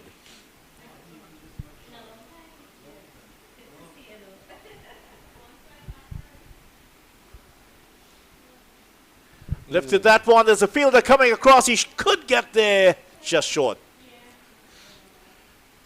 Solizano has had a lot of running to do. There's no way he was going to get close to that. And Mohan survives, 162. Yes, Solizano has been running a lot of distance in the field.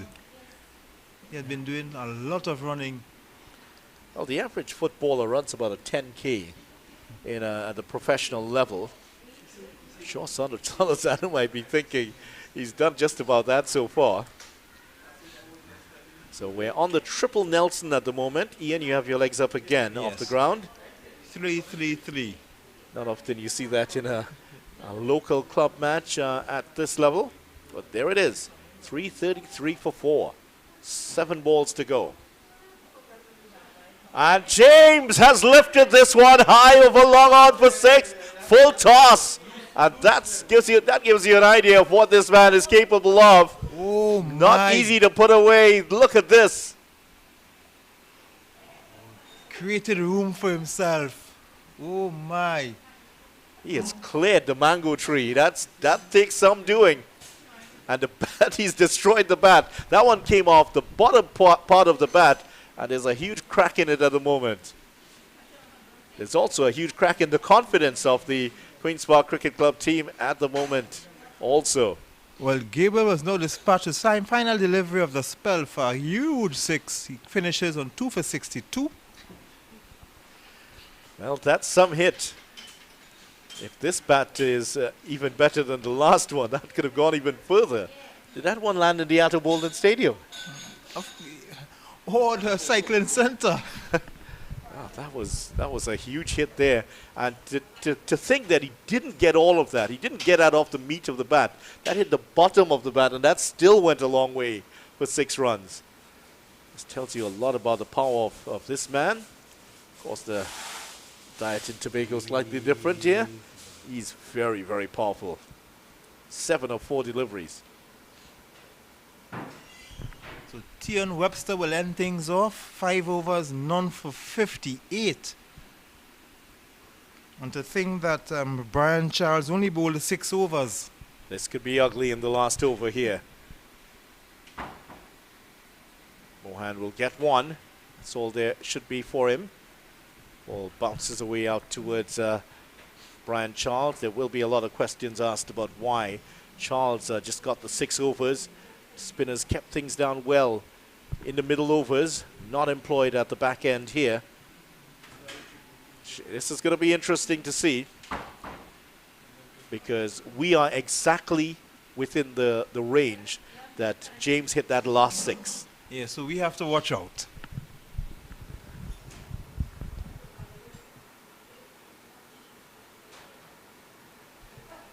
Tian Webster, 5 deliveries to go. The score was at one time expected to be in the region of 375. Good delivery from Webster. That's great fielding. Also, James hit that powerfully and he picked it up nonchalantly. Yeah, that was a very good delivery. Well pitched up. Yorker length, if you please, from Tian Webster. He knows what Joshua James is capable of. Clarke Road will be a little disappointed if they don't get past that psychological 350-run barrier. James didn't get all of that, but it still might go to the boundary. Two fielders racing across there. And between them, they managed to get it away from the ropes. But very much, it's Queen's Park on the ropes at the moment here in a different sense. Just the 3 deliveries to end this innings. 342. Can they get to the 350 as we spoke about? First partnership, 93. Third wicket, 210. James didn't get all of that either, but still powers it down to long on and is kept off the strike here. That's good fielding by Charles. James is very much the danger man at this point in the innings. Mohan 163 off 139 deliveries. And he's hit 7 sixes in that time. So Mohan just 2 deliveries to face to finish not out and to carry his bat.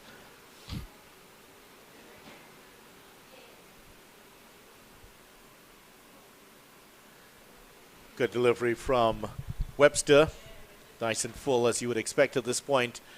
So definitely Clarke Road will not get to the 350 unless something remarkable happens at this point.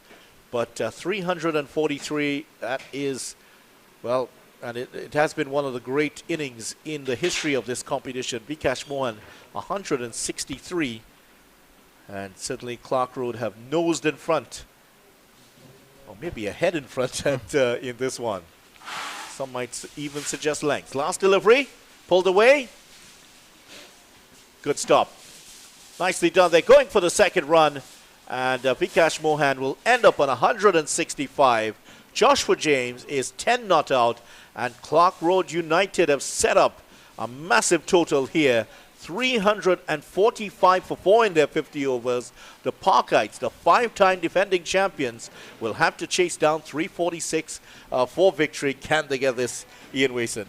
Well, yes, they can, but they have to bat out of this world to achieve that, because Clarke Road, they have the spinners. We saw how the pitch was playing. We saw how the spinners were doing in this innings, and Clarke Road can definitely get that. Now, Clarke Road has scored 300 runs earlier in the tournament. They scored 332 when Mohan scored 68. But when you look at Queen's Park, they, if you remember when they played Power Gen, both teams crossed 300 easily. I'm trying to get that score when they would have played Power Gen in that win. Well, as you pick up that stat, here is, and congratulations to Vikash Mohan, and the Queen's Park players sportingly have allowed him to walk off the field first, as has Joshua James. But that is a spectacular innings from Mohan, and one that I'm sure that if you've had the chance to see it today, if you're just joining us on the broadcast, go back to the top when you can and watch this innings from Vikash Mohan. 165 of 141 deliveries, and he has put his team in a great position. He ends on 165. Nicholas Sukhdev Singh, 45 of 38 deliveries. Joshua Prasad, 7 of 18. Yannick Otley, 91 of 84 balls. And Dejon Charles, 3. Joshua James, 10 not out. As for the bowling figures for this Queen's Park team, doesn't not pretty reading here. Shannon Gabriel, 9 overs, no maidens, 2 for 62. Sion Hackett, 7 overs, no maidens, none for 62. Tian Webster, 5.5, make that 6 overs, no maidens, none for 64. Brian Charles, 6 overs, no maidens, 1 for 35. Carrie Pierre, 10 overs, no maidens, none for 45. Yannick Karayan, 10 overs, no means, 1 for 53. And Jed Gully, just the 2 overs, none for 18. Spinners did the job. The Pacers, they went for 6.89. Shannon Gabriel, Hackett 8.86, and Webster 10.63. Seamers didn't quite get the job done for Queen's Park today, Ian. And that is why I'm still wondering why is it that Brian Charles, who only bowled 6 overs, why wasn't he given the opportunity to bowl out 10? Because, as you mentioned, spin, they would have bowled 28 overs and conceded just only 151 runs. So the pace would have bowled 22 overs and close to 200 runs. So I'm still wondering why Brian Charles was not given the opportunity to bowl out his 10 overs. But nonetheless, good batting from Clarke Road. And of course, coming back to that score, Queen's Park early in this season scored 360, and that was against Power Gen. And Tion Webster had scored 100 there. So they need to get close to this score. Tion Webster is the man in form. He would want to, they would want another 100, a big score from him. Solazano as well, with all the experience he has at West Indies level, at Red Force level, he would want to be among the runs as well. So, Clarke Road have total 345, and as Ian Wason would have pointed out, score in excess of that is very much within reach of the Queen's Park Cricket Club. So join us for the run chase in just about 40 minutes' time. Queen's Park looking for their 6th title in this TTCB Premiership Division 1 50 over final. Will Clarke Road be able to defend the score 345, or will the Parkites spoil the party in Penal today? Join us in just about 40 minutes' time for the run chase.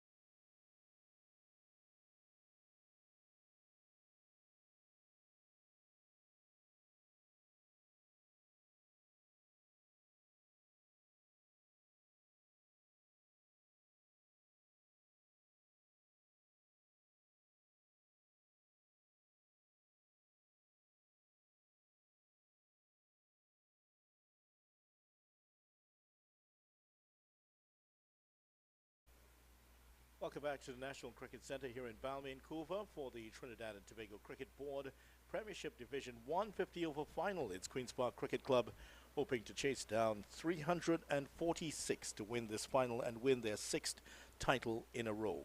Clarke Road made 345 for 5 in their innings. Vikash Mohan scoring a sensational 165 not out of 147 deliveries, 12 fours and 7 sixes. Well supported by Yannick Otley, 91. Those two put on 210 for the 3rd wicket, and a very good opening partnership of 93 with Nicholas Sukhdev Singh got 45. 24 extras in there, 345 for 5. As for the Queen's Park team, Shannon Gabriel ending with 262, 2 for 62. Brian Charles 1 for 35. The big talking point, of course, Brian Charles only bowling 6 overs. The Pacers conceding just about 200 runs of this 345 and in less overs. So it's Queen's Park. Jeremy Solozano is going to be facing up to the first delivery. Tion Webster is at the non-strikers end, and Akhil Malan, the left-arm orthodox spinner, he'll be bowling from the northern end.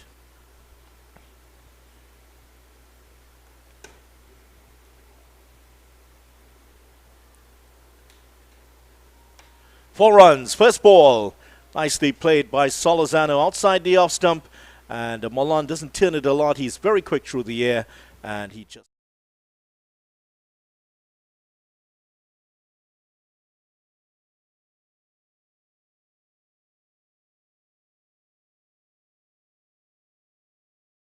been a great batting track, as the scores would indicate to you. Opening partnership of 93 between Mohan and Sukhdev Singh. Sukhdev Singh going for 45. Second delivery, straight to the fielder this time. And Mohan and Prasad. Prasad just getting 7 before he was out. But Mohan 165. He put on 210 for the 3rd wicket.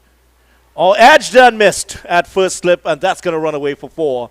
In between the keeper and the first slip, and they are left looking at each other.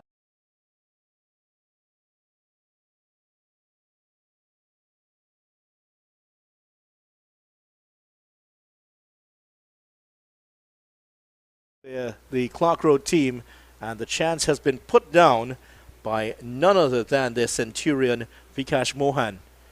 Quickly to his right, but he was almost on his knees. The ball passed him just about shoulder height.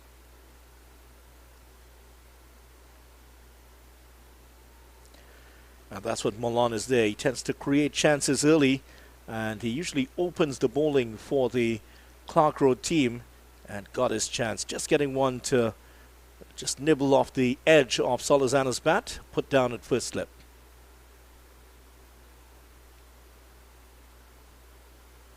We'll get a single here, so it's important for the Parkites to get off to a good start. The foundation of that Clarke Road innings of 345 for 5 was from that opening partnership of 93. Sukhdev Singh and Mohan weathered the storm. They had to contend with Shannon Gabriel, Cyan Hackett and Tion Webster at the start. Brian Charles was also very good at the start of his bowling spell. But then as they got settled in to their work, that's when the carnage started.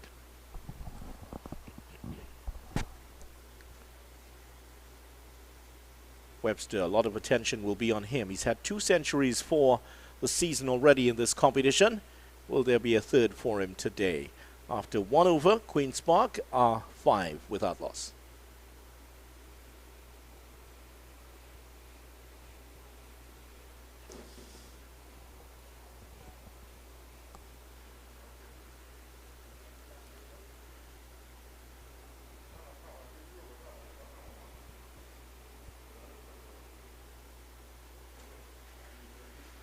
They'll spin at one end. It looks like it's going to be some seam bowling at the other.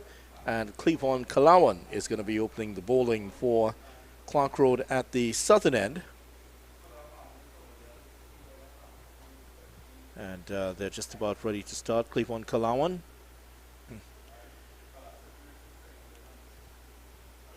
Bowling for Clarke Road. Has taken some wickets. He's the only recognized seamer on the Clarke Road team for today. The other would have been Joshua James, but James is carrying an injury and only is playing as a batsman. There is James to the right of your picture. Kalawan just doing some warm-up deliveries with him. Obviously, great team spirit in this Clarke Road team. Their coach is Dinesh Mahabir. Familiar last name if you're associated with the Clarke Road United team. Here's Kalawan to get us started here. Easy run for Solozano. Didn't have a great time on Sunday. Went third ball without scoring in the semi-finals. Queen's Park getting past Central Sports and into the final.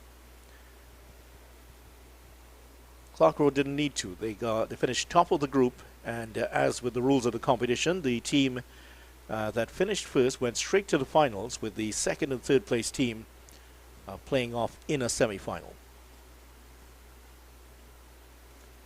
It's a format we do see in the T10 competitions mostly, but used here in this 50-over competition does save a couple of match days in a congested season. Webster solidly in behind it. He really does paint a pretty picture when he's out there and on song. And the Parkites will be quite aware that he is the wicket that Clarke Road want to get very early in this piece. If they can get him, it would more than be just a wicket. It's a psychological blow that will be struck here by the Clarke Road team. Last year when they won the title, getting to 299, it was Webster that got 100 there.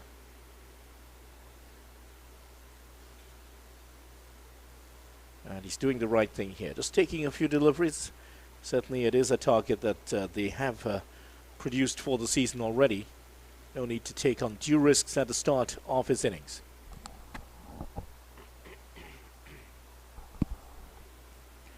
Solozano, meanwhile, has started well. 9 of 4 deliveries.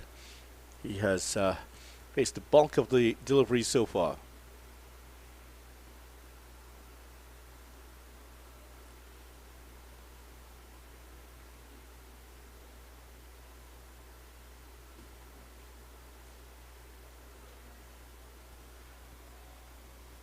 Good start here from Kalawan, giving no width to the batters at all. Just the 1 run scored off the first 3 deliveries from him. And here, if he wants some advice, he has James just to his right. James feeling in that mid-on position. The field includes 1 slip, backward point in place. There's a short third man. A short mid-on, mid-off, and a long off.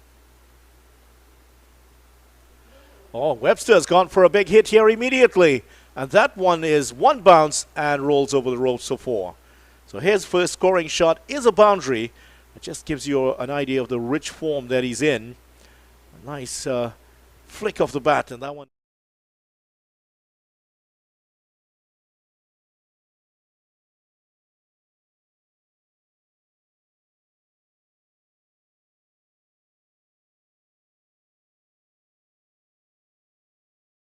That one, but just getting over the ropes in front of James.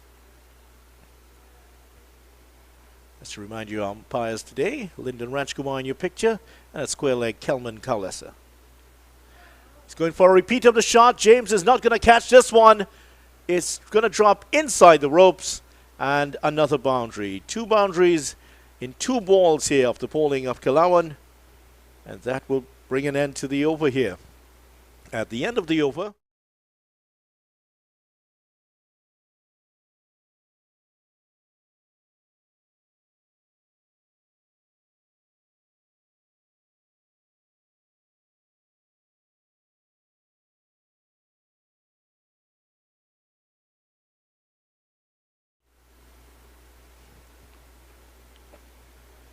that good a pitch that the batters, even after a couple of deliveries, can hit through the line of the ball.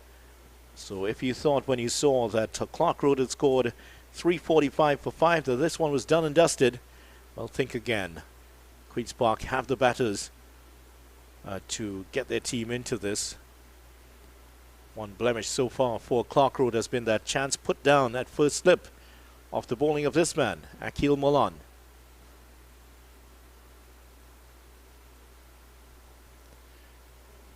Well, he half stops that, and Solozano should cross for a second here. In fact, he's just going to get one.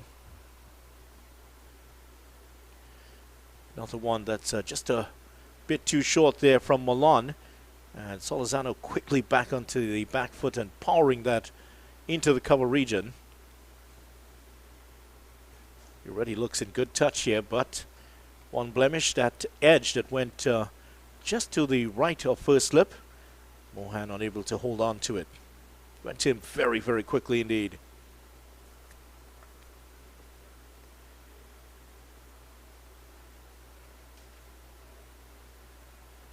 If you're just joining us, it's a real belter of a pitch. It's the type of pitch that if you've been retired for 10 years, you want to go back and have a crack at this game.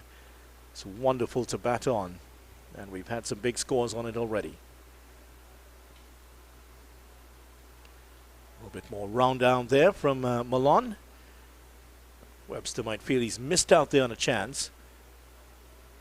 On the offside, outside of the slip, there's a short third man, backward point, and a cover point in place. Short extra cover and a mid-off.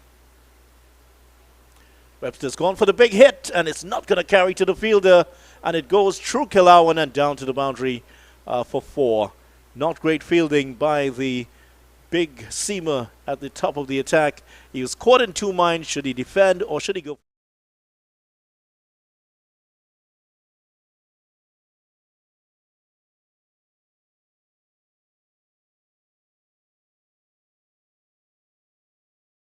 Kilawan realized, well, I'm not going to get this. He was neither able to stop it. Off the edge, and that's flown high over the bowler, and it's gone for 4 more. And Webster is starting to take apart Milan here. He's taken the attack to the Clarke Road bowlers. Exactly.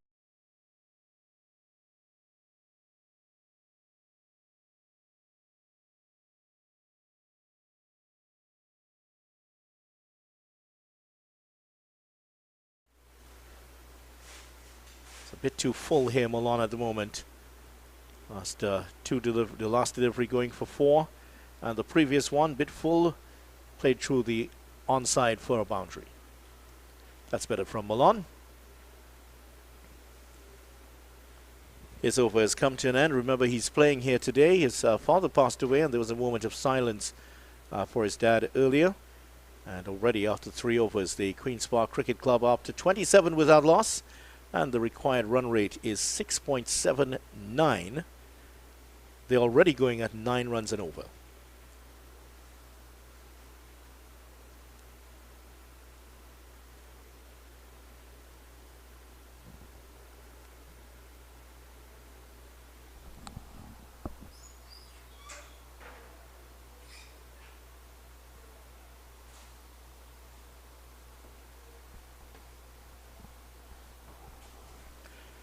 Well, we've seen how the seamers have suffered here today. 188 runs conceded by the 3 seamers for Queen's Park, and that was in 22 overs. So more than half of the runs conceded by the seamers today for Clarke Road, Queen's Queen's Park, that is. Clarke Road just have the 1 seamer in Kilawan. And it was said before the game that Clarke Road have enough spinners to bowl all 50 overs. Don't think we'll see Cleveland Kilawan bowl his full 10 overs, his full complement, but he'll give it his college best here.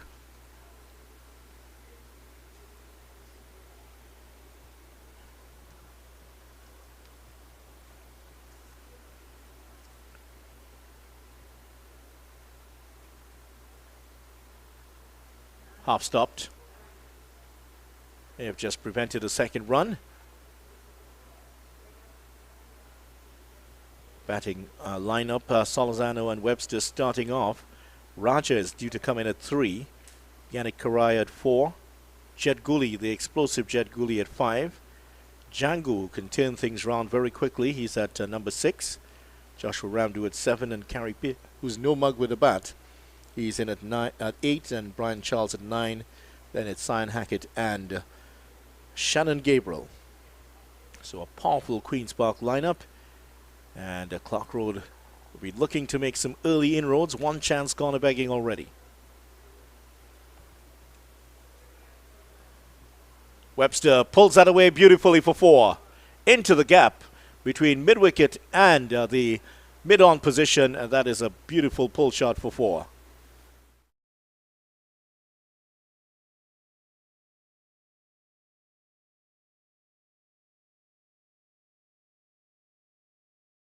And 45. Webster on 20 with 5 fours. All his runs have come from boundaries. His strike rate going along at 166.67.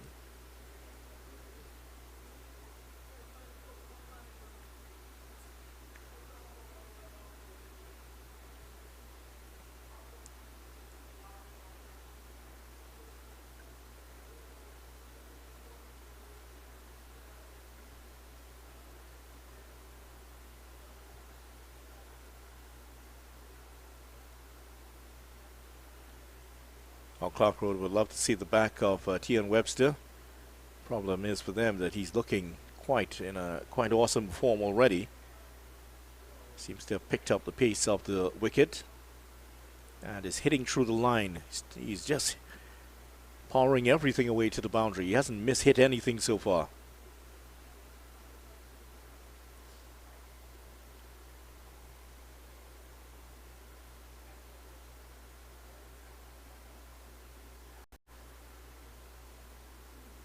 Another excellent shot here. This one's going to run close to the boundary. Fielders have some work to do. And he gets 2 more. Thought about 3. Solozano wanted the 3rd, but he was sent back quickly by his partner. That's Webster.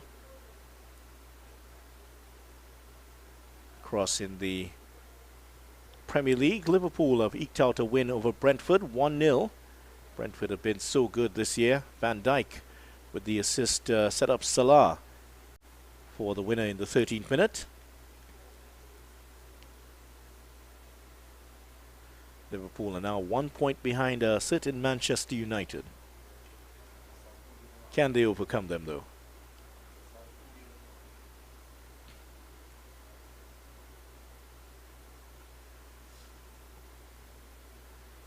End of the over here, and at the end of 4 overs, Queen's Park Cricket Club are 34 without loss.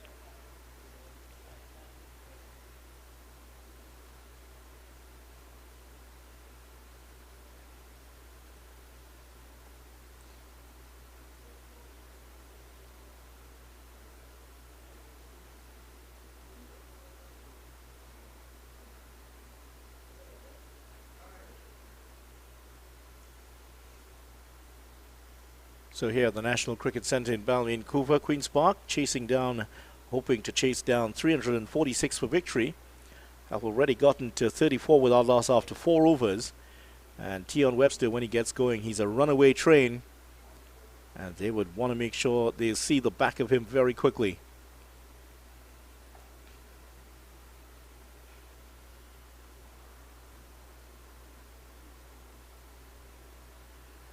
In case you're wondering about what happened in the football matches today, Chelsea beat Bournemouth 3-1. Manchester City edged out Leeds 2-1. Tottenham got a 1-0 win over Crystal Palace. Wolves 1-0 winners over Aston Villa, and Liverpool 1-0 over Brentford. Well, he just couldn't hold on to that one. They do manage to get a run here. Well, tomorrow Arsenal, the former leaders, they'll be coming up against Newcastle. Newcastle have been difficult to beat at home, and Arsenal will have that task tomorrow. And one Manchester United, the favourite team of Jason Passad, our producer. They're up against West Ham tomorrow. Jason, I'm told, has Manchester United on his pillows at home.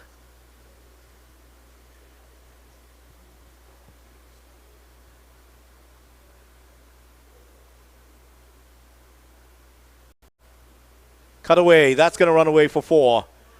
Oh, another brilliant shot here in a growing repertoire of shots for Tian Webster.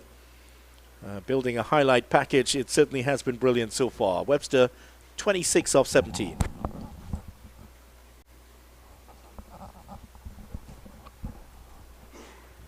So third ball of the over.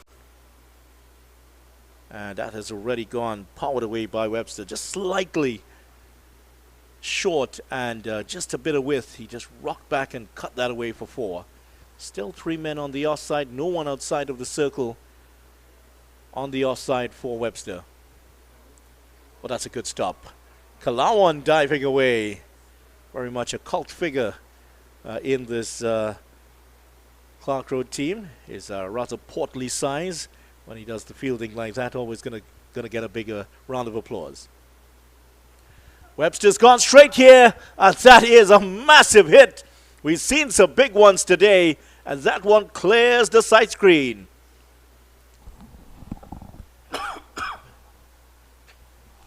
And Tion Webster has given Clarke Road something to think about here early. One that was pitched up from Akil Malon, and that was hit straight back over the head of the bowler.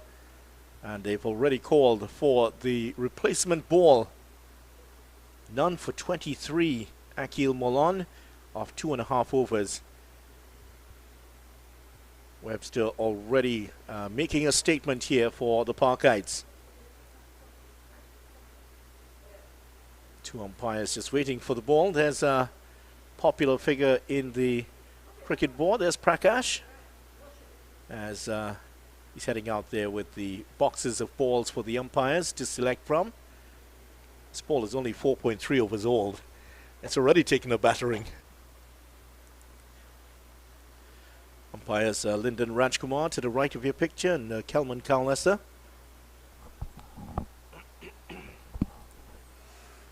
And they've selected one.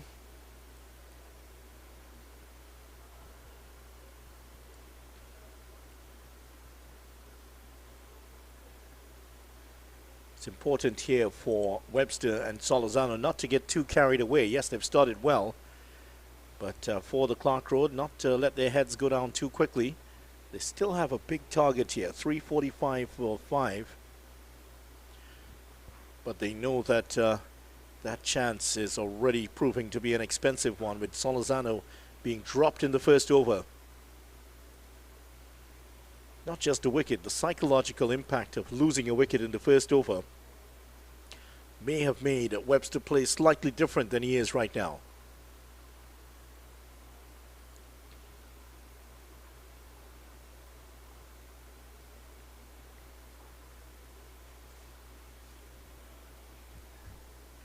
End of the over here from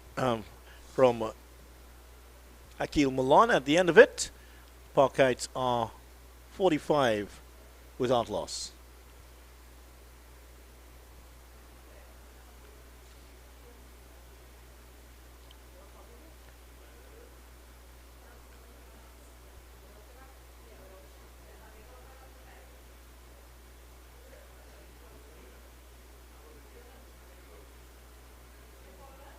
There is the Clarke Road supporters looking less buoyant than they were earlier today. Some of the substitute fielders out there also.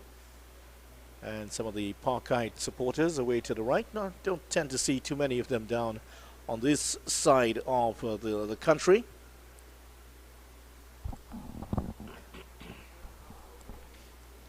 But they are making their presence felt right now, the Parkites.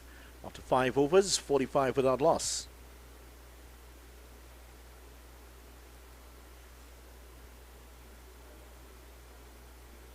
Same time, the Clarke Road team with 33 without loss. Solombatano has been stuck on 13 for quite a while. He hasn't faced too many deliveries, as Webster's gone along his merry way. 32 of 20, 118 on Sunday, 100 in the early part of this competition also. And you feel that for Queen's Park to get over this total, one of these two needs to go out and make a big 100, just as Mohan did for Clarke Road. 165 not out. Edged. Oh, just over the... For a moment, they looked like it had taken the edge. But played at that naughty shot there by Solozano. Bit more bounce than he expected from Kalawan. Cleavon Kalawan, excuse me.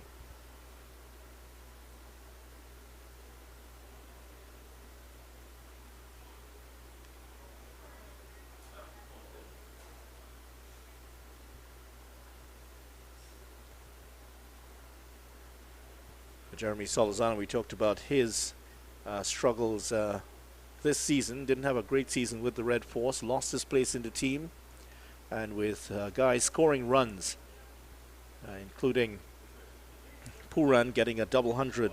He lost his place in the team, responded by scoring 176 for the Parkites, but one feels that he needs to get a huge volume of runs to reclaim a place in the test team. That's played well through the cover region. There's finally some protection out there, as there's a man out on the boundary.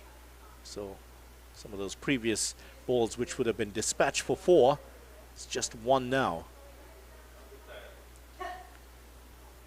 And with the right-handed Webster now on, that fielder in that cover position has now gone across to a mid-wicket position for Webster, who's picked up quite a few boundaries there already. In fact, 2 of them have landed in that region. So some protection here for Kalauan.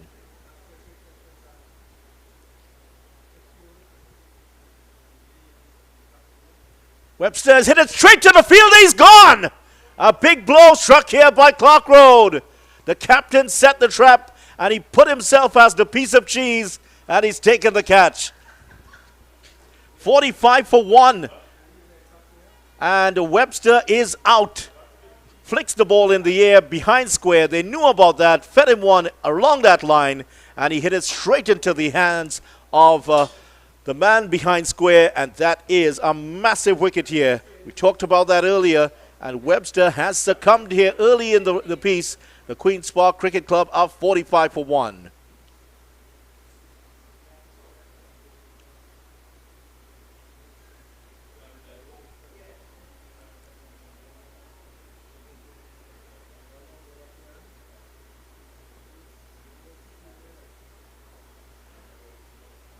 Well, if Clarke Road go on to win this game, they will look at this moment in the game as perhaps the turning point of it, because Webster's wicket is worth his weight in gold at the moment.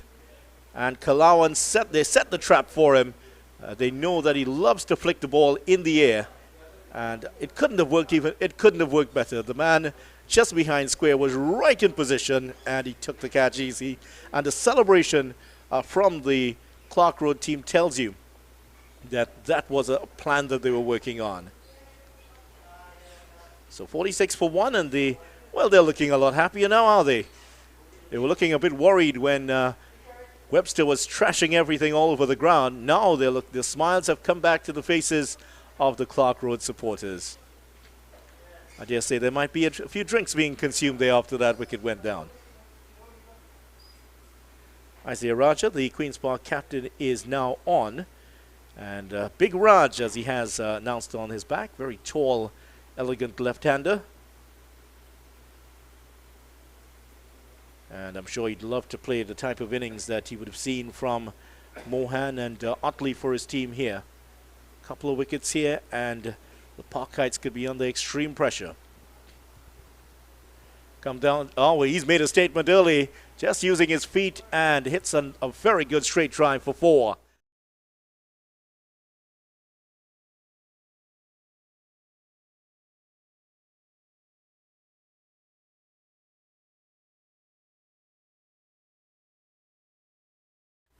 And picks up a boundary immediately. So at the end of 6 overs, the Parkites have brought up their 50, and it's up off exactly 6 overs.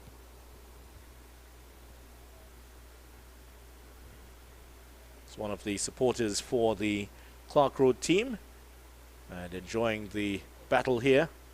It's a very hot day here at the National Cricket Centre in Balmain-Couva. It has eased up a little bit in the afternoon period. More clouds coming out of the eastern side and floating over this National Cricket Centre stadium. I'm sure that Solizano has noticed that. Here's Malone to continue. Well, Malone almost dives straight into the bat of Raja.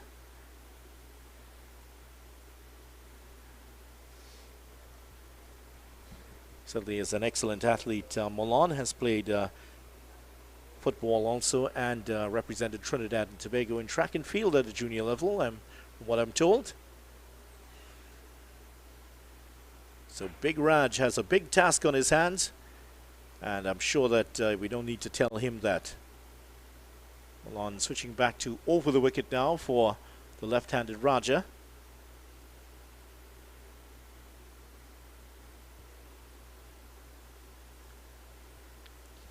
That's not where he wants to be, because there's one man inside the circle on the leg side, and he is at the wide fine leg position.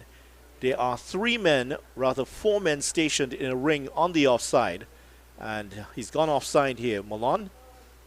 And he really needs to start that line a little bit wider. And what's made it a bit easier for him, he's bowling at two left-handers.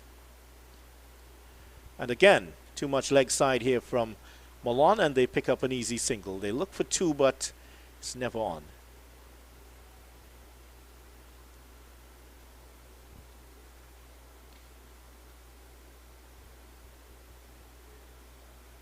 Only has to get the batters driving against the turn if they are to get runs, but once it's on that leg side, easy pickings for them to pick up a couple of runs.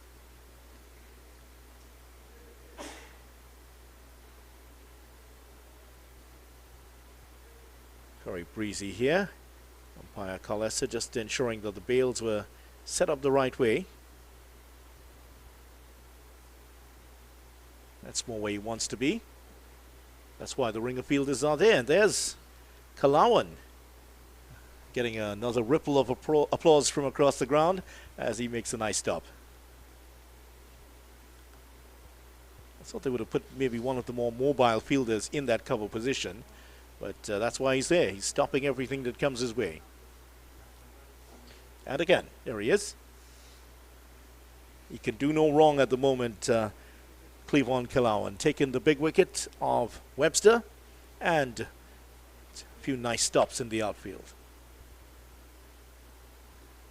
That's a delivery that you want from Malan. Just keep it offside, and the over has come to an end. Not a great start, but a very good ender to the over. 3 dot balls as Queen's Park are 153 for 1 after 7 overs, and they're chasing 346 for victory. Clarke Road, their innings lasting went on for a bit longer than was anticipated, so the officials, to ensure that Queen's Park have their full 50 overs to face here, they cut the interval to 20 minutes. So before our Jason Prasad could get around the roti that he had for lunch, we were back on. I'll have to give him a few pointers on how to do that.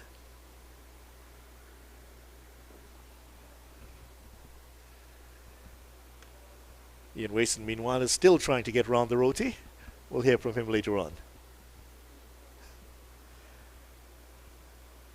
Once his siesta ends, I guess. Just pulling Ian's leg. He'll be back on shortly. Vikash Mohan, the off spinner, is back on. And I'll run through the options here for Clarke Road in a moment. Here's the first change being made. And off spin from this man, Vikash Mohan. Kerwin Sirju also bowls off spin, as does Samuel Rupnarine. Those are the 3 off spinners. We've seen the left arm orthodox bowling of Akil Malan already. Whipped through the leg side here by Solizano, just one. Yannick Otley bowls some left arm orthodox, as does Justin Gangu.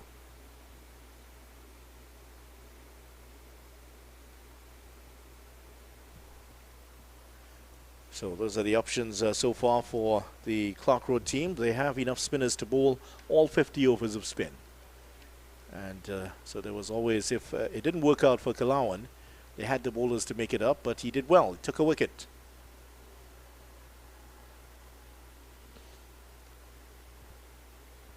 This is more like it. I think we'll see off spin at the other end also in the next over, with the 2 left-handers in here, and the pitch offering some spin. Ideal for the off spinners. Comes down the track and past Malan for 4. Another lovely shot there, this time from Raja, coming down the track.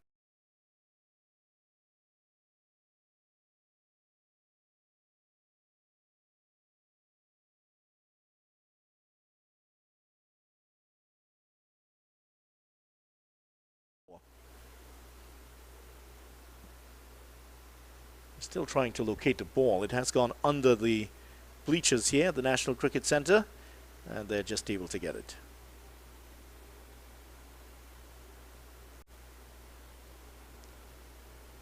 So in case you're just joining us, here's the situation. The Park Kites chasing their 6th title in a row in this competition, and they are chasing 346 to get that.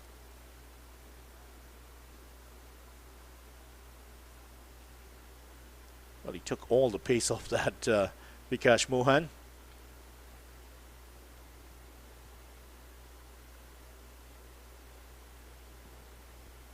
Pace off has done the work here so far. The seamers have been punished throughout this match.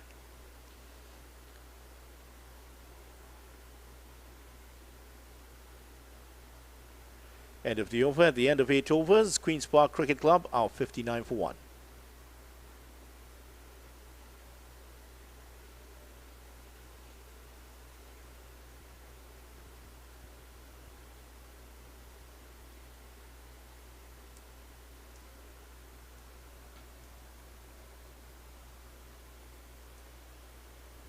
So there's the equation. Queen's Park need 287 runs from 252 balls. Malan is going to continue.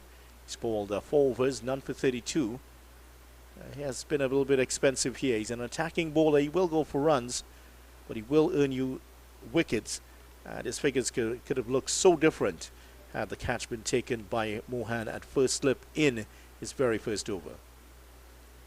Roger just getting ready, looks up and sees a slip on a cordon of fielders on the offside, and he lifts them over, lifts the ball over them for 6 runs. That's gone over the screen and away for 6 runs.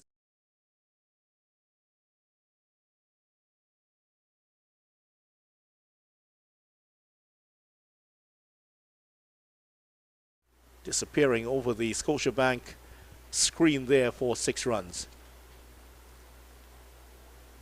This is going to come back, take a while to come back, but good start to the over here. That's a positive start from Raja. Once you get a 6 or a boundary or so off the first delivery, well, then it's pressure on the bowler immediately. Malan has gone for over 8 and over here, and he's bowled leg side during the last over, went for a couple of runs. This one just got the length wrong. And like the mindset that Raja's come to the wicket with, first ball chipping down and hitting a 4 past the medium pacer, and has used his feet twice since then and picked up boundaries. Very positive is the Queen's Park captain.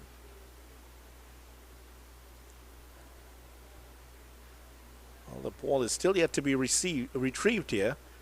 Mohan talking to Malan. Also the skipper, Yannick Otley, is there.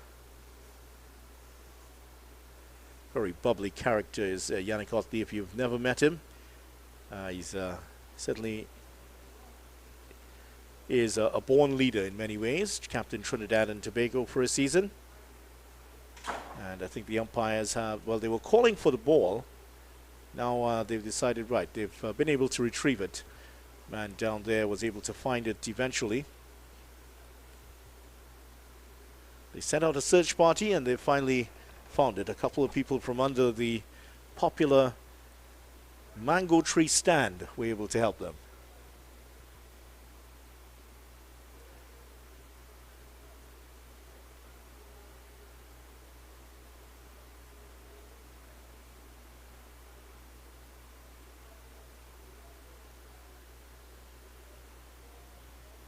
Well, that's beaten Kilawan, and that's gone for 4. He's not the fastest of movers there, Kilawan, and once it got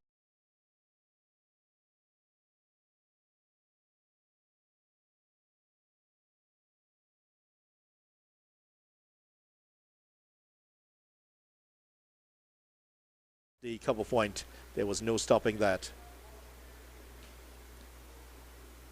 Malan none for 42 in his, and he's not halfway through his 5th over just yet.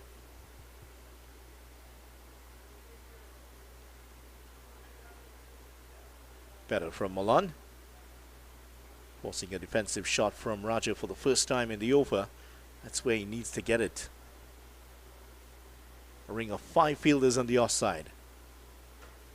This time over the head of the fielders and away for 4.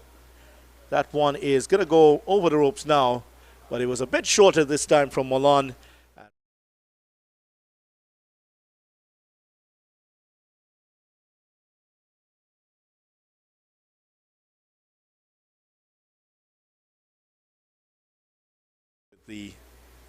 It's very, very fast, and once the ball gets onto that slope, it is gone. Nobody's catching that.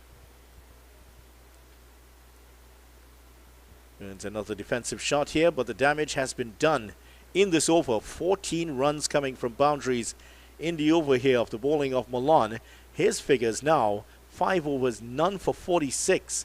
And Queen's Park, despite the loss of their talisman Tion Webster for 32, they are 73 for 1 in the 9th over.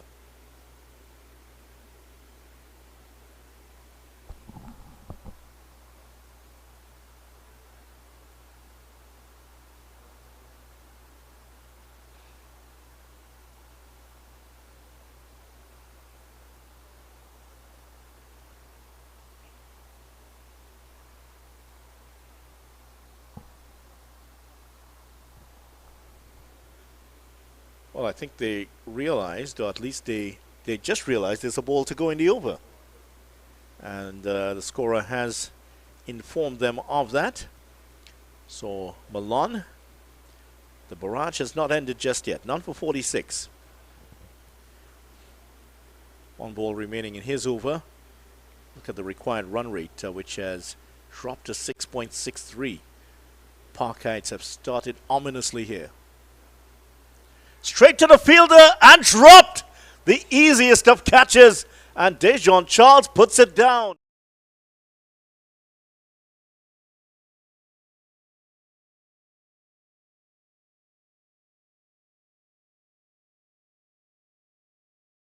Allow it to go through his fingers, and he was unable to pick up the bounce. That's the second catch to go down here for the Clarke Road team.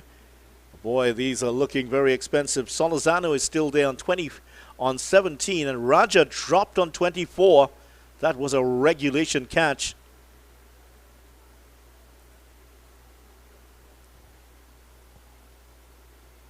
So Mohan's going to continue, most likely round the wicket again. Just going to try to drop it into that on the off stump, get it to turn, possibly take a nick to the keeper or to the first slip.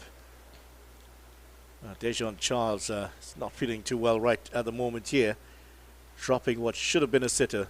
He took an absolutely spectacular catch in the Bago T10 in the finals.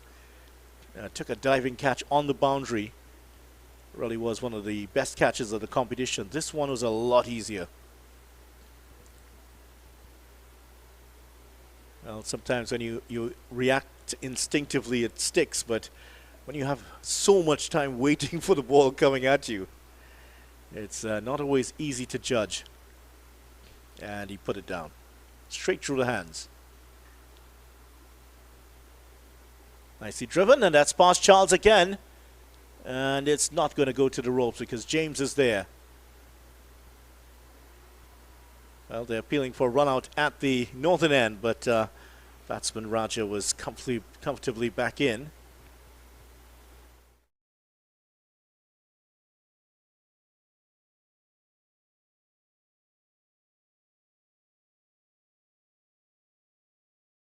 And, got the name Wing as his nickname.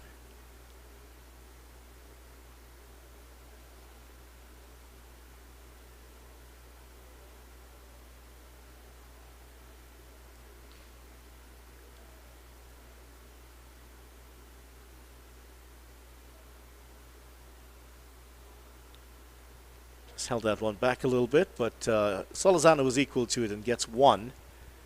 Anil Raja, the father of the Queen's Park captain today, went on to win the Shell Shield with Trinidad and Tobago, 1985. Trinidad and Tobago, 5 wins in the Shell Shield.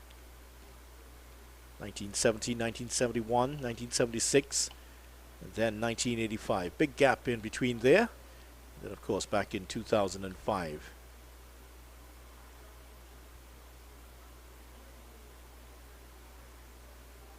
So that one, there's 2 to go there, says umpire Rajkumar.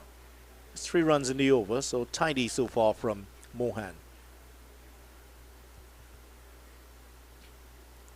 If he can pick up a couple of wickets here, Vikash Mohan, or at least bowl a match-winning spell of sorts, well, I don't think there'll be any choice as to who will be player of the match after that brilliant 165 not out, which may still yet prove to be one of the best innings in the history of this competition.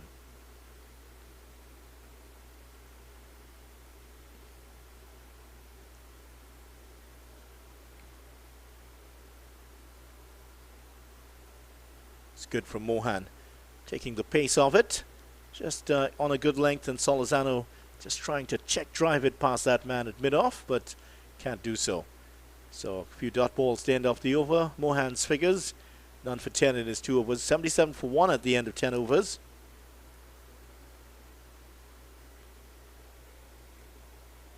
Clarke Road had not lost a wicket after their first 10 overs. In fact, they got to 93 for 1 before their openers Sukhdev Singh and Mohan was separated. Sukhdev Singh went for 45 LBW to Brian Charles. Delivery that fizzed through and hit his back pad. Another bowling change here, and the captain has brought himself on. Yannick Otley is now in the attack.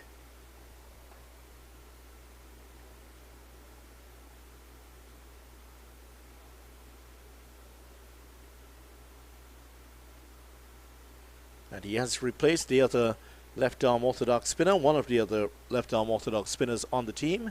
And Akil Malan, who took some tap towards the end of his spell, has been replaced, and the skipper is on to do the job.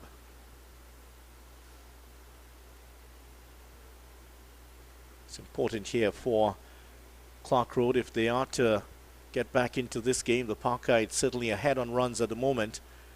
They need to build a period of pressure here on these 2 batsmen, relative at least.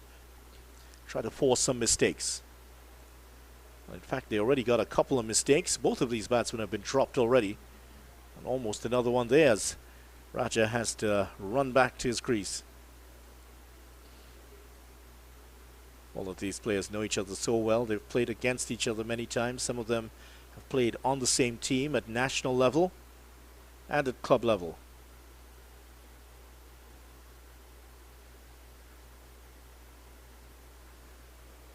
In the past, a fixture like this, there would have been a raucous crowd. Pro-South it would be. There were images of coffins being brought in for certain batsmen at venues.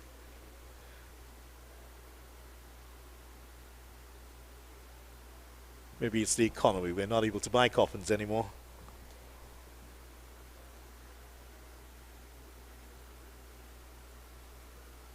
Tidy so far here from Yannick Otley. Keeps it very simple.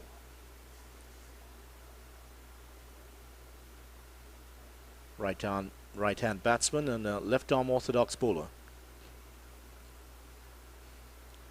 His brother, coincidentally, is the exact opposite. He's a left-handed batsman and bowls off-spin with his right arm, of course.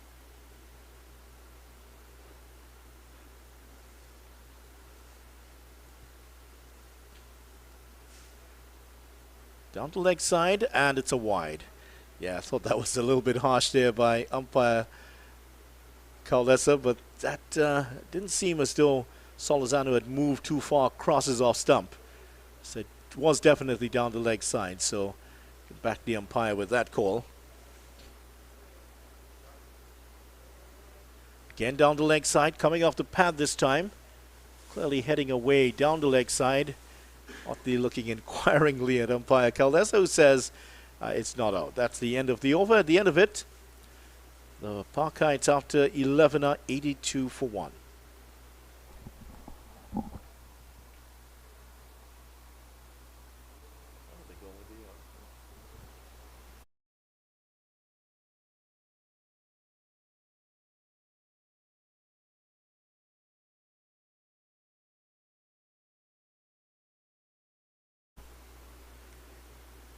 There is one of the players for Clarke Road, and not involved in the game today.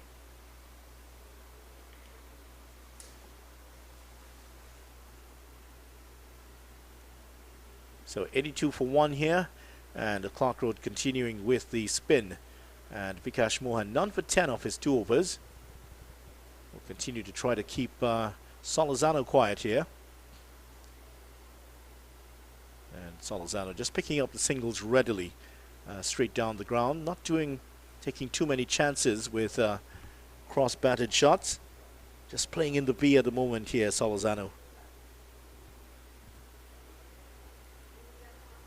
And the Clarke Road, they have the long on and the long off in place, giving the bowler some protection here. So we've gone past the 11th, 10th over, of course, and there is a deep cover in place. Kalawan is out there. There's a deep mid-wicket and the long on and the long off.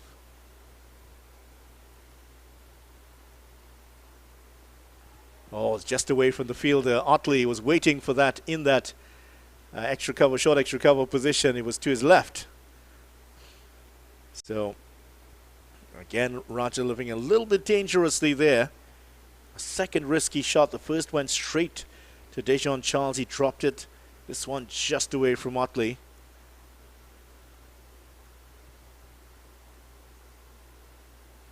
Good ball by Mohan. Saw that Solizano had intentions of coming down the track, just held it back a little bit slower. Solizano had to defend, and good fielding off his own bowling. Good cricket here by Mohan. Quite an intelligent young cricketer, has been a captain pretty much all the way through his career at junior level for Trinidad and Tobago. And there's somebody standing in the way again. I hope it's not Ian Wason. Still enjoying his roti, I'm told. Just one here for Solizano.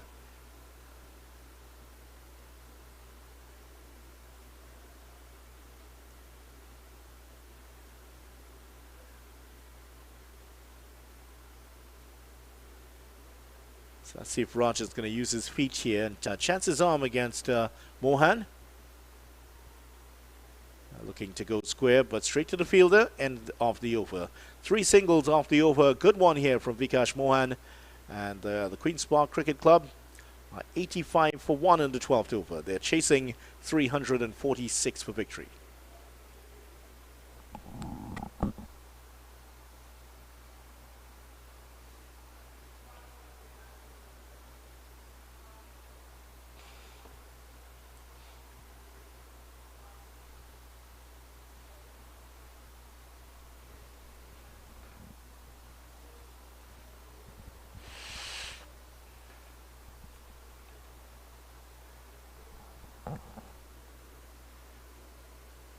So far, so good for the Parkites. They have lost the dangerous Tion Webster for 32. But since then, Solizano has gone along solidly. Gone a little bit into his shell, though. He was better than a runner ball. Now 24 of 30. And Otley, the skipper, in. Raja has come out as a man on a mission. 28 of 21. His first shot just told you a lot about his mental space. Came down the track and smashed it for 4. Has been dropped since then.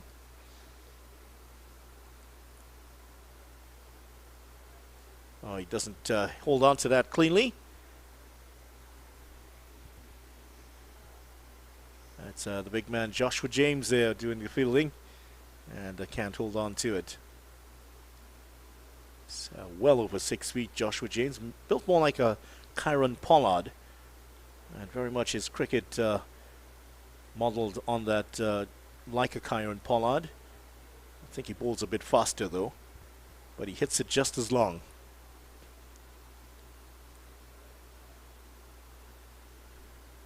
Raja will get one. That's all there will be for him.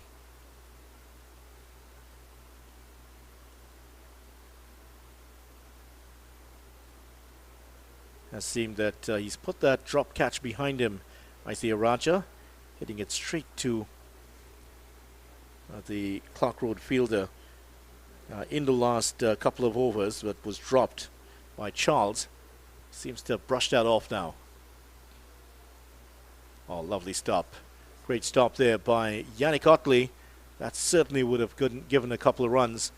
And he dived across and made it look quite easy. That ball was traveling off the bat of Solorzano.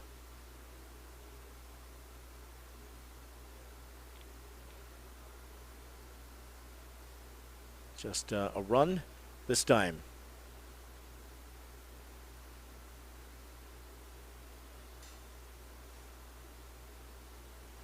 So in case you're just joining us, the story of the day so far has been Vikash Mohan, 165 not out in his innings to lead Clarke Road to 345 for 5.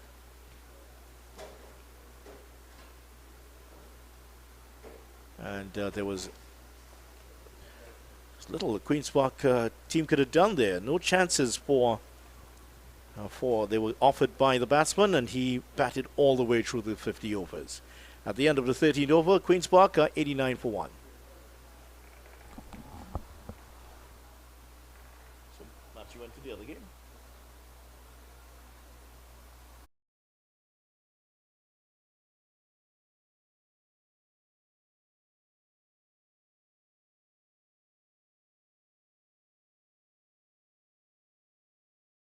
The bowling change here. This time Vikash Mohan has come off the attack and bowled 3 pretty tiny overs, but he's more of a defensive bowler. He's able to keep the batters down on one side, as is the captain Otley, who was able to do the same at the other end. Now it's going to be Rupnarine, Samuel Rupnarine, the off spinner, to continue here. He'll be the 5th option for the Clarke Road team. A very tense match at the moment here, because another wicket could put Queen's Park in the start of a dangerous spiral. But if you are Clarke Road, you don't want to get complacent at this point. 89 for 1 inside 13 overs. Rupnarine has shown some aggressive intent already here. This is where the skipper of the Clarke Road team really has to keep his team on their toes. Just watching them practice earlier today, that seems to be exactly what he does. He's always with his players. Coming down the track and stumped! There is the breakthrough! And that's Rupnarine. It was always going to be on the cards. He knew that time. Let's see if he telegraphed his intention. Raja, and the ball is coming in, and just about there, he spots him coming down, just pushes it a little bit wider and gets the turn. And even though it was a difficult take, he was stumped by quite a long way. And Isaiah Raja is stumped, and Rupnarine has done the trick of his second delivery. The Park Kites 89 for 2.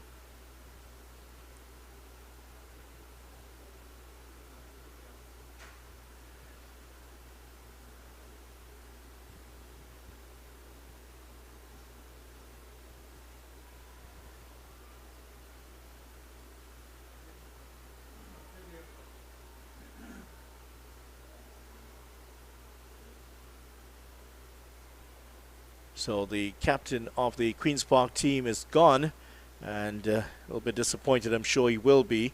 Jed Gooley is back on now. Raja from the St. Augustine area, and Gooley, who is from South Orapooch in Trinidad. He will get out there to start his innings, and he will know that a big effort is needed here. They saw what Clarke Road were able to do. Partnership of 93 for the first wicket, and then 210 for the third wicket. Yes, you heard right if you're just joining us.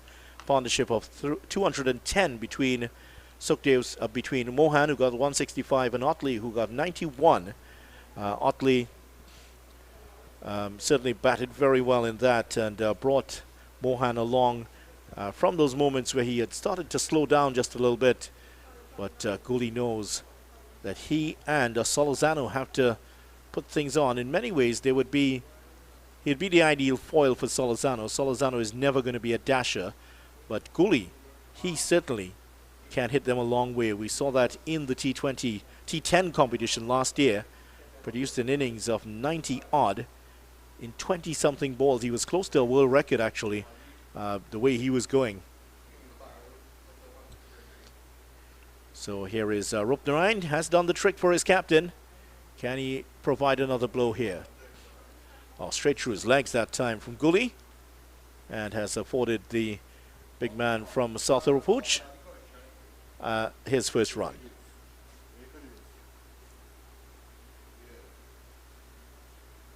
Talked about Gully and the fact that he is was part of that World Cup winning team in 2016 in Bangladesh.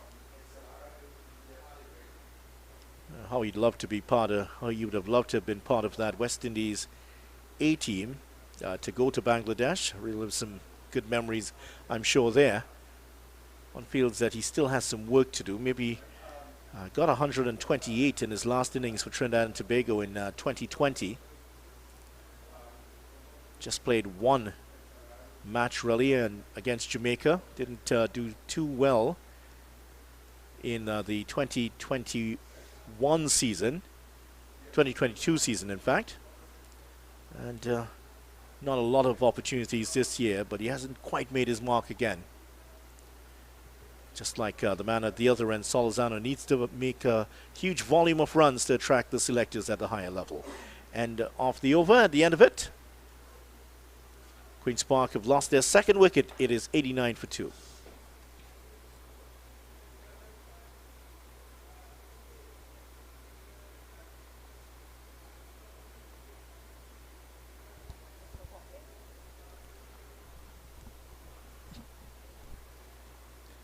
So 89 for 2, just chasing 346 for victory. 91 for 2, correction. Solizano 27 of 35, a couple of boundaries early, but since then they've all dried up for him. And might get one here, he does.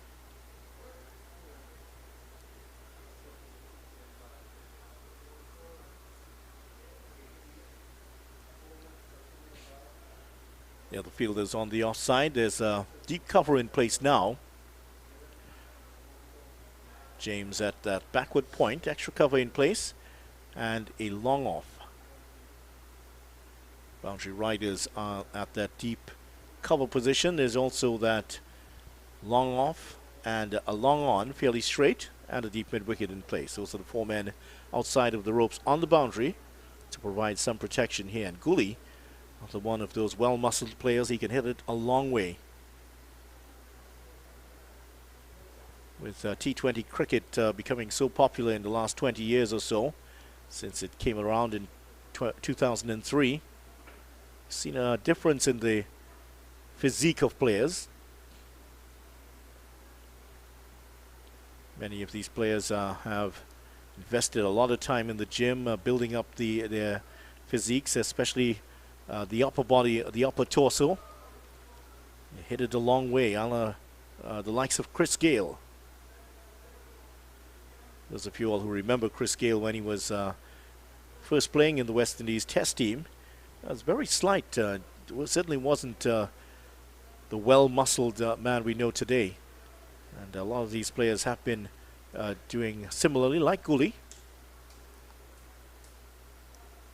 I don't think he would have needed any encouragement. His dad also was very much into weightlifting in his day. He was a fast bowler. Last ball of the 15th over here. The Parkites slowing down things here. Driven nicely. Chase on in the outfield. That's a good bit of work. That is very good work, in fact. Just restricting them to one. And at the end of 15 overs, the Parkites Queen's Park Cricket Club are 94 for 2.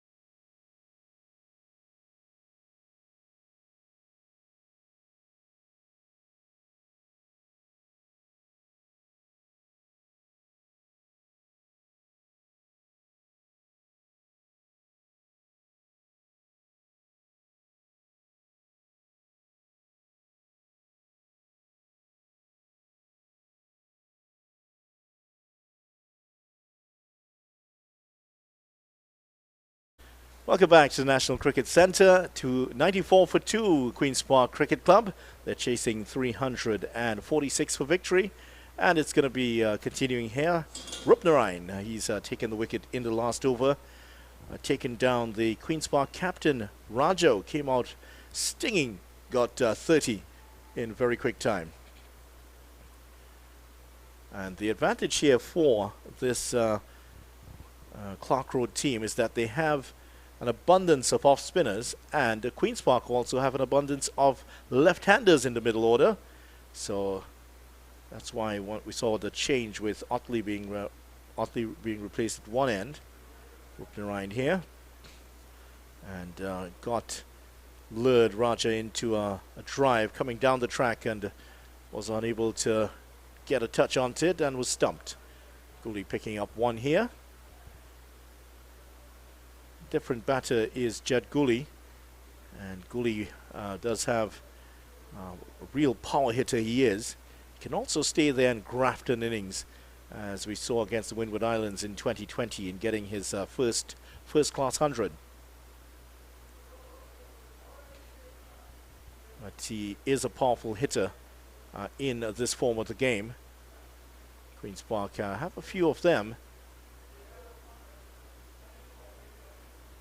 Very different player from Solizano, who is more a driver and a cutter of the cricket ball.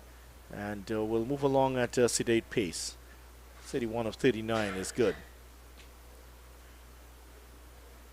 And Rupnarine has been very much bang on target here. Straight to his field.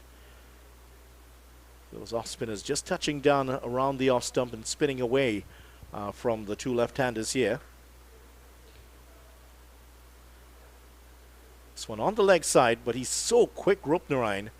He just shoved Solizano out of the way to get across to that ball. Solizano might have to report him to the Kuva police station after that little bit of an assault on the cricket field.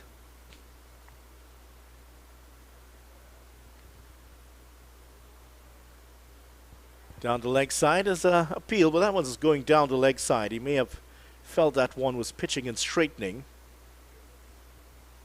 No bat involved as umpire Rajkumar signals. End of the over. End of it, 16 overs gone. 98 for 2. And Clarke Road were in a similar position at that time at the end of their 16th over. In fact, both teams had exactly 94 runs at the end of 15 overs. Clarke Road, however, just lost a 1 wicket. And in addition, Clarke Road actually got through their 15 overs within the first hour. Queen's Park were 12.5 overs into theirs when they got through, when the first hour was called for the water break.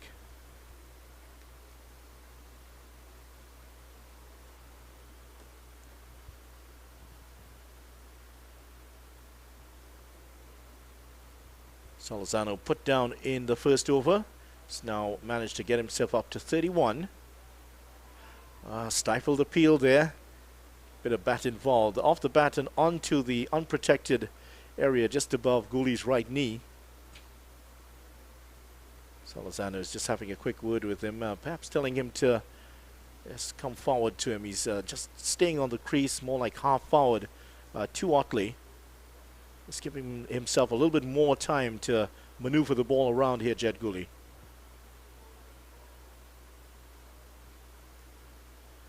That's what he does. He just plays himself in, and he's going to take up at least 20, 25 balls, play himself in. And when the ball is there to be hit, Gully can be an awesome sight.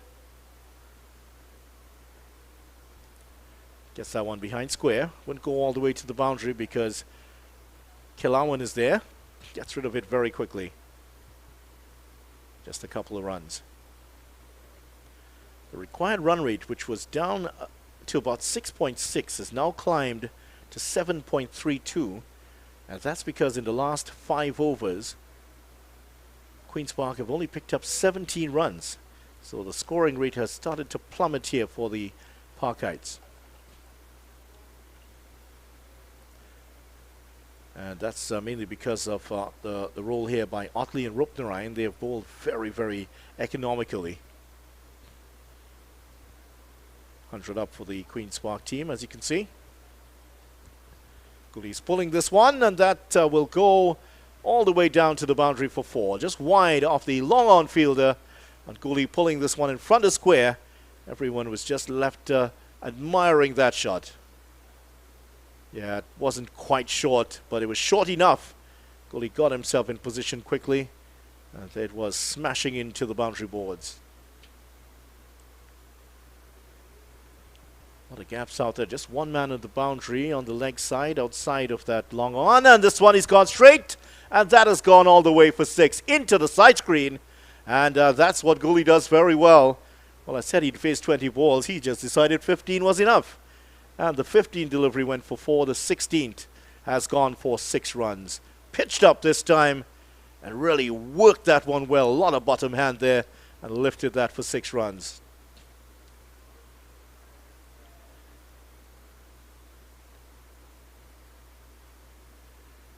Yeah, he is a powerful striker of the ball. One remembers him for the Blue Devils in that T10 competition, the first of the T10 competitions last year. That innings of 92. In fact, there were a few teams that from the USA that called him to inquire about that innings. They actually wanted a tape of it because some of the teams said they'd never heard of anybody to hit 97 off 20-yard deliveries.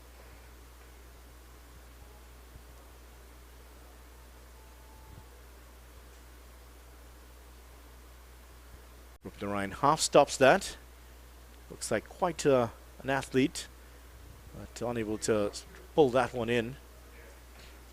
Joshua James doing the fielding down at the long off position. There he is, James.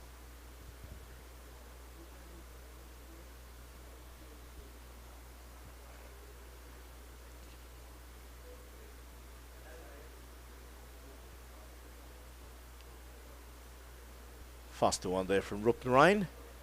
Change of pace, didn't fool Cooley at all. Couldn't get it away for the single though.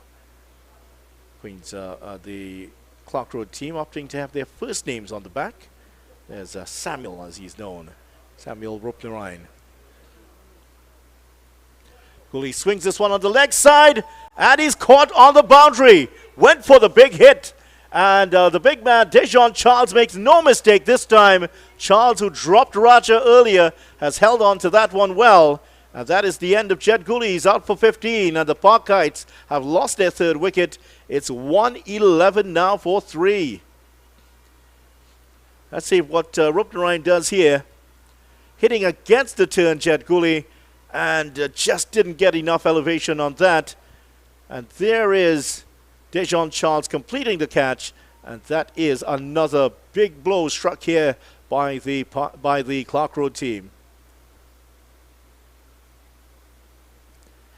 And again, it's that man Rupnarine to take the wicket. So Rupnarine getting rid of Cooley for 15, and Jed Cooley, who was just starting to get into stride here. He'd faced 15 deliveries. He'd felt comfortable at the crease.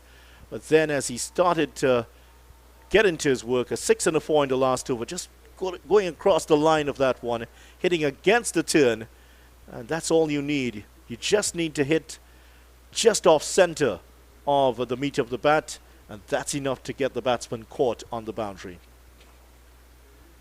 Yannick Karaya, who is one of the outstanding bowlers for the Queen's Park team, didn't take a wicket but kept down the runs well. He was the only bowler to go for less than 4 and over. He will come in, and he has a lot of work to do here if the Queen's Park to repair the damage. Karaya can turn on the pace if he needs to. It's one of those who he is capable of batting a long innings, as we saw from Mohan, who batted through the entire Clarke Road innings. Karaya is very much capable of doing that. An established first-class player. And another left-hander here for the Queen's Park team. So I make it, that is outside of Webster, that's 4 left-handers in this middle order for Queen's Park. That's made it very easy here for the off spinners. No changes in line needed at all.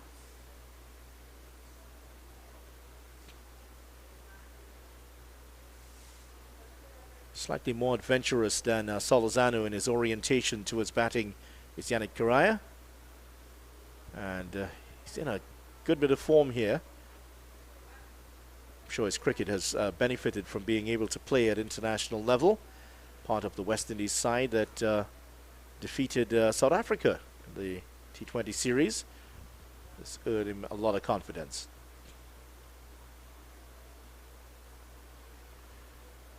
And look at Otley. He is moving around like a teenager, Yannick Otley. And certainly has provided the right sort of spark for his team here.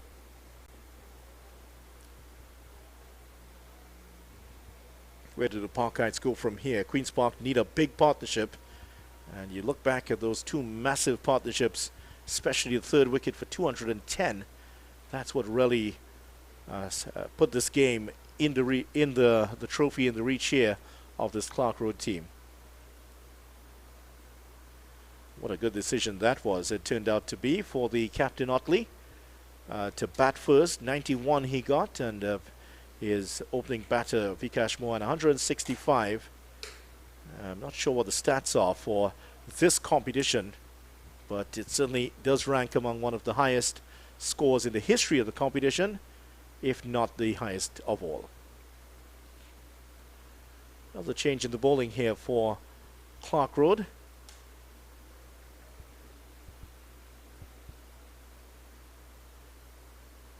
Another one of the left-arm spinners. This is Justin Gangu, former secondary school star.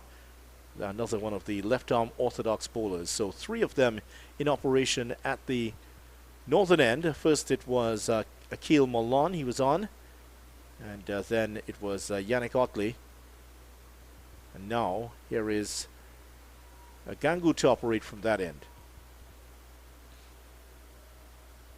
Oh, that's cut. Behind square, that's 4. Nobody's going to stop that. Gentle loosener there from Gangu.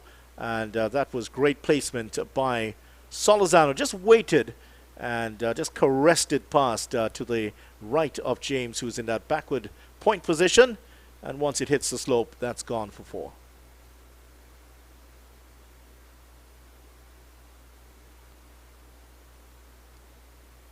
Solozano is keeping his team in the game here. 32 of 40 deliveries.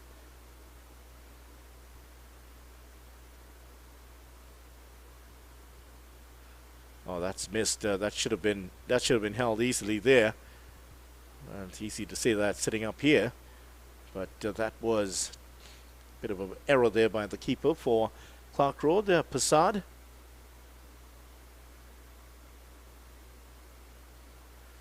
I'm sure that we do have a few fans from Ghana watching this one to see whether the son of their soil is making an impression here in this one. I'm sure they wouldn't have been too pleased with that, but has some time to repair the damage here. Correa, the left-hander, West Indies experience under his belt at ODI and T20 level, facing up to Gangu.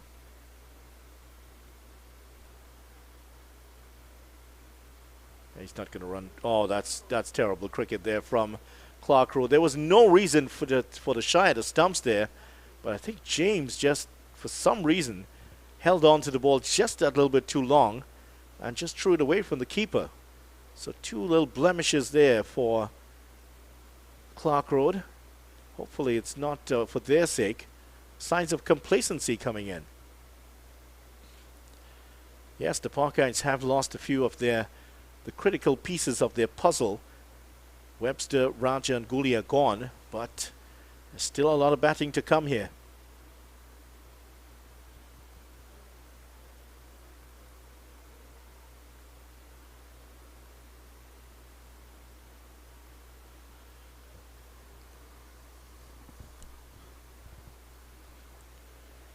So the Nelson has struck again. Let's believe that the Nelson, the 111, is unlucky for some batsmen. That's why Ian Wason, our co-commentator, was just he had his feet up off the ground. Well, it has been unlucky here. At least for Guli, was caught with the score on 111.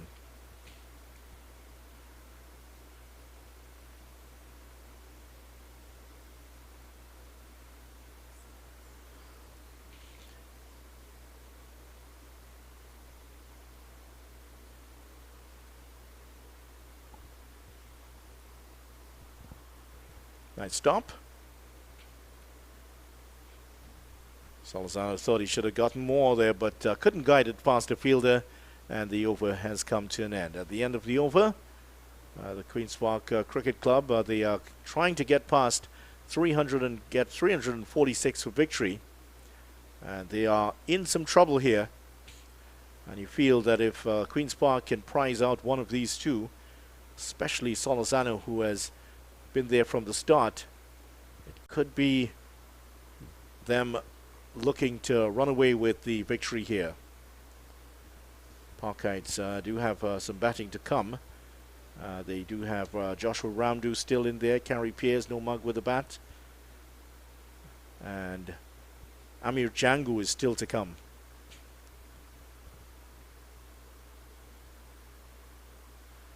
That's going across to the boundary, and it just off the rope and into the boundary for 4.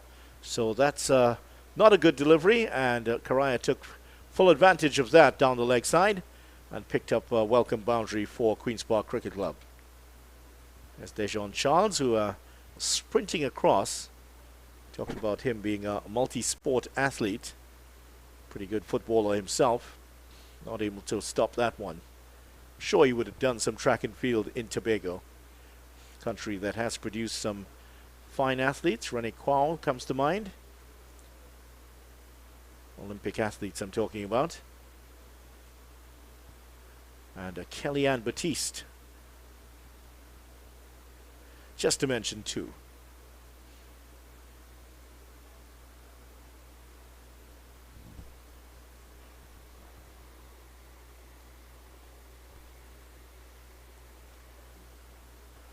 Well, Queen's Park have fallen behind the rate here. The DLS par score at this point is 154. That's where they should be at this point. They've fallen well short of that at the moment. Signs are not good here. They have 3 quality batsmen in Salazar, Karaya, and Amir Jangu still to come. So its hope is not lost here for the Queen's Park Cricket Club faithful.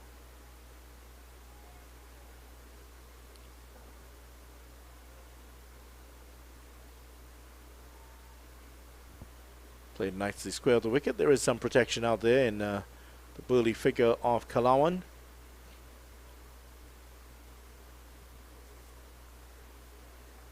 So far it's gone well for Otley and his team. They've taken 3 wickets, and Queen's Park's scoring rate has started to slow down alarmingly now.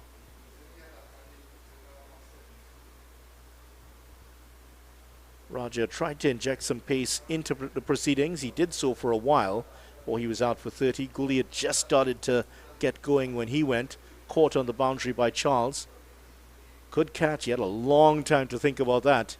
As it came to him, held on to it well.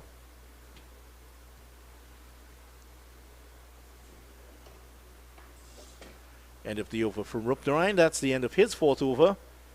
And at the end of it, the Parkites continue to edge closer and closer, but it's been slow going so far for them.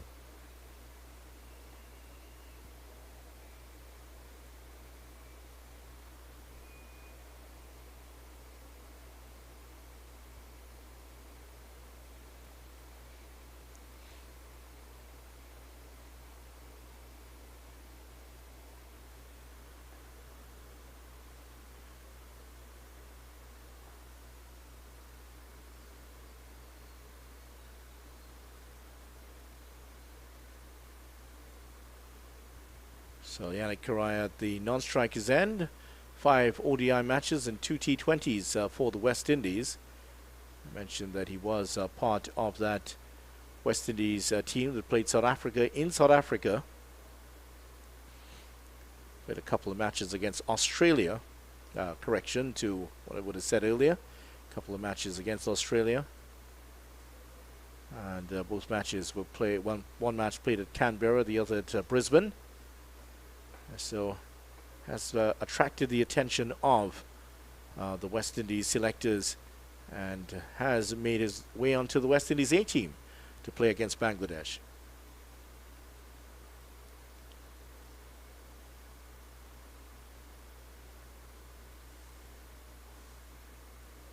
Yeah, just one more to the total as Gangu continues here in his second over. Justin Gangu.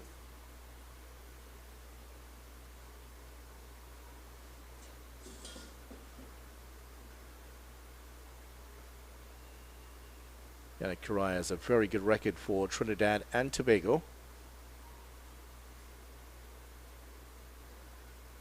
Won't get a single this time. Just 6 runs short of 3,000 runs in first-class cricket. Top score of 196 500s and 12 50s for Correa at the Trinidad and Tobago first-class level. Well, he's gone for an expansive shot that's peeled off the edge and run away for 4. This time to the left of Vikash Mohan. Let's see how far away he was from getting that. Oh, that's a big edge. And Mohan wasn't able to lay a glove on that. Yep, that's another chance gone there for the Clarke Road team. He might be a little bit jaded after that 165, Mohan. And he's dropped it. Ooh, that was another one. Maybe, I think I might be a little bit harsh on him. Let's see if that was in fact a spectator's catch. Not in the best position here.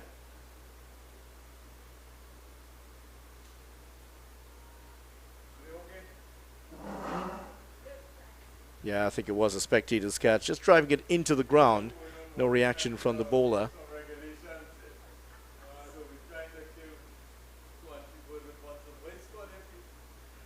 So Queen's Park, 133 for 3. And that's the end of over number 21. And they're attempting to chase down 346 for victory.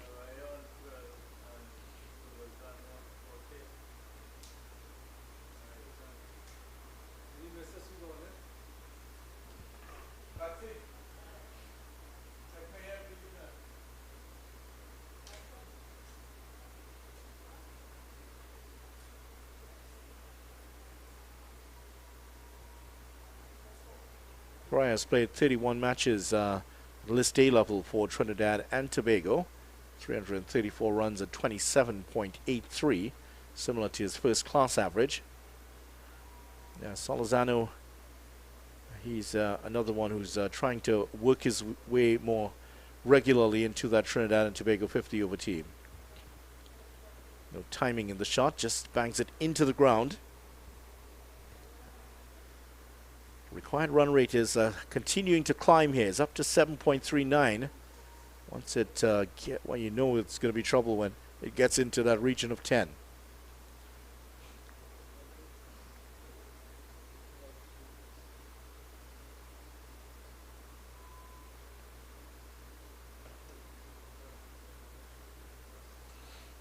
Call is for 2.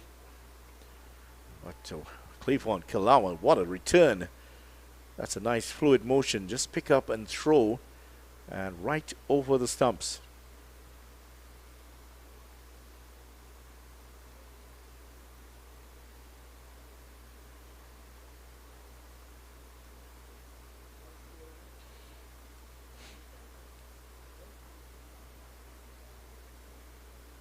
Just one here for the two batters to be content with. Solozano on 41, Correa on 13.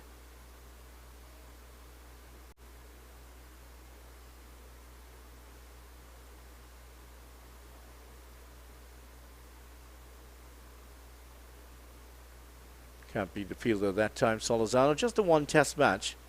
Didn't bat in that match. We talked about the injury that he would have suffered earlier while fielding at close in. Hit on the helmet and had to be replaced in the match. Concussion substitute at first class level. 50 first class matches he has played. Just 12 runs away from 3,000 test run first class runs. Average a little bit disappointing. I'm sure he'll be the first to tell you that. 23.11, 200s and 10 50s.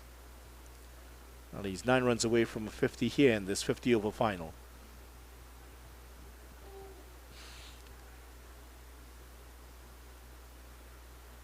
Mohan And back on and unable to stop that one from getting past him. And that's completed his fourth over. Queen's Park, they are 210 runs away from victory, and they have to get it in 168 balls. They're 136 for 3 at the end of 22 overs.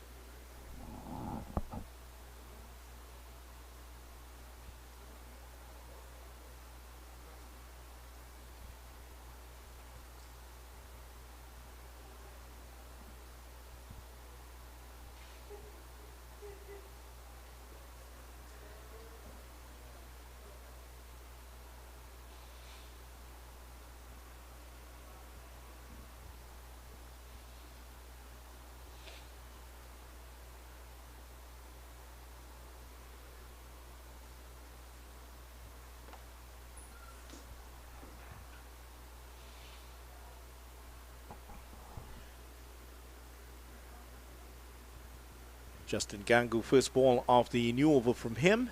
So far, 2 overs for 14 runs. So he's been fairly tidy so far. A couple of loose deliveries that have been put away, but he's kept up. He's been a notable part of the choir so far. Driven back to him. He's done his best to keep up with the tune of the other bowlers. Mohan, Otley and Rupnarayan have done fine work so far for the Clarke Road team as they attempt to win their first title in 9 years.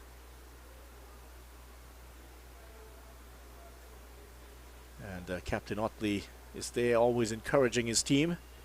Real dynamo in the field here for the Clarke Road team. And his coach said, you know, I'll put in a year-long plan for the team, but that's the man that makes it work. He energizes it, doesn't he? At least there again, keeping everyone on their toes, especially the 2 batters. And I'm sure he's offering a few words of advice to the batter, Jeremy Solizano. He said, why don't you get on with it a little bit? 42 or 56. And the required run rate climbing all the time here for Queen's Park Cricket Club. Good pressure applied here by Gangu. 4 dot balls in the over. Now he gets one that he can use those levers well, and he puts it away for 6 runs. Just dragged it down, and great credit to Solizano after the 4 dot balls. He was looking for the opportunity to score, and it came here. Look at this, down the leg side.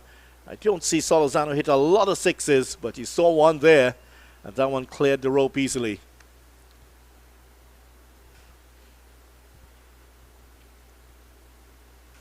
So that was welcome relief there for Solizano, who's now up to 48 of 52 deliveries. And I'm sure he would have relished that opportunity to hit that one. 5 6s at list day level, Jeremy Solizano, and 1 here in this 50 over final.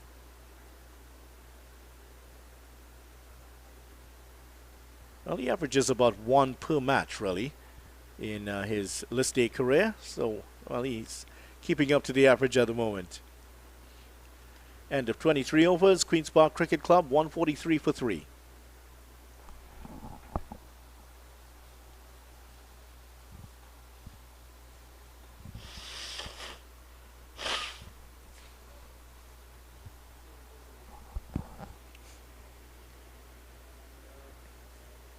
So it's been all spin so far since that 3 over spell from Kalawan, where he actually, after he took the wicket off Tion Webster for 32, that's all he's been asked to do except field so far. Since then, it's been all the spinners have come on. The only one we haven't seen so far, Cohen Sirju, is the only one we haven't seen to show off what he's made of so far. Mohan's going to continue here. None for 16 off his 4 overs. It's a critical position there in that short extra cover region for Otley, with the off spinners on. And so far, he hasn't let anything get past him. And again, straight in the way of it. He has patrolled that area like a caged tiger, almost like a goalkeeper. He has marked out his territory, and nothing is going to get past him there.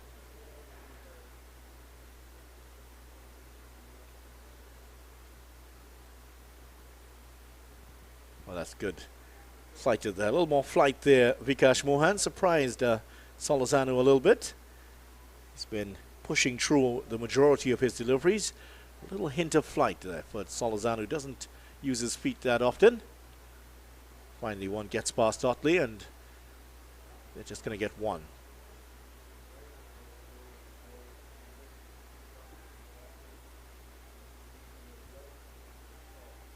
First run off this over, and Vikash Mohan 4.4 overs, none for 17. He has kept the runs down.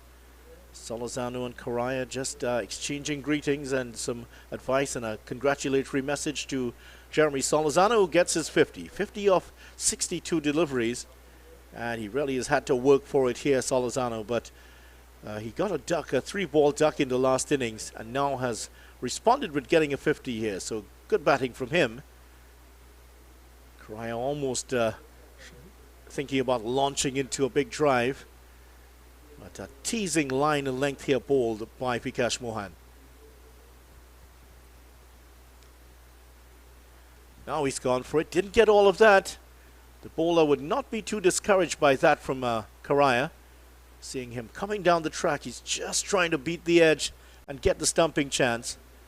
Correa just getting enough on it to pick up the single and take the strike for the next over. After 24 overs, Queen's Park 145 for 3.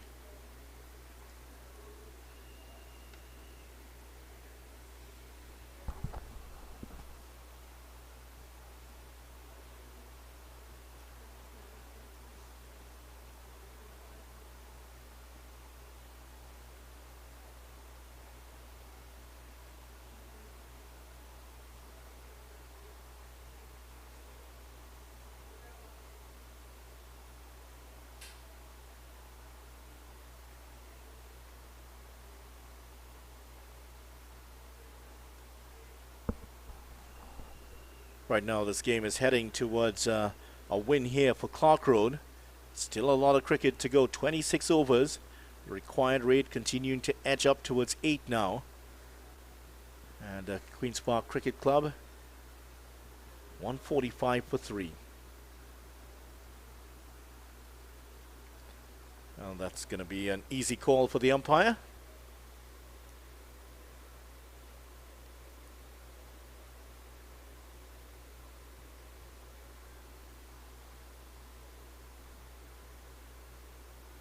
Oh, he's gotten through him, and that is the end of Yannick Correa, out for 14.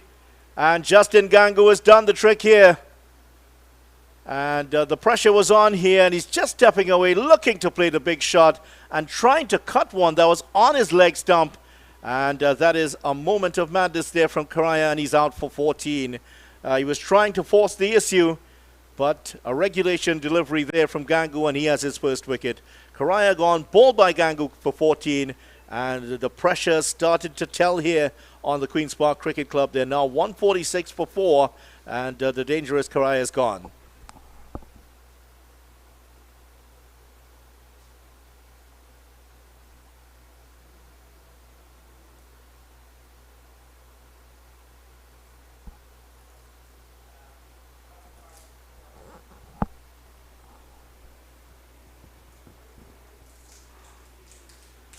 So if you compare what's happened in this game, Clarke Road, who got 345 for 5, after 20 overs, they were 116 for 2.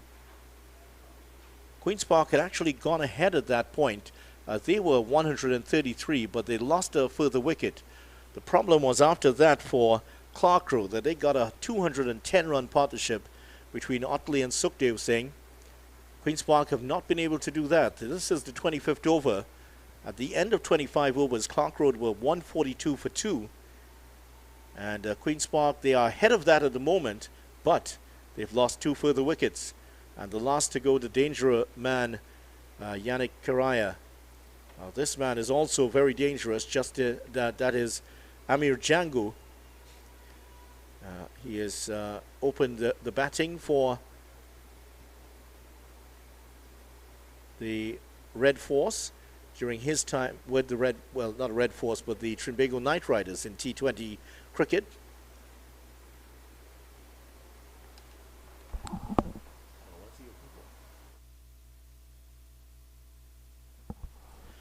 Also, for the Jamaica Tallawahs, did provide some great partnerships at the top and some great innings for them in their title-winning season last year. Hope we can channel some of that here against Clarke Road for the Parkites. A bit too wide. Ian Wason's ride has come and gone again and has left the picture. There were a lot more of those crafts in the air when the sugarcane industry was in its pomp. Good bowling here from Gangu. He's just pitching it on or just outside of that off stump, turning it into the batter, but not getting it on the stumps where he allowed the likes of Gangu to flick it on the leg side. That one he did, but that was too wide down the leg side. Gangu quite aware that the fine leg is inside the circle. There's a deep backward square leg, but if he had gotten it where he wanted, it would have run away for 4. Oh, he's bowled them, played it on, and Gangu has 2 wickets in the over, and the pressure is really starting to tell on Queen's Park now. That's 5 down, and Gangu trying to play that one from outside the off stump, and has paid the price here. That's played on, and Gangu has his second wicket. I don't know if you can say that 5 times fast, but Gangu bowled Gangu for, let's see, without scoring.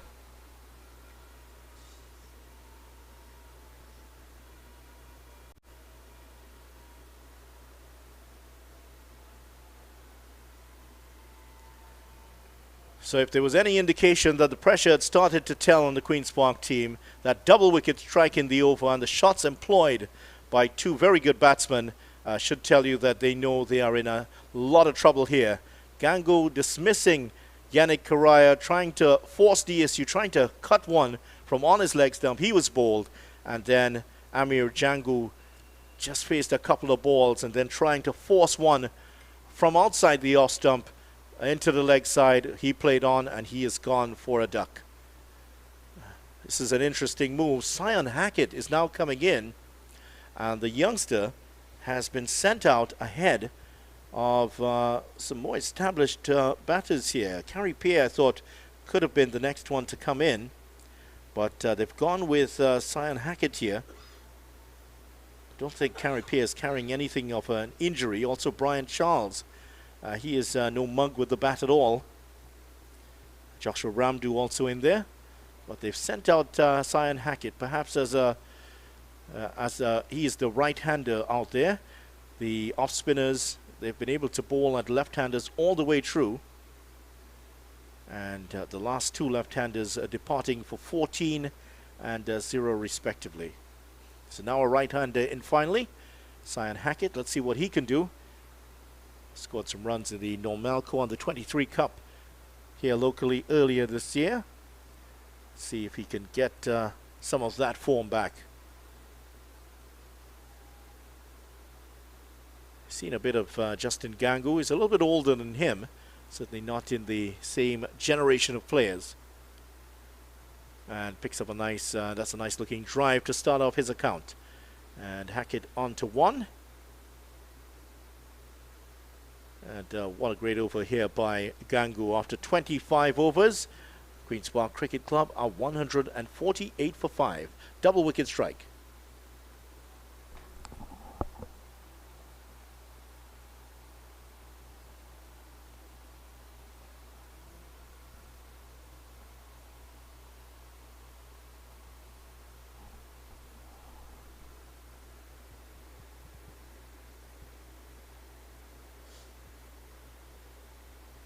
They're having a good Saturday afternoon, sitting in the bleachers, having a drink and a good discussion there on the cricket. Hackett got a single off the last ball of the over, so he will now face up to the bowling of Mohan. Mohan would love to get a couple of wickets here, I'm sure, to embellish his claims to becoming player of the match. Yes, we know you're a Clarke Road supporter. She's proudly wearing the jersey. She's been here very early. In fact, before some of the Queen's Park players were here, she was already here supporting her team, and quite vocal about it too. Big task now here for Queen's Park to get themselves back into this game.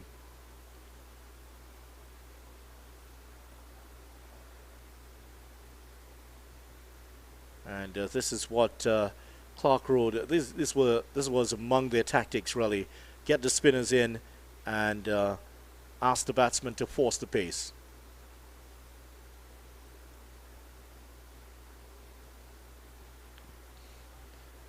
This is how it did not work out for Queen's Park, as we mentioned already. Bulk of the runs scored off the seamers, 3 of them. Gabriel 9 overs, 2 for 62. Nice looking shot. He should get 1 here, Hackett.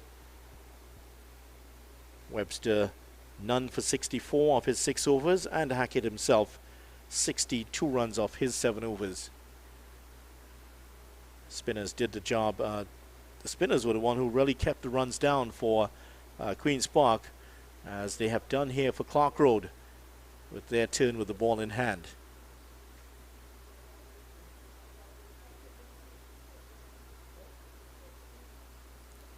Teasing line here again from Mohan, just inviting Solozano to come down the track. It's just, I'm sure as he's coming in, yes, he knows where he wants to pitch the ball, but he's also having a close look at the feet of the batsman to see if he's going to come down. Solozano sweeping this one behind square. A long chase on here for the fielder, and Charles does well. Keeps it down to 2. Required run rate has now crept over 8. So with the wickets tumbling here, 2 of them in the last over, things are starting to fall apart here for Queen's Park. Wickets falling at 46, 89, 111, 146 and 146. Mohan makes the stop. So Solozano has been there from the start. He's seen Webster go for 32. Raja gone for 30, Cooley gone for 15, Karaya for 14, and Jangu in fact going for a duck after 2 deliveries.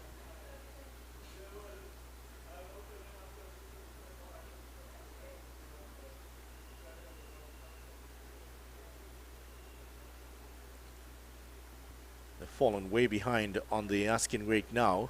Queen's Park, 195 runs needed of 144 balls. They will never give up. They're not that kind of club. They have players of great international experience from their teams, on their various teams. So they, and with the quality of the coaching there at Queen's Park also, they've bred some of the best players in Trinidad and Tobago history. So there will be no quarter asked for and none given here.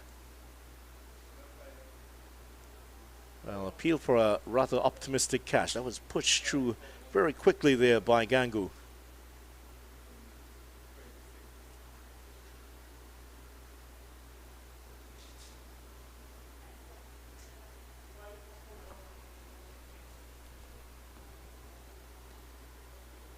Hackett picks up 1 here. Good chance for him to improve his credentials as an all-rounder. We saw some shades of that in the Nomalco on the 23 Cup. And now a chance for him. He has a lot of overs to bat. It's a no-lose position here for Cyan Hackett. Queen's Park, they are under the gun. He can stay there, play himself in, bring himself a good score here, and improve his chances of addressing the selectors at a high level. There is the CPL draft coming up. We saw him perform quite well in the T10 competitions last year, and I'm sure he'll be involved in that again in the 20-over competition.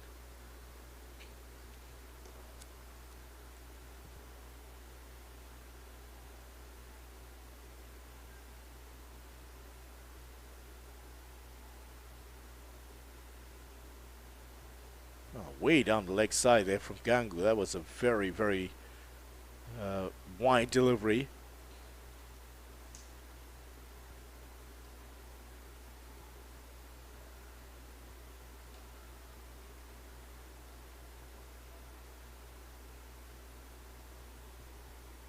Drives it, and that gets through the fielder, and that will run away for a boundary. Yeah, he's not going to stop that. Down the slope and flying down the slope for 4. And that's Solizano. Just tried to lure him out of the crease, but Solizano quickly across to it. That right leg stretching out and pointing in the direction he wanted the ball to go, and it's a nicely square-driven shot for 4. Don't know if he'll take part in the T20 competition, Solizano. Well, that's very wide again from him. Just in case you're wondering, the Trinidad T10 Festival 2023. Yeah, the National Cricket Centre in Balmain, 3 p.m. and 7 p.m. starts. Group A, Queen's Park versus Clarke Road United, and Presal versus QPCC 2. Those are the first 2 matches on the first day. That's Friday, 19th May. Hope that you will be there for that.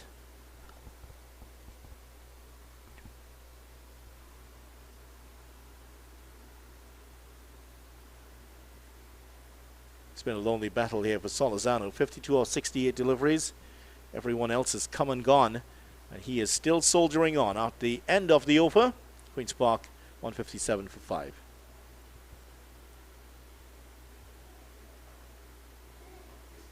It was at this point that really that Clarke Road started to pull away.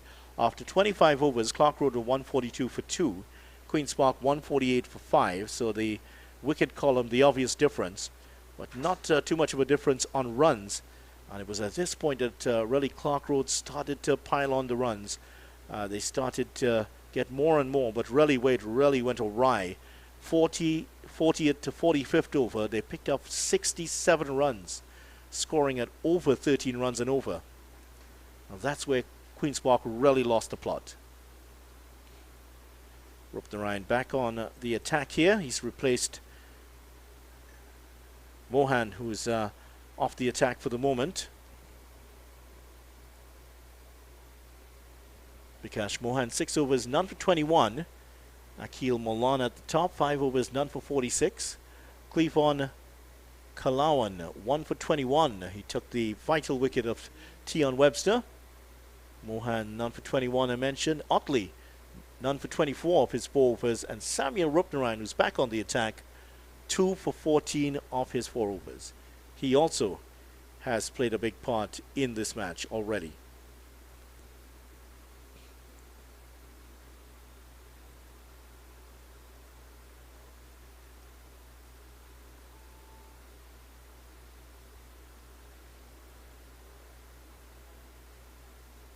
Feature of the cricket here of Sian Hackett. First time where some of us are seeing him bat. He's played some fluent drives already. Ball makes a wonderful sound coming off his bat. Just like that. That is spanked through. Well, that's a good athletic stop there. I think that's Malone to make the stop. Down with his left hand, and he saves 2 runs. That was certainly flying away to the boundary.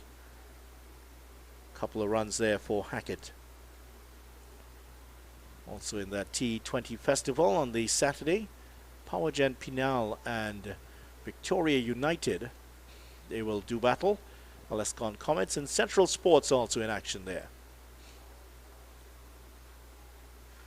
So those are the 8 teams involved in Group A. QPCC 1, Clarke Road United, Presal and QPCC 2 in Group B.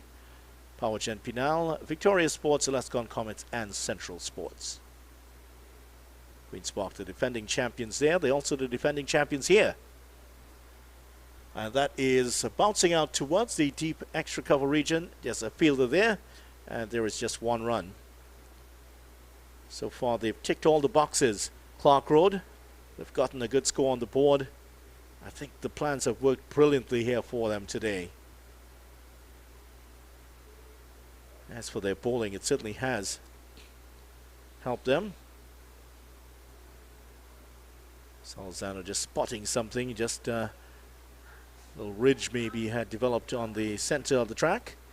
That could get into your head, can't it? If you're a batsman, you'd certainly know that. Just one. Haven't seen a lot of boundaries in the last couple of overs.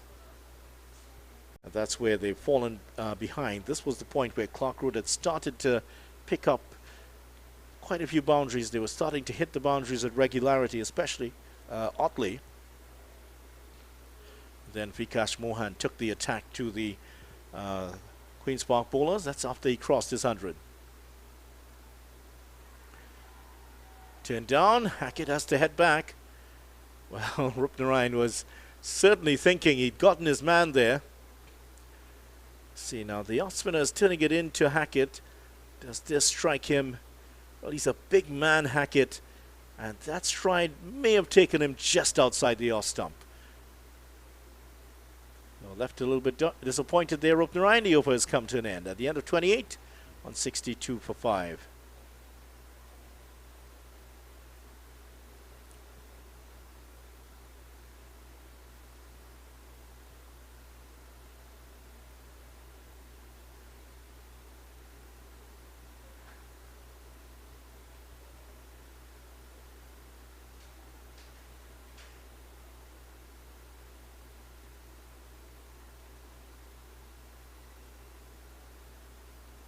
So the left-arm orthodox spinner will continue at the northern end of the ground.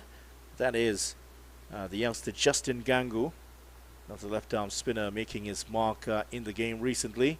Veerasamy Permaul, not only is he now the best, the most dangerous bowler in the history of first-class cricket in the West Indies, he also went past 600 first-class wickets. That's in the Team Headley versus Team Weeks match, which ended yesterday.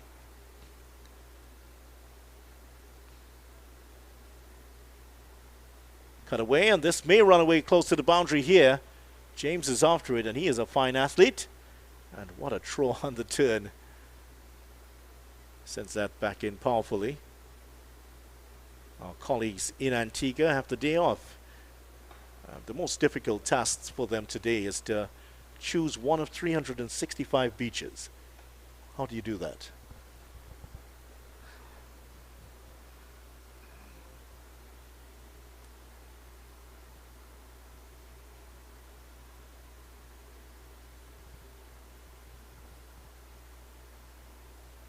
Lifted deliberately over the cover region for 4.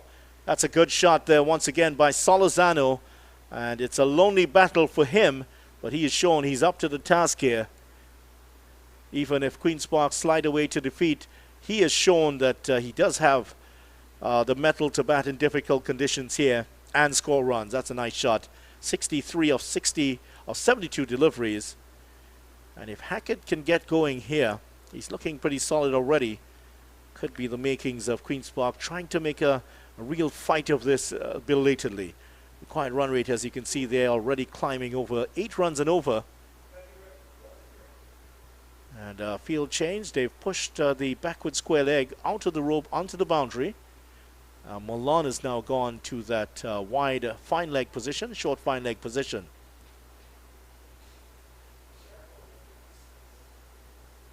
Just one more here for Salazano.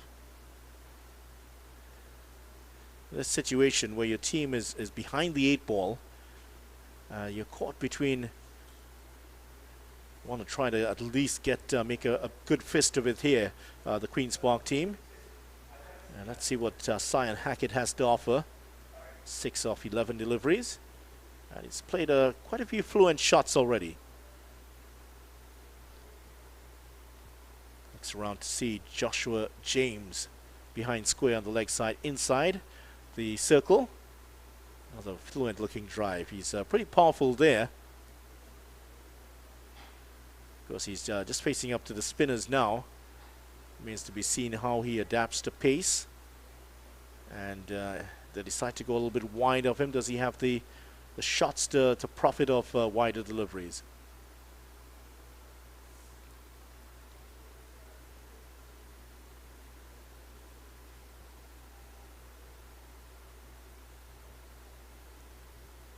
Nicely played. Another chase on here for James.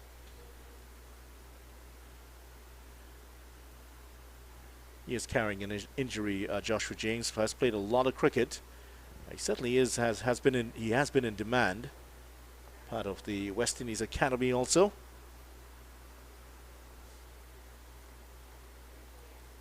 West Indies Academy finished their part in the Headley Week series last week, so that's why he's back here in Trinidad and Tobago. Team Headley and Team Weeks ending up their game finished early yesterday. Another run for Solozano. So the spectators have just gone a little bit quiet. The Queen's Park supporters are fearing the worst at the moment. As for the... Well, some of them are deciding to leave already. I wonder if those are Queen's Park supporters. They're already departing. Or maybe just going to get something out of the trunk. A few vehicles here already. Is that Jason Prasad's truck there? Oh no, they are leaving. They might be Queen's Park supporters. I think they've seen enough.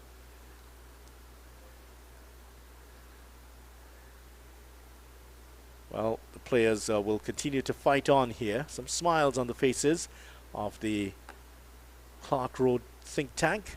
Rupnarayan will continue. 2 for 18 off his 5 overs.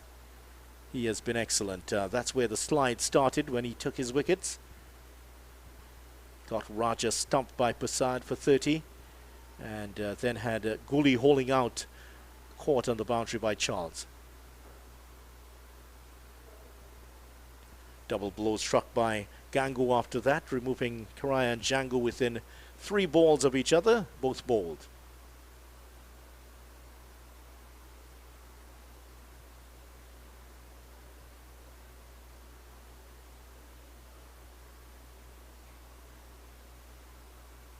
No doubting the quality of the player that Hackett is and will become, but perhaps maybe a player with a bit more experience coming in at this point would have been better to pair with Solozano. Certainly a carry pair, I'm sure, who reads the situation well and who plays with a lot of heart. Seen that for Queen's Park over the years. He would have been perhaps the ideal person to come in and take the fight back to Clarke Road here for Queen's Park. One remembers that back in the CPL back in 2020, certainly won a game for the TKR then. Hackett lifts this one away from the fielders, just one hits it powerfully down to long off in fact. Cameron Pollard played one of the great T20 innings in the CPL, took his team to within 10 runs of victory, and he was out in the last over, and it was against the Barbados Tridents. I'm sure you remember the game at the Queen's Park Oval. Carey Pear came in, hit a 6 and a 4 of the next 2 deliveries and won the game for TKR. He's that type of player. He can come in and win the game for you. You will never give up. Another run here. They might think about 2 as Kalawan comes off the boundary. That's brilliant fielding from Kalawan. The big man getting there quickly enough and lets it go out of his hands quickly. There was another game in which Queen's Park were involved here. I think this was in the T20 competition, the National T20 Championships, where Pierre also, I think he had fallen, and then he was telling his teammates, no, we can't allow them to win this. And the batter coming in took inspiration from that, and Queen's Park went on to win. That sort of player never gives up. So perhaps he might have come in at this point. Not that Hackett has done badly here. 9 or 15 deliveries.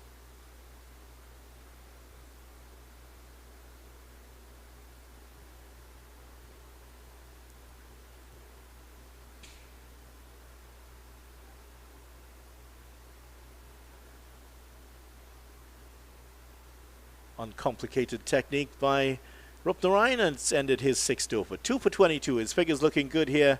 And Queen's Park are 177 for 5 after 30 overs. And by comparison, Clarke Road were 172 for 2. So they are ahead on runs, but it's the wicket column that is the problem here for Queen's Park.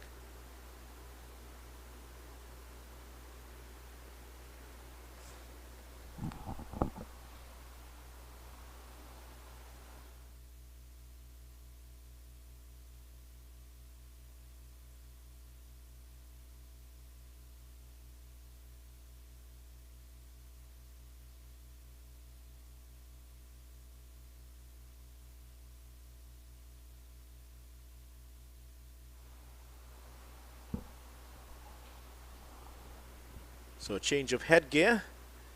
The helmets have come off, and I think that Hackett is also going to dispense with his helmet.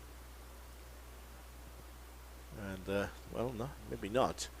He's going to get some water here, and perhaps some advice coming from the coach. Queen's Park today coached by Vinud Maharaj, Jeffrey Gillen, the long-standing manager there.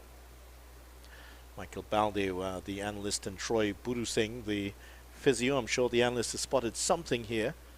Just sending out some advice to the two batters. If there's some way that they can change around the fortunes. Well, Hackett has gotten rid of the helmet. He's now in that the Queen's Park, that lovely blue hat there.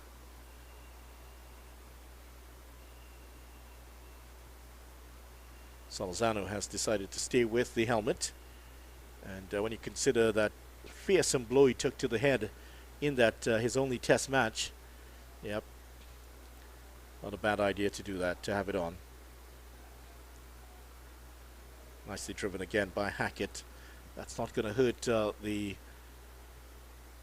Clarke Road team in any way. They have protection down there, and he has driven the ball a lot in that area.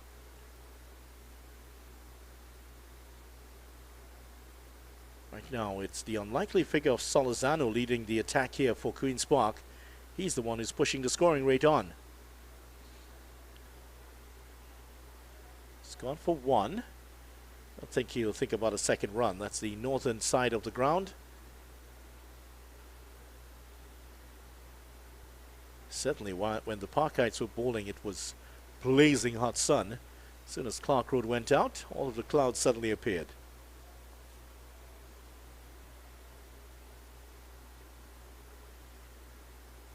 They're anyway back for Queen's Park in this contest, and the required run rate continues to climb. The run rate continues to drop.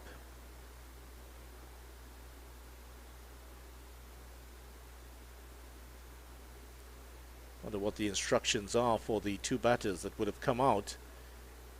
What are they telling Hackett to do here? Certainly another wicket would be a terrible news for Queen's Park. It's gone for a big hit here. He could be caught on the boundary. It's taken. And Dejon Charles is there to take it. Well, maybe the instructions were to take a few chances. And that time, the first time, he goes with a shot in anger here. And he's perished. Hit to the wide long on position. And Dejon Charles, who took one similar to that earlier, well, he wasn't going to drop that. And Hackett is gone. He's out for 10.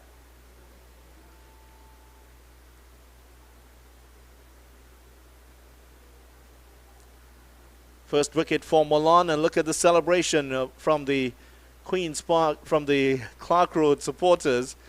A few of some members of the Mahabir family there. Yep, he was telling them that's exactly how the wicket was going to come. Certainly they enjoyed that a lot. So 179 now for 6, and Hackett out. And that will bring to the party Joshua Ramdu.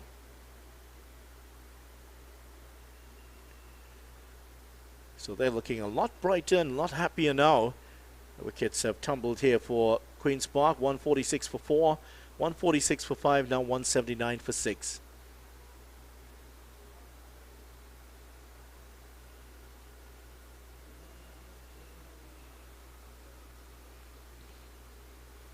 So Ramdu comes to the track. Another left-hander here for the Queen's Park team.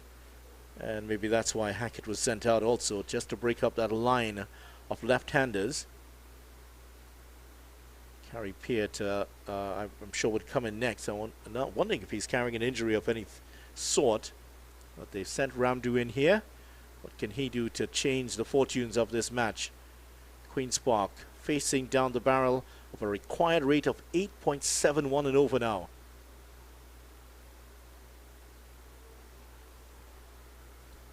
Certainly Milan would enjoy bowling in these conditions now. A lot cooler, and with his team in a much better position. 1 for 48 of his 6 overs. 31 overs in the books here for Queen's Park. And they're just about even with Clarke Road on runs scored at the moment. But the wickets column, that's where the problem is, 3 wickets further down.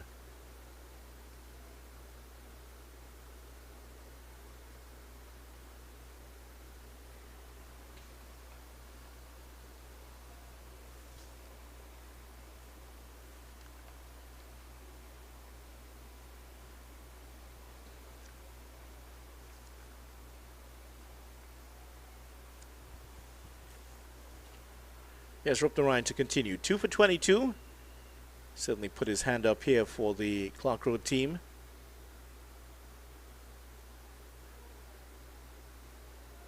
Well, Salazano going for a big shot there. Certainly not the type of shot we see him play a lot. But the situation is desperate here. He's 70 off 80 deliveries.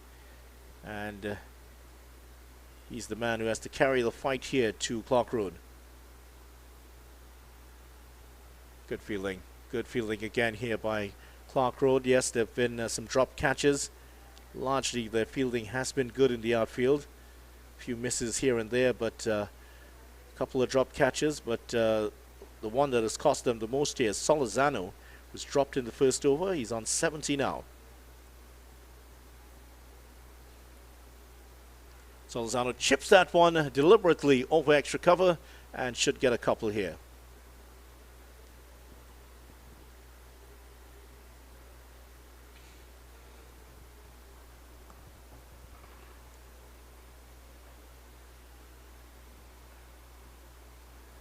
Rupnarayan has done well. He's just gotten the ball into the right areas. The advantage he's had is that he's been bowling largely to left-handers all the way through.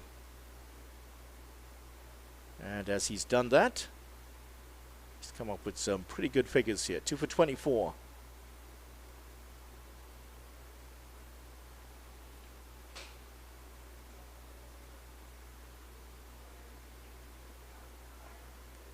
and 10 balls to go, 164 runs needed.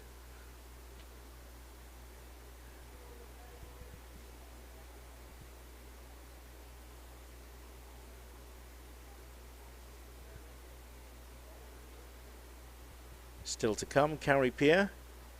Brian Charles still to bat.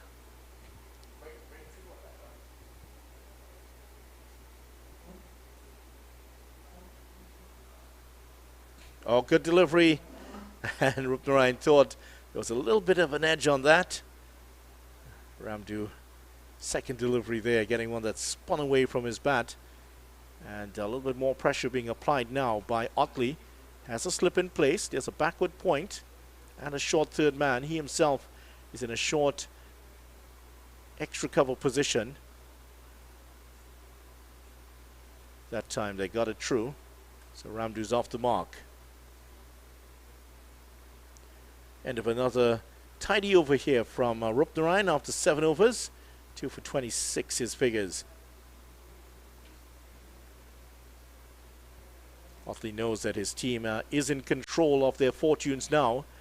He can't afford any complacency. One bad over could give Queen's Park a little bit of a sniff here.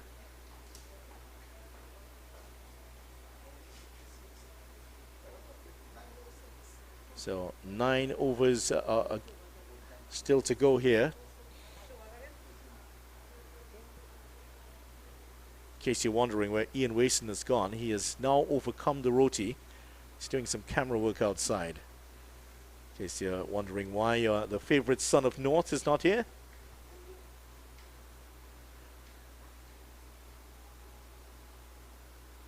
Very talented gentleman is Ian Wason, commentator and cameraman.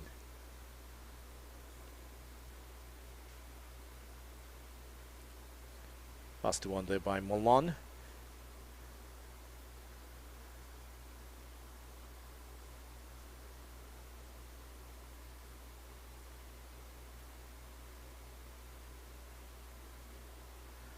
Well, they're going for the single. Chance at a non-striker's end, but Ramdew got there pretty easily. Salazano was pushing for it.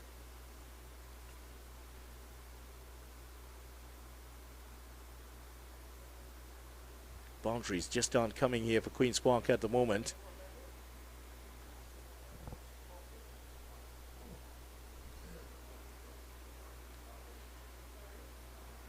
Nicely played by Solozano, but straight to Joshua James. And he has such a powerful arm. Nobody wants to run anything once it's anywhere around him. And there's a lot of respect for young man out of Wim.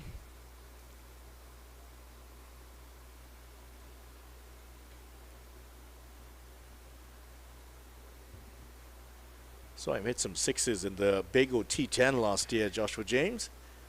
You need to have boxes of balls around when he's batting.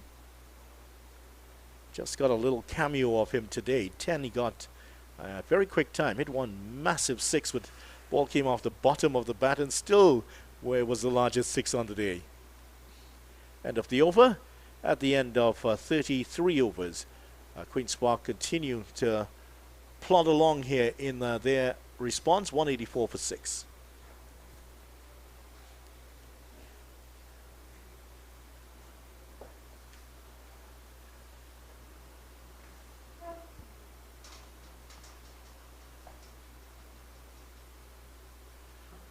Required run rate climbing with each successive over. Now it's a 9.53.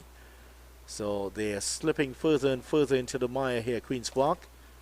And another bowling change this time at the southern end. And Vikash Mohan is back on the attack here. Milan has bowled 7 overs, 1 for 49. Rupnarayan 7 overs, 2 for 26. And it's been a good display here from Otley, the way he's used his bowlers. Hasn't given the batsman a time to settle against any of them. Cut away by Ramdu. Will get another run here for himself.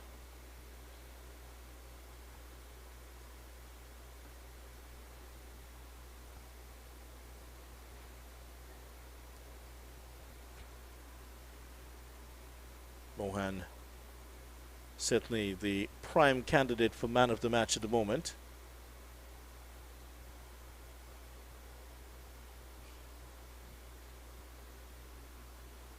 Swept away. That has gone all the way. Umpire Rajkumar says that is 6 runs. And the first boundary for quite a while here for the Parkites. And Jeremy Solozano swept that one away. I don't think this youngster was anywhere close to it. Yeah, he didn't see the ball at all. It actually went some meters away from him. I'm sure he'll remember this day quite well. Parents would remind him this was the day Vikash Mohan got 169 while batting.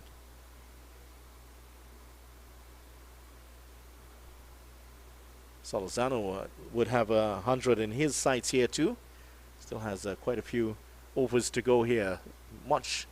A lot of time here for Solozano to get his 100.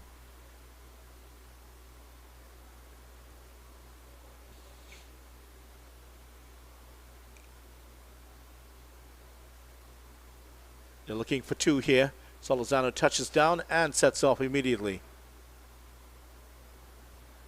Oh, they will get another run. That's a little bit ragged here from the Clarke Road team. An unnecessary overthrow.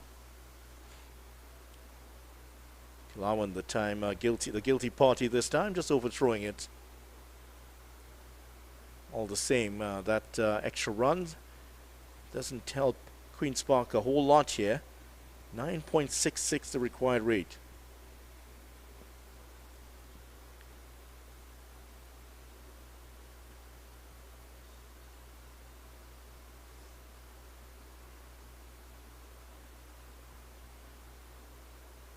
Just coming up to the end of the over here, and just a couple of over balls to go, and it'll be the second water break of the Queen's Park innings. Certainly a time for Coach Vinu Maraj to have a little talk with his teammates, just to give them some advice on how they can get back into this game, if that is possible at this time. That's the end of the over. Vikash Mohan has now finished his 7th over. At the break, the Queen's Park Cricket Club, they are looking to chase down almost 10 runs and over now, and it's a daunting task for them at this point in time in the match. Queen's Park Cricket Club, and we will take a short break ourselves. We'll be back with the final overs of this match as Queen's Park trying to get that 346 for victory.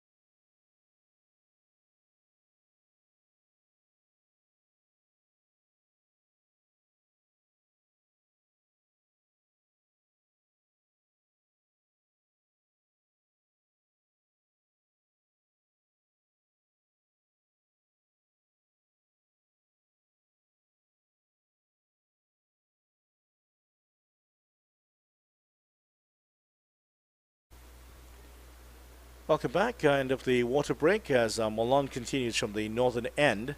And Milan getting some tap early, but coming back with a containing spell late here. That's the mode that the bowlers for this Clarke Road team have been in. They've contained the Queen's Park batsmen quite well. Should get a couple here. Ramdu has come to the party and picking up a couple of runs here and there, but Solozano, he's done the he's the only one still fighting out there for the Queen's Park team. Ramdu still yet to join the fight. 82 of 89 for Solozano. Couple of starts for Queen's Park. Raja getting to 30 and Webster 32. Weren't able to convert. Webster flicking one behind square straight to the fielder and out. Raja went down the track and was stumped. Cooley went holding out. Karaya also backing away and trying to force the issue and was bowled, and Gangu bowled 2 balls later. Hackett came in, tried his luck, went for a big shot, and he was caught down at wide, long off.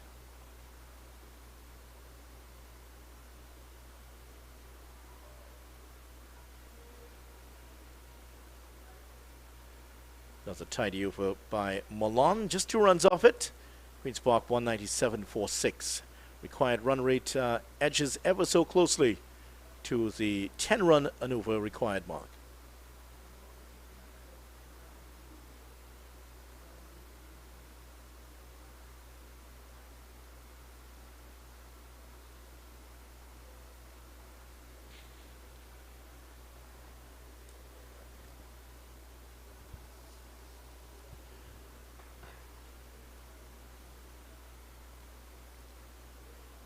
Not much time here for the batsman to settle against any of the bowlers.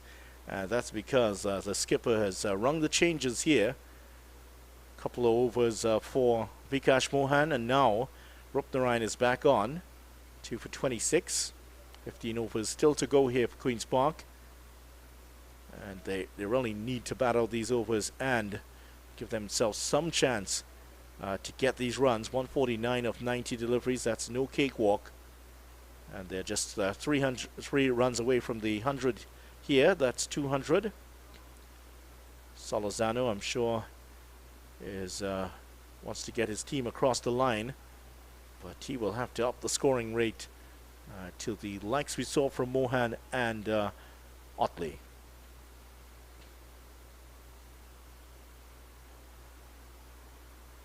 Singles are not going to bother the Clarke Road team at all. 6 singles will certainly leave Queen's Park at least 40 runs, 50 runs short here. They need some boundaries, and the well-muscled figure of Ramdu looks like the one who can provide it if he can get going here.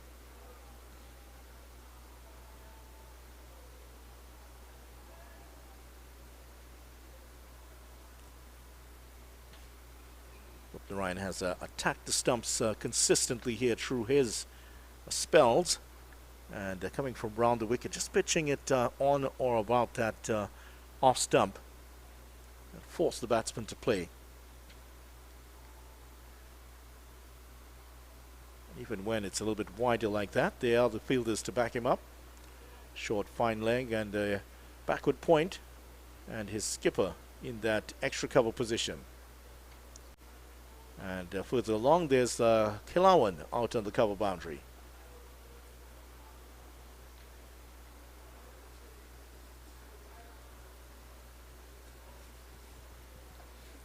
Rupnarayan is enjoying the contest here. Smile on his face, just as with the Clarke Road supporters at the moment.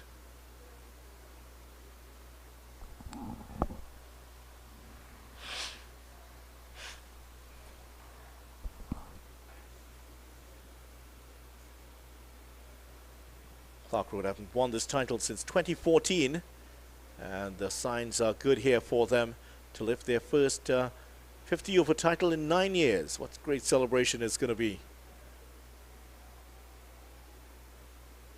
And certainly, tell you what, it has been a really good contest for them. Just the one loss in the tournament to Central Sports in their last game, but they were perfect before that. Just the one game against Queen's Park which was rained out. Swept behind square. Fielder gets a hand to it. He's the lone man out there either side of him, and that would have been 4, but he did well to make the stop. That's why Ramdu looks so frustrated, because he knows if he had just gotten that a meter of either side of the fielder, that would have been a boundary. Good bit of fielding there by Kerwin Sirju. We haven't seen him with the ball today, and he may be happy with what he's seen from his bowling partners here today. They have done very well, and the required rate for the first time has gone over 10. 10.57.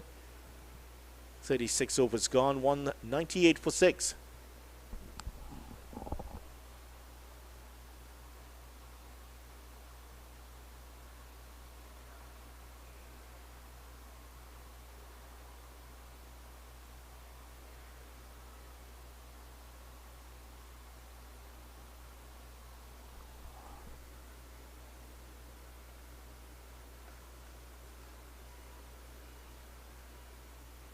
Clarke Road, if they can get rid of Solozano here, who looks to be using his feet more.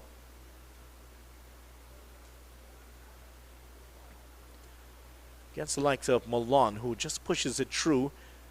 He hits through the line of the ball, but for the other bowlers, where you have to use your feet, create some momentum to get some more power into your shots, Salazano might be tempted into doing that. There's always a chance of the stumping. Ramdu hits this one bounce to the fielder. That's a good bit of work there by Charles again. Got a nice bounce too. Always appreciate that when you're a fielder.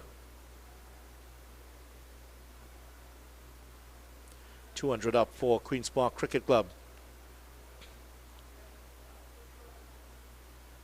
Certainly not a position that these players are accustomed to. They've won so many titles over the course of their careers. This is a real test for them. So far, Salazano has stood up to it well. 84 of 93 deliveries. We'll get one.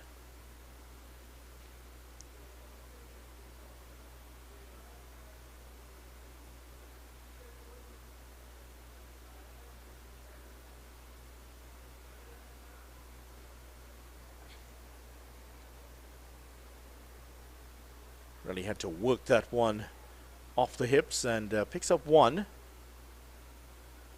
Kilawan is there, and that will end off the 9th over for Akil Malan. 1 wicket to show for his troubles so far, and 55 runs scored off his bowling. Queen's Park 202 for 6 after 37 overs.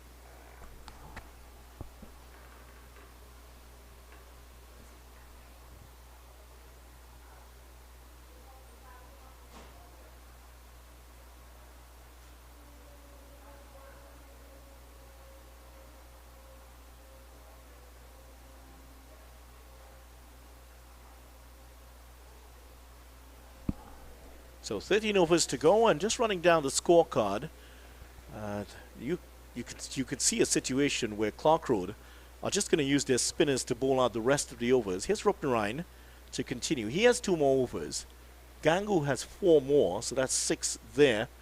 Mohan has a further 3. And Akil Malan just has the 1. But the captain, Yannick Otley, who bowled pretty tidily, 4 overs, none for 24. He has 6 overs remaining, so I'm sure he's going to have to bring himself in at some point in the rest of these overs here. Now, Ramdu had sort of telegraphed that he was coming down the track, and good bowling by Rupnarine. Just pushed it wide. Ramdu able to get the bat across to it.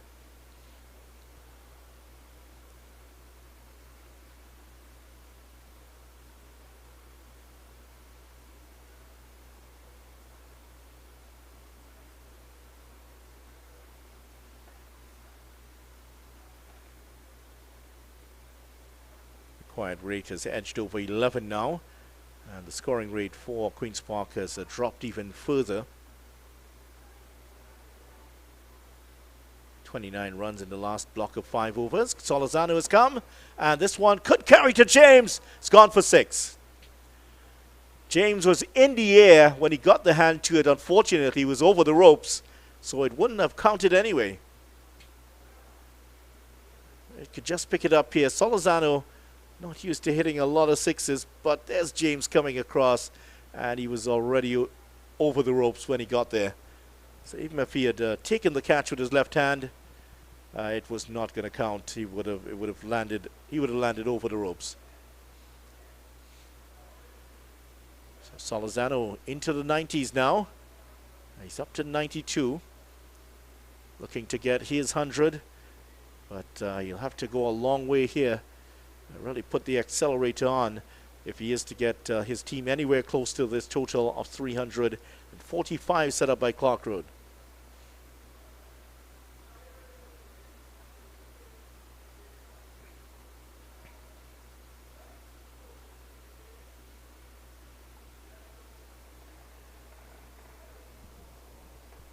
When you reflect on what Queen's Park have done in the last 5 years of this competition to win the title 5 years in a row, that is no small feat. They've been the dominant team in the last, well, they've always been the dominant team, especially in the last decade or so. And this, certainly Clarke Road would have come into this game as the underdogs. But they had a bite to them today that has put it beyond Queen's Park, at least for the moment. 11 runs needed, 11.33 needed to win. 210 for 6 Queen's Park Cricket Club after 38 overs.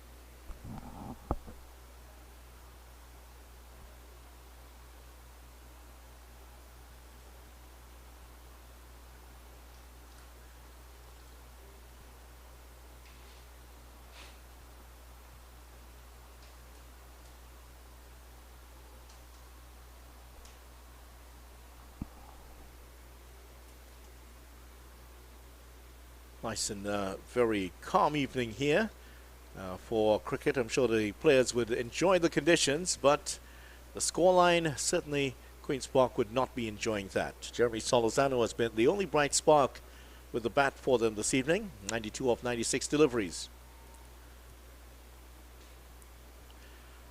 Oh, he's gone straight through him, has he? There's an appeal for an LBW decision there. And, well, that seemed to hit him on the pad. There was a stifled appeal. Let's see what happened here. We're not in the ideal position. Yeah, that was going down leg side comfortably there. And the next delivery, just pat down the ground for 0. I can't say in the scorer's book, because that's not how it happens anymore, is it? Solozano will get another one here. Yeah, the days of the pen and pencil are largely gone for the scorers. Now it's scoring apps and laptop computers.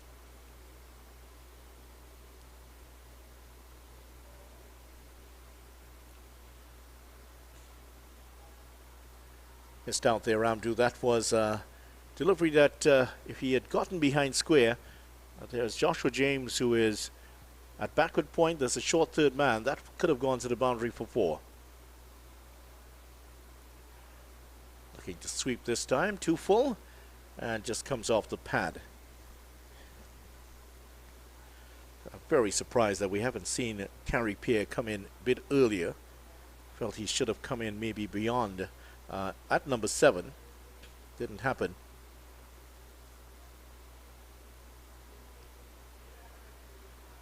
Malone has completed his spell, and after 10 overs, Malone won for 56, so he's ended his spell and took some little bit of a beating earlier within the middle overs, but came back well. His last 4 overs have been spot on here. And Malone won for 56. I'm sure he'll be happy with his winner's medal if it stays the course it's going on right now. The required rate continuing to climb. It's 12.27 and over. Queen's Park Cricket Club 211 for 6.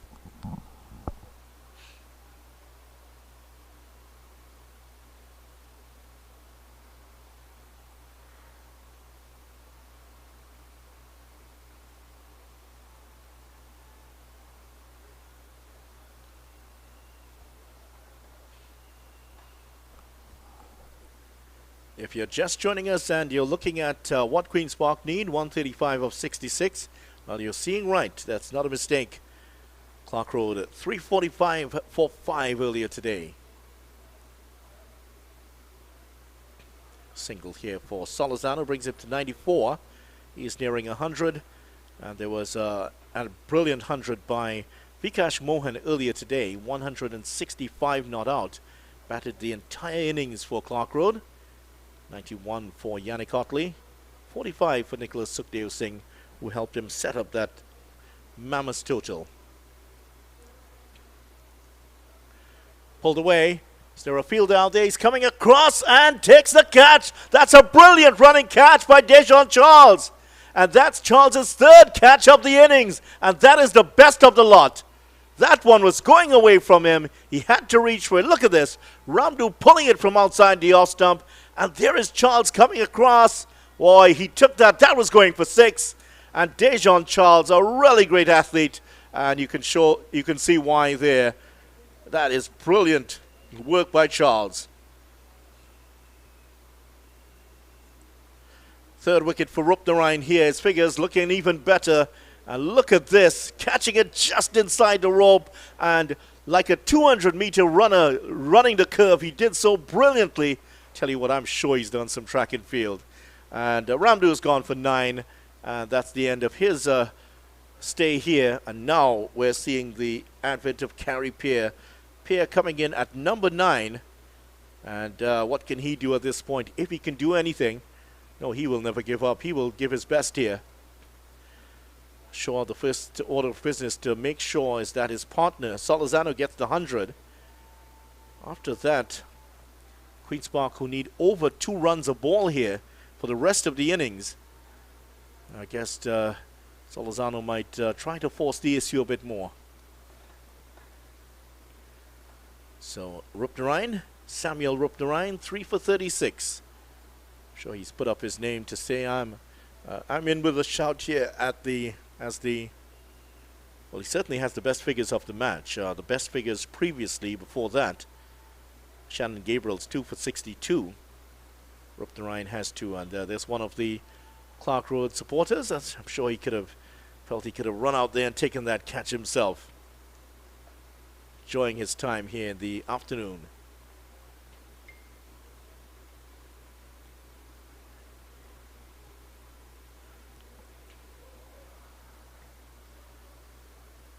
Rupnarine is going to enjoy this day. Just 4 balls remaining in his spell. Nice fluent drive there by Peer. And Otley just letting him know that he's out there. Sending the quick return in. Does unsettle some batsmen when it's thrown in like that. Steve Waugh threw in the ball more than anybody during his time in Test cricket. Did exactly that a lot. Peer's off the mark. Solozano will have the strike. He's faced 100 balls now, Solozano, and has 94 runs. Took a chance in the last over, put down by James, but that's technically a chance. But that had already crossed the ropes and gone for 6.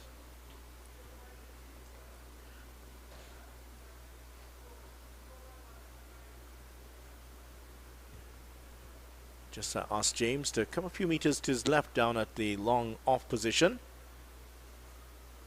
There's Rupnarine. Last 2 deliveries. He's gone for the big hit here, and that's 6 runs. And that should be the 100 for Jeremy Solozano. That's gone all the way for 6 runs. Yeah, there is confirmation. The 100 for Solozano. A muted celebration from the Queen's Park opener. But he deserves all the applause that he can get here, because that is a fine innings from Solozano. It might end up on the end of a losing cause, but there's no doubting the quality of what we've seen here from the TNT Red Force and Queen's Park opener, Jeremy Solozano. So Jeremy Solozano with his 4th 6, getting to 100 and celebrating his innings there with Carey Peer. Last 10 overs of the match now.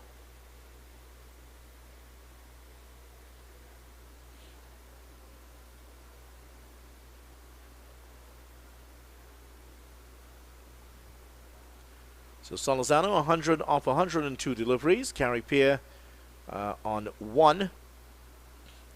They'll need a lot more of that in the last 10 overs if they are to get close to this total. Right now it's 127 off 60. If Peer can provide some of the fireworks we know he's capable of, well, there still might be some life in this game. Solozano, 100 of 102 deliveries, 5 fours and 4 sixes. And he's batted for 161 minutes already. 2 hours and 40 minutes. And as we mentioned, Otley still has 6 overs.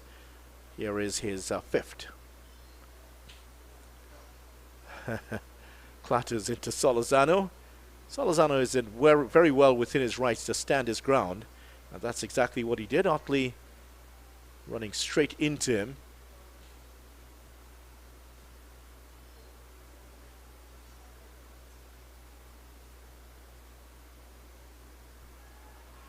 Almost played on there by Solozano into his pads and away from the stumps.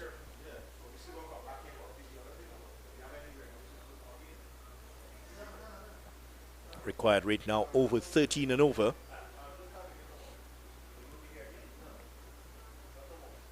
Whips that away.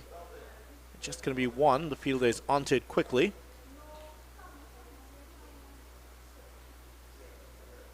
It's been a good performance here from Clarke Road. Certainly not a blemish-free one.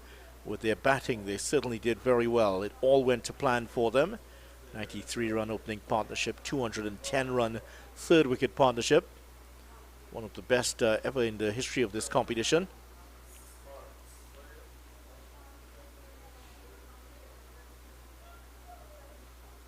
Yeah, the complete two here for Clarke. And from the time they set that total, 345 for 5, it was always going to be difficult for Queen's Park. They had a really good start, 46 without loss before Tion Webster clipped one straight to the backward square leg. He was out. 32. Raja rode his luck, was dropped once, but was stumped the second time he went down the track to get a boundary. Jet Gully just started to get going, hold out one that was going for 6. First of 3 really good catches by Dejon Charles.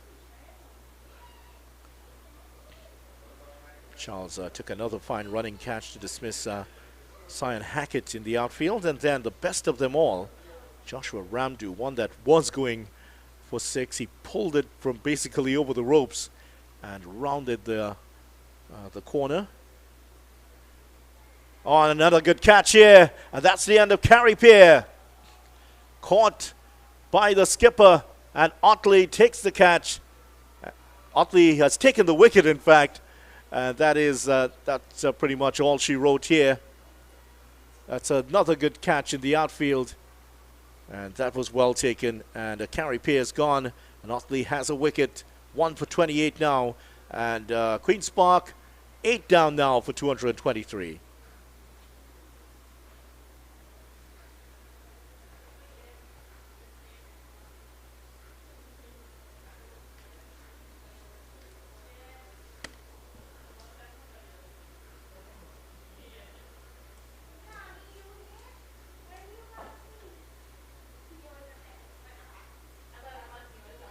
So just 2 batsmen to go here for Queen's Park, and the next batsman out, Brian Charles. Charles comes in at 10, and well, Jerry Solizano has gotten his 100, but there's little other interest in this game except for the last 2 wickets here. And Queen's Park Cricket Club are 123 runs away from victory. They just have 54 balls remaining in the innings. It's a real task for them just to face out the rest of these overs. 9 overs still to go here.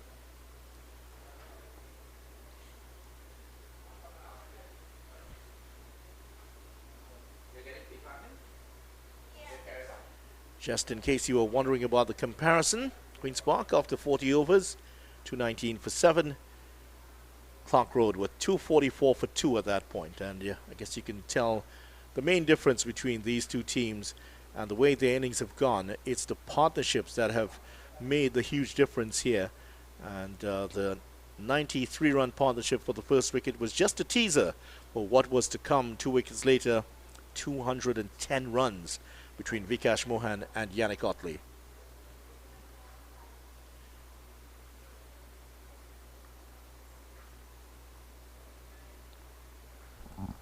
Vikash Mohan back on the attack here. Done for 32. That's a wide. How he'd love to get a wicket here. Certainly he looks like the man. I don't think there's any question he's going to get the man of the match award, the player of the match award. 165 not out, one of the great 50-over innings in this tournament. Another wide. Salazano was moving across his wicket rapidly. Umpire Rajkumar signals that is a wide. And Mohan's not too happy with it. Not as unhappy as Shannon Gabriel was earlier today. Don't think a loss is going to improve his mood in any way, but he played his part. Best figures for Queen's Park, 2 for 62 in his 9 overs.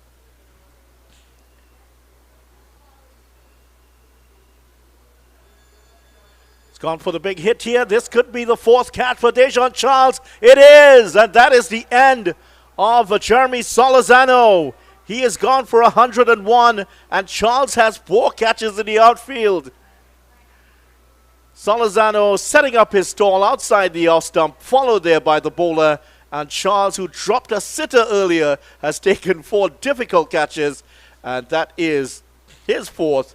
And that is the end of Jeremy Solozano. And a wicket finally for Vikash Mohan. And I'm sure that Mohan, well, I don't think there's any question now who is going to take this Man of the Match award. Mohan is going to take it. And Dejon Charles, 4 really good catches in the outfield. A few blemishes for the Clarke Road team. The couple of chances going to the left and right of Mohan. But now, just to pay homage here to this man who has brought the fight to the Clarke Road team. 101 he got, and it was a very good innings from him. It's going to be overshadowed. You score 100 in the finals, you expect to win, but he's gotten his 100 here, and unfortunately his team are sliding away to defeat here. 225 for 9, and Shannon Gabriel comes to the crease. And Gabriel, number 20 on his back. And he doesn't look like he wants to be there at all, does he? Yeah, it's certainly not the situation you want to come in. You're the number 11 batsman. Your team are steering down the barrel of a very heavy defeat. You just certainly don't want to be there at all. But Brian Charles has not faced a ball. Shannon Gabriel about to face his first ball. Vikash Mohan has his first wicket. 1 for 34. And for Clarke Road, this is going to be almost like a giant slaying performance from them. They came into the match as underdogs, and they might leave this match, very probably will leave this match now as champions.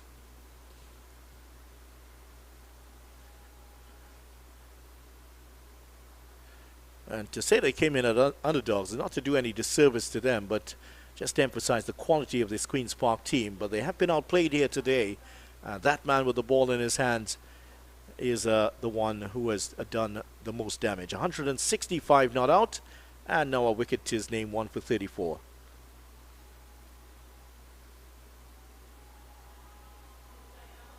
Well, that is that's the kind of innings that you will bore your great-grandchildren to death about. You'll tell them about the time you got 165 in the final, but he deserves the right to be able to tell that story now. Gabriel stylishly forward. Always fun when the tail end is out there. And just 3 balls remaining. Vikash Mohan would fancy his chances here of getting a second wicket and closing out the match for his team.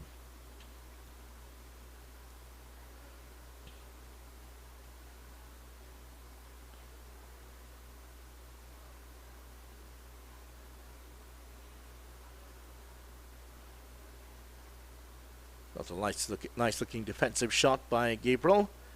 And credit here to Otley and his team. Otley, the dynamic force leading his Clarke Road team to the top of the standings. They made it directly to the final. Queen's Park unable to overcome them here in the final.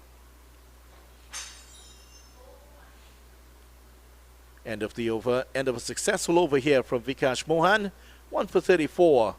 And 2 wides in the over, but a maiden over, well, for him. 225 now for 9. 42 overs gone. And the required rate is academic at this point. It's up to 15 runs and over with the last wicket in. Otley has the chance here to wrap things up here for his team, Clarke Road. And their dream of lifting their first 50-over title in 9 years is very, very close to coming true.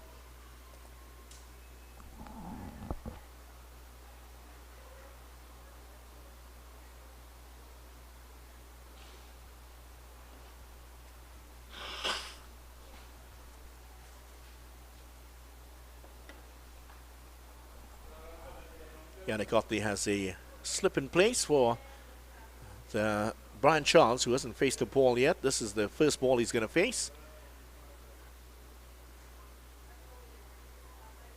And he's not going to throw it away. He's just going to bat as normal. See the field here. There's a slip in place. Still 4 men inside of the circle. Otley giving nothing away here. Just need 1 wicket, and they can count themselves as the champions.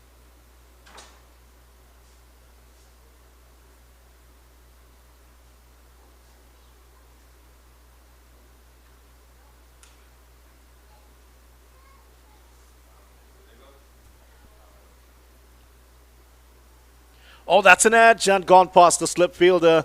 Again between keeper and Mohan at slip. Reacted very late there, Vikash Mohan. And that one went down. That's a run. He's off the mark there, Brian Charles.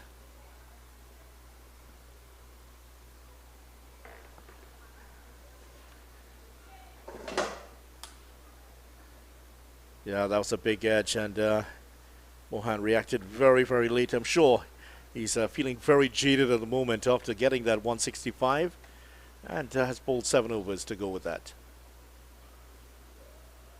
Gabriel looking for his first run. It's not forthcoming.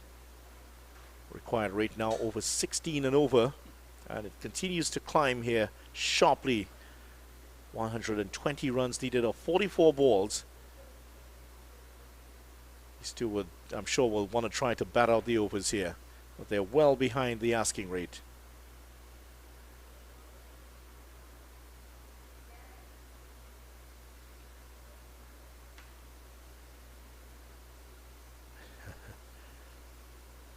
Gabriel just having a bit of a laugh there with the umpire.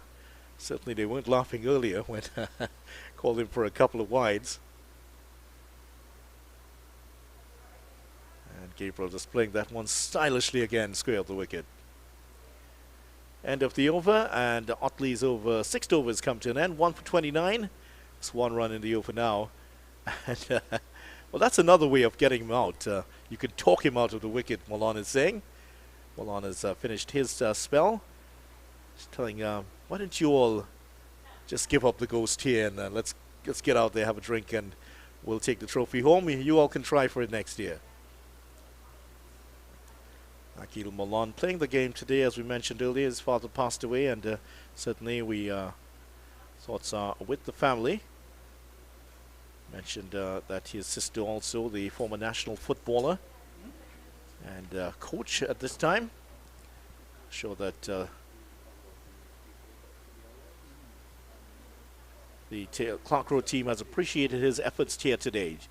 226 for 9, 7 overs still to go. Mohan trying to close things off here for Clarke Road and confirm their status as champions for 2023.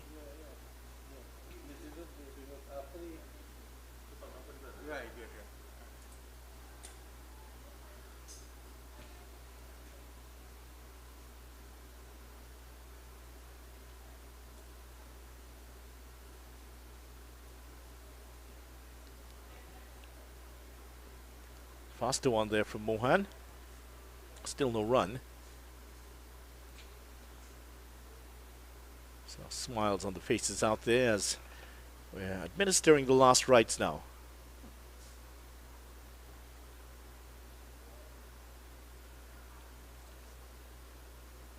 It's all about the single, but Gabriel was having none of it. He's done enough running for the day. 9 overs he bowled, and not 2 for 62 he took. 2 wickets coming up late for him.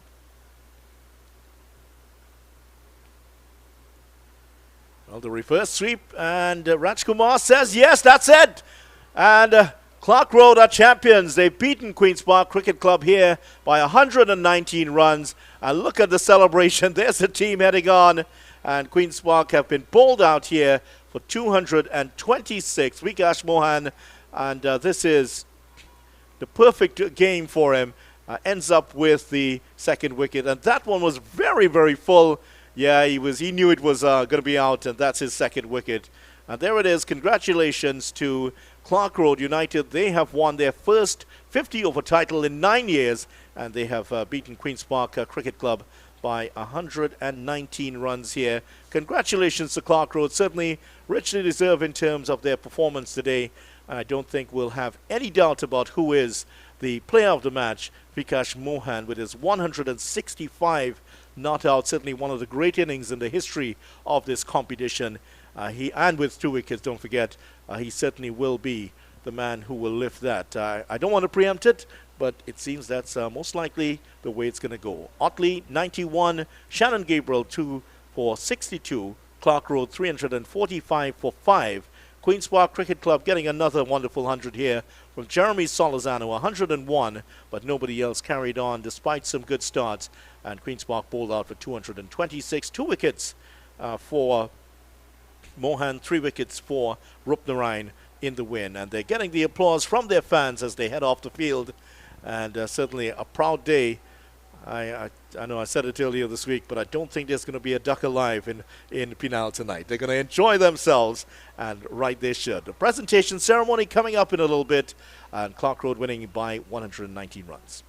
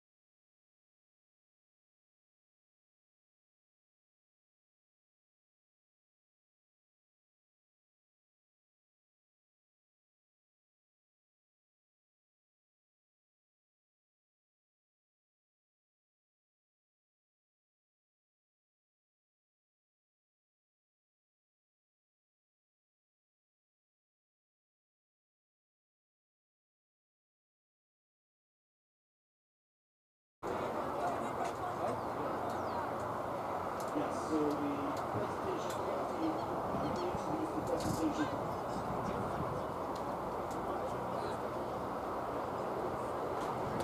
Of the Trinidad and Tobago Cricket Board, Mr. Clarke, the first Vice President of the TTCB.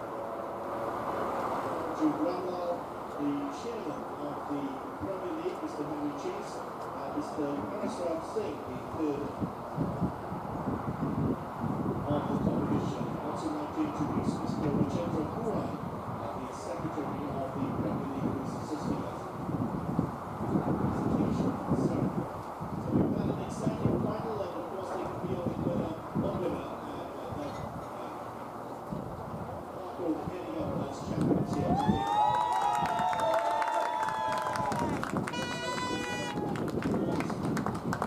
Team finishing runner-up, the five-time champions, Clarke Cricket Club.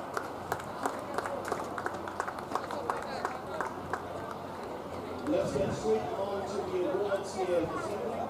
And we start off with the Best Batsman Trophy and in the region of $750. This prize will be presented by Henry Chase, the recipient of the prize for the Best Batsman. I don't think there's any question from the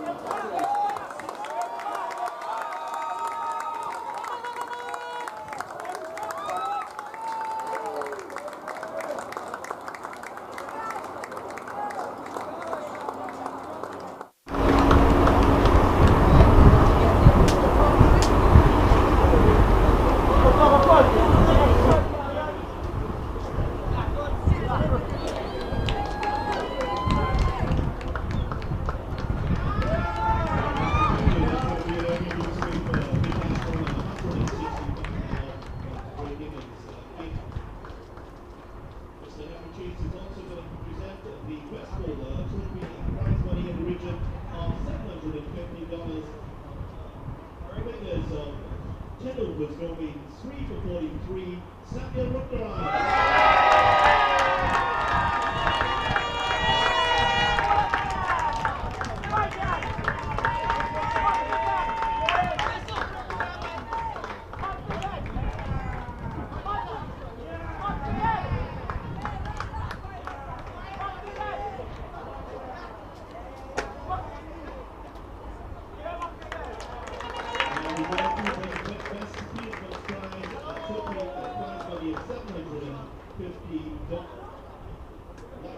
Mr. Parisram Singh, the third Vice President of the Trinidad and Tobago Cricket Board, to assist us with the presentation. The best fielder, 4 outstanding catches. I think the third one certainly the best of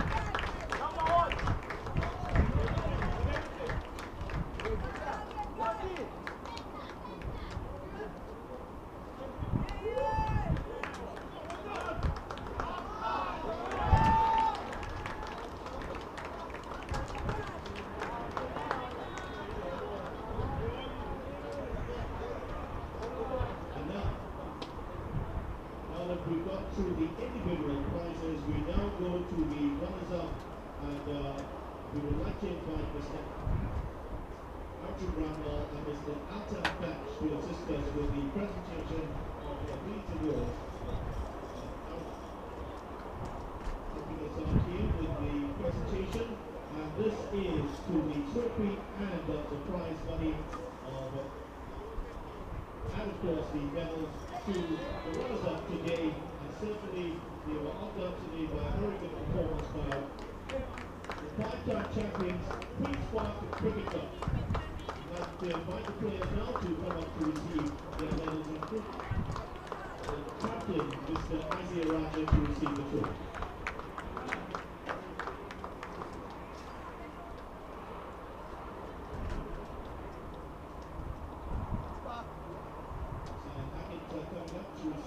trophy and the medals for the several medals here for the Queensland team. We know that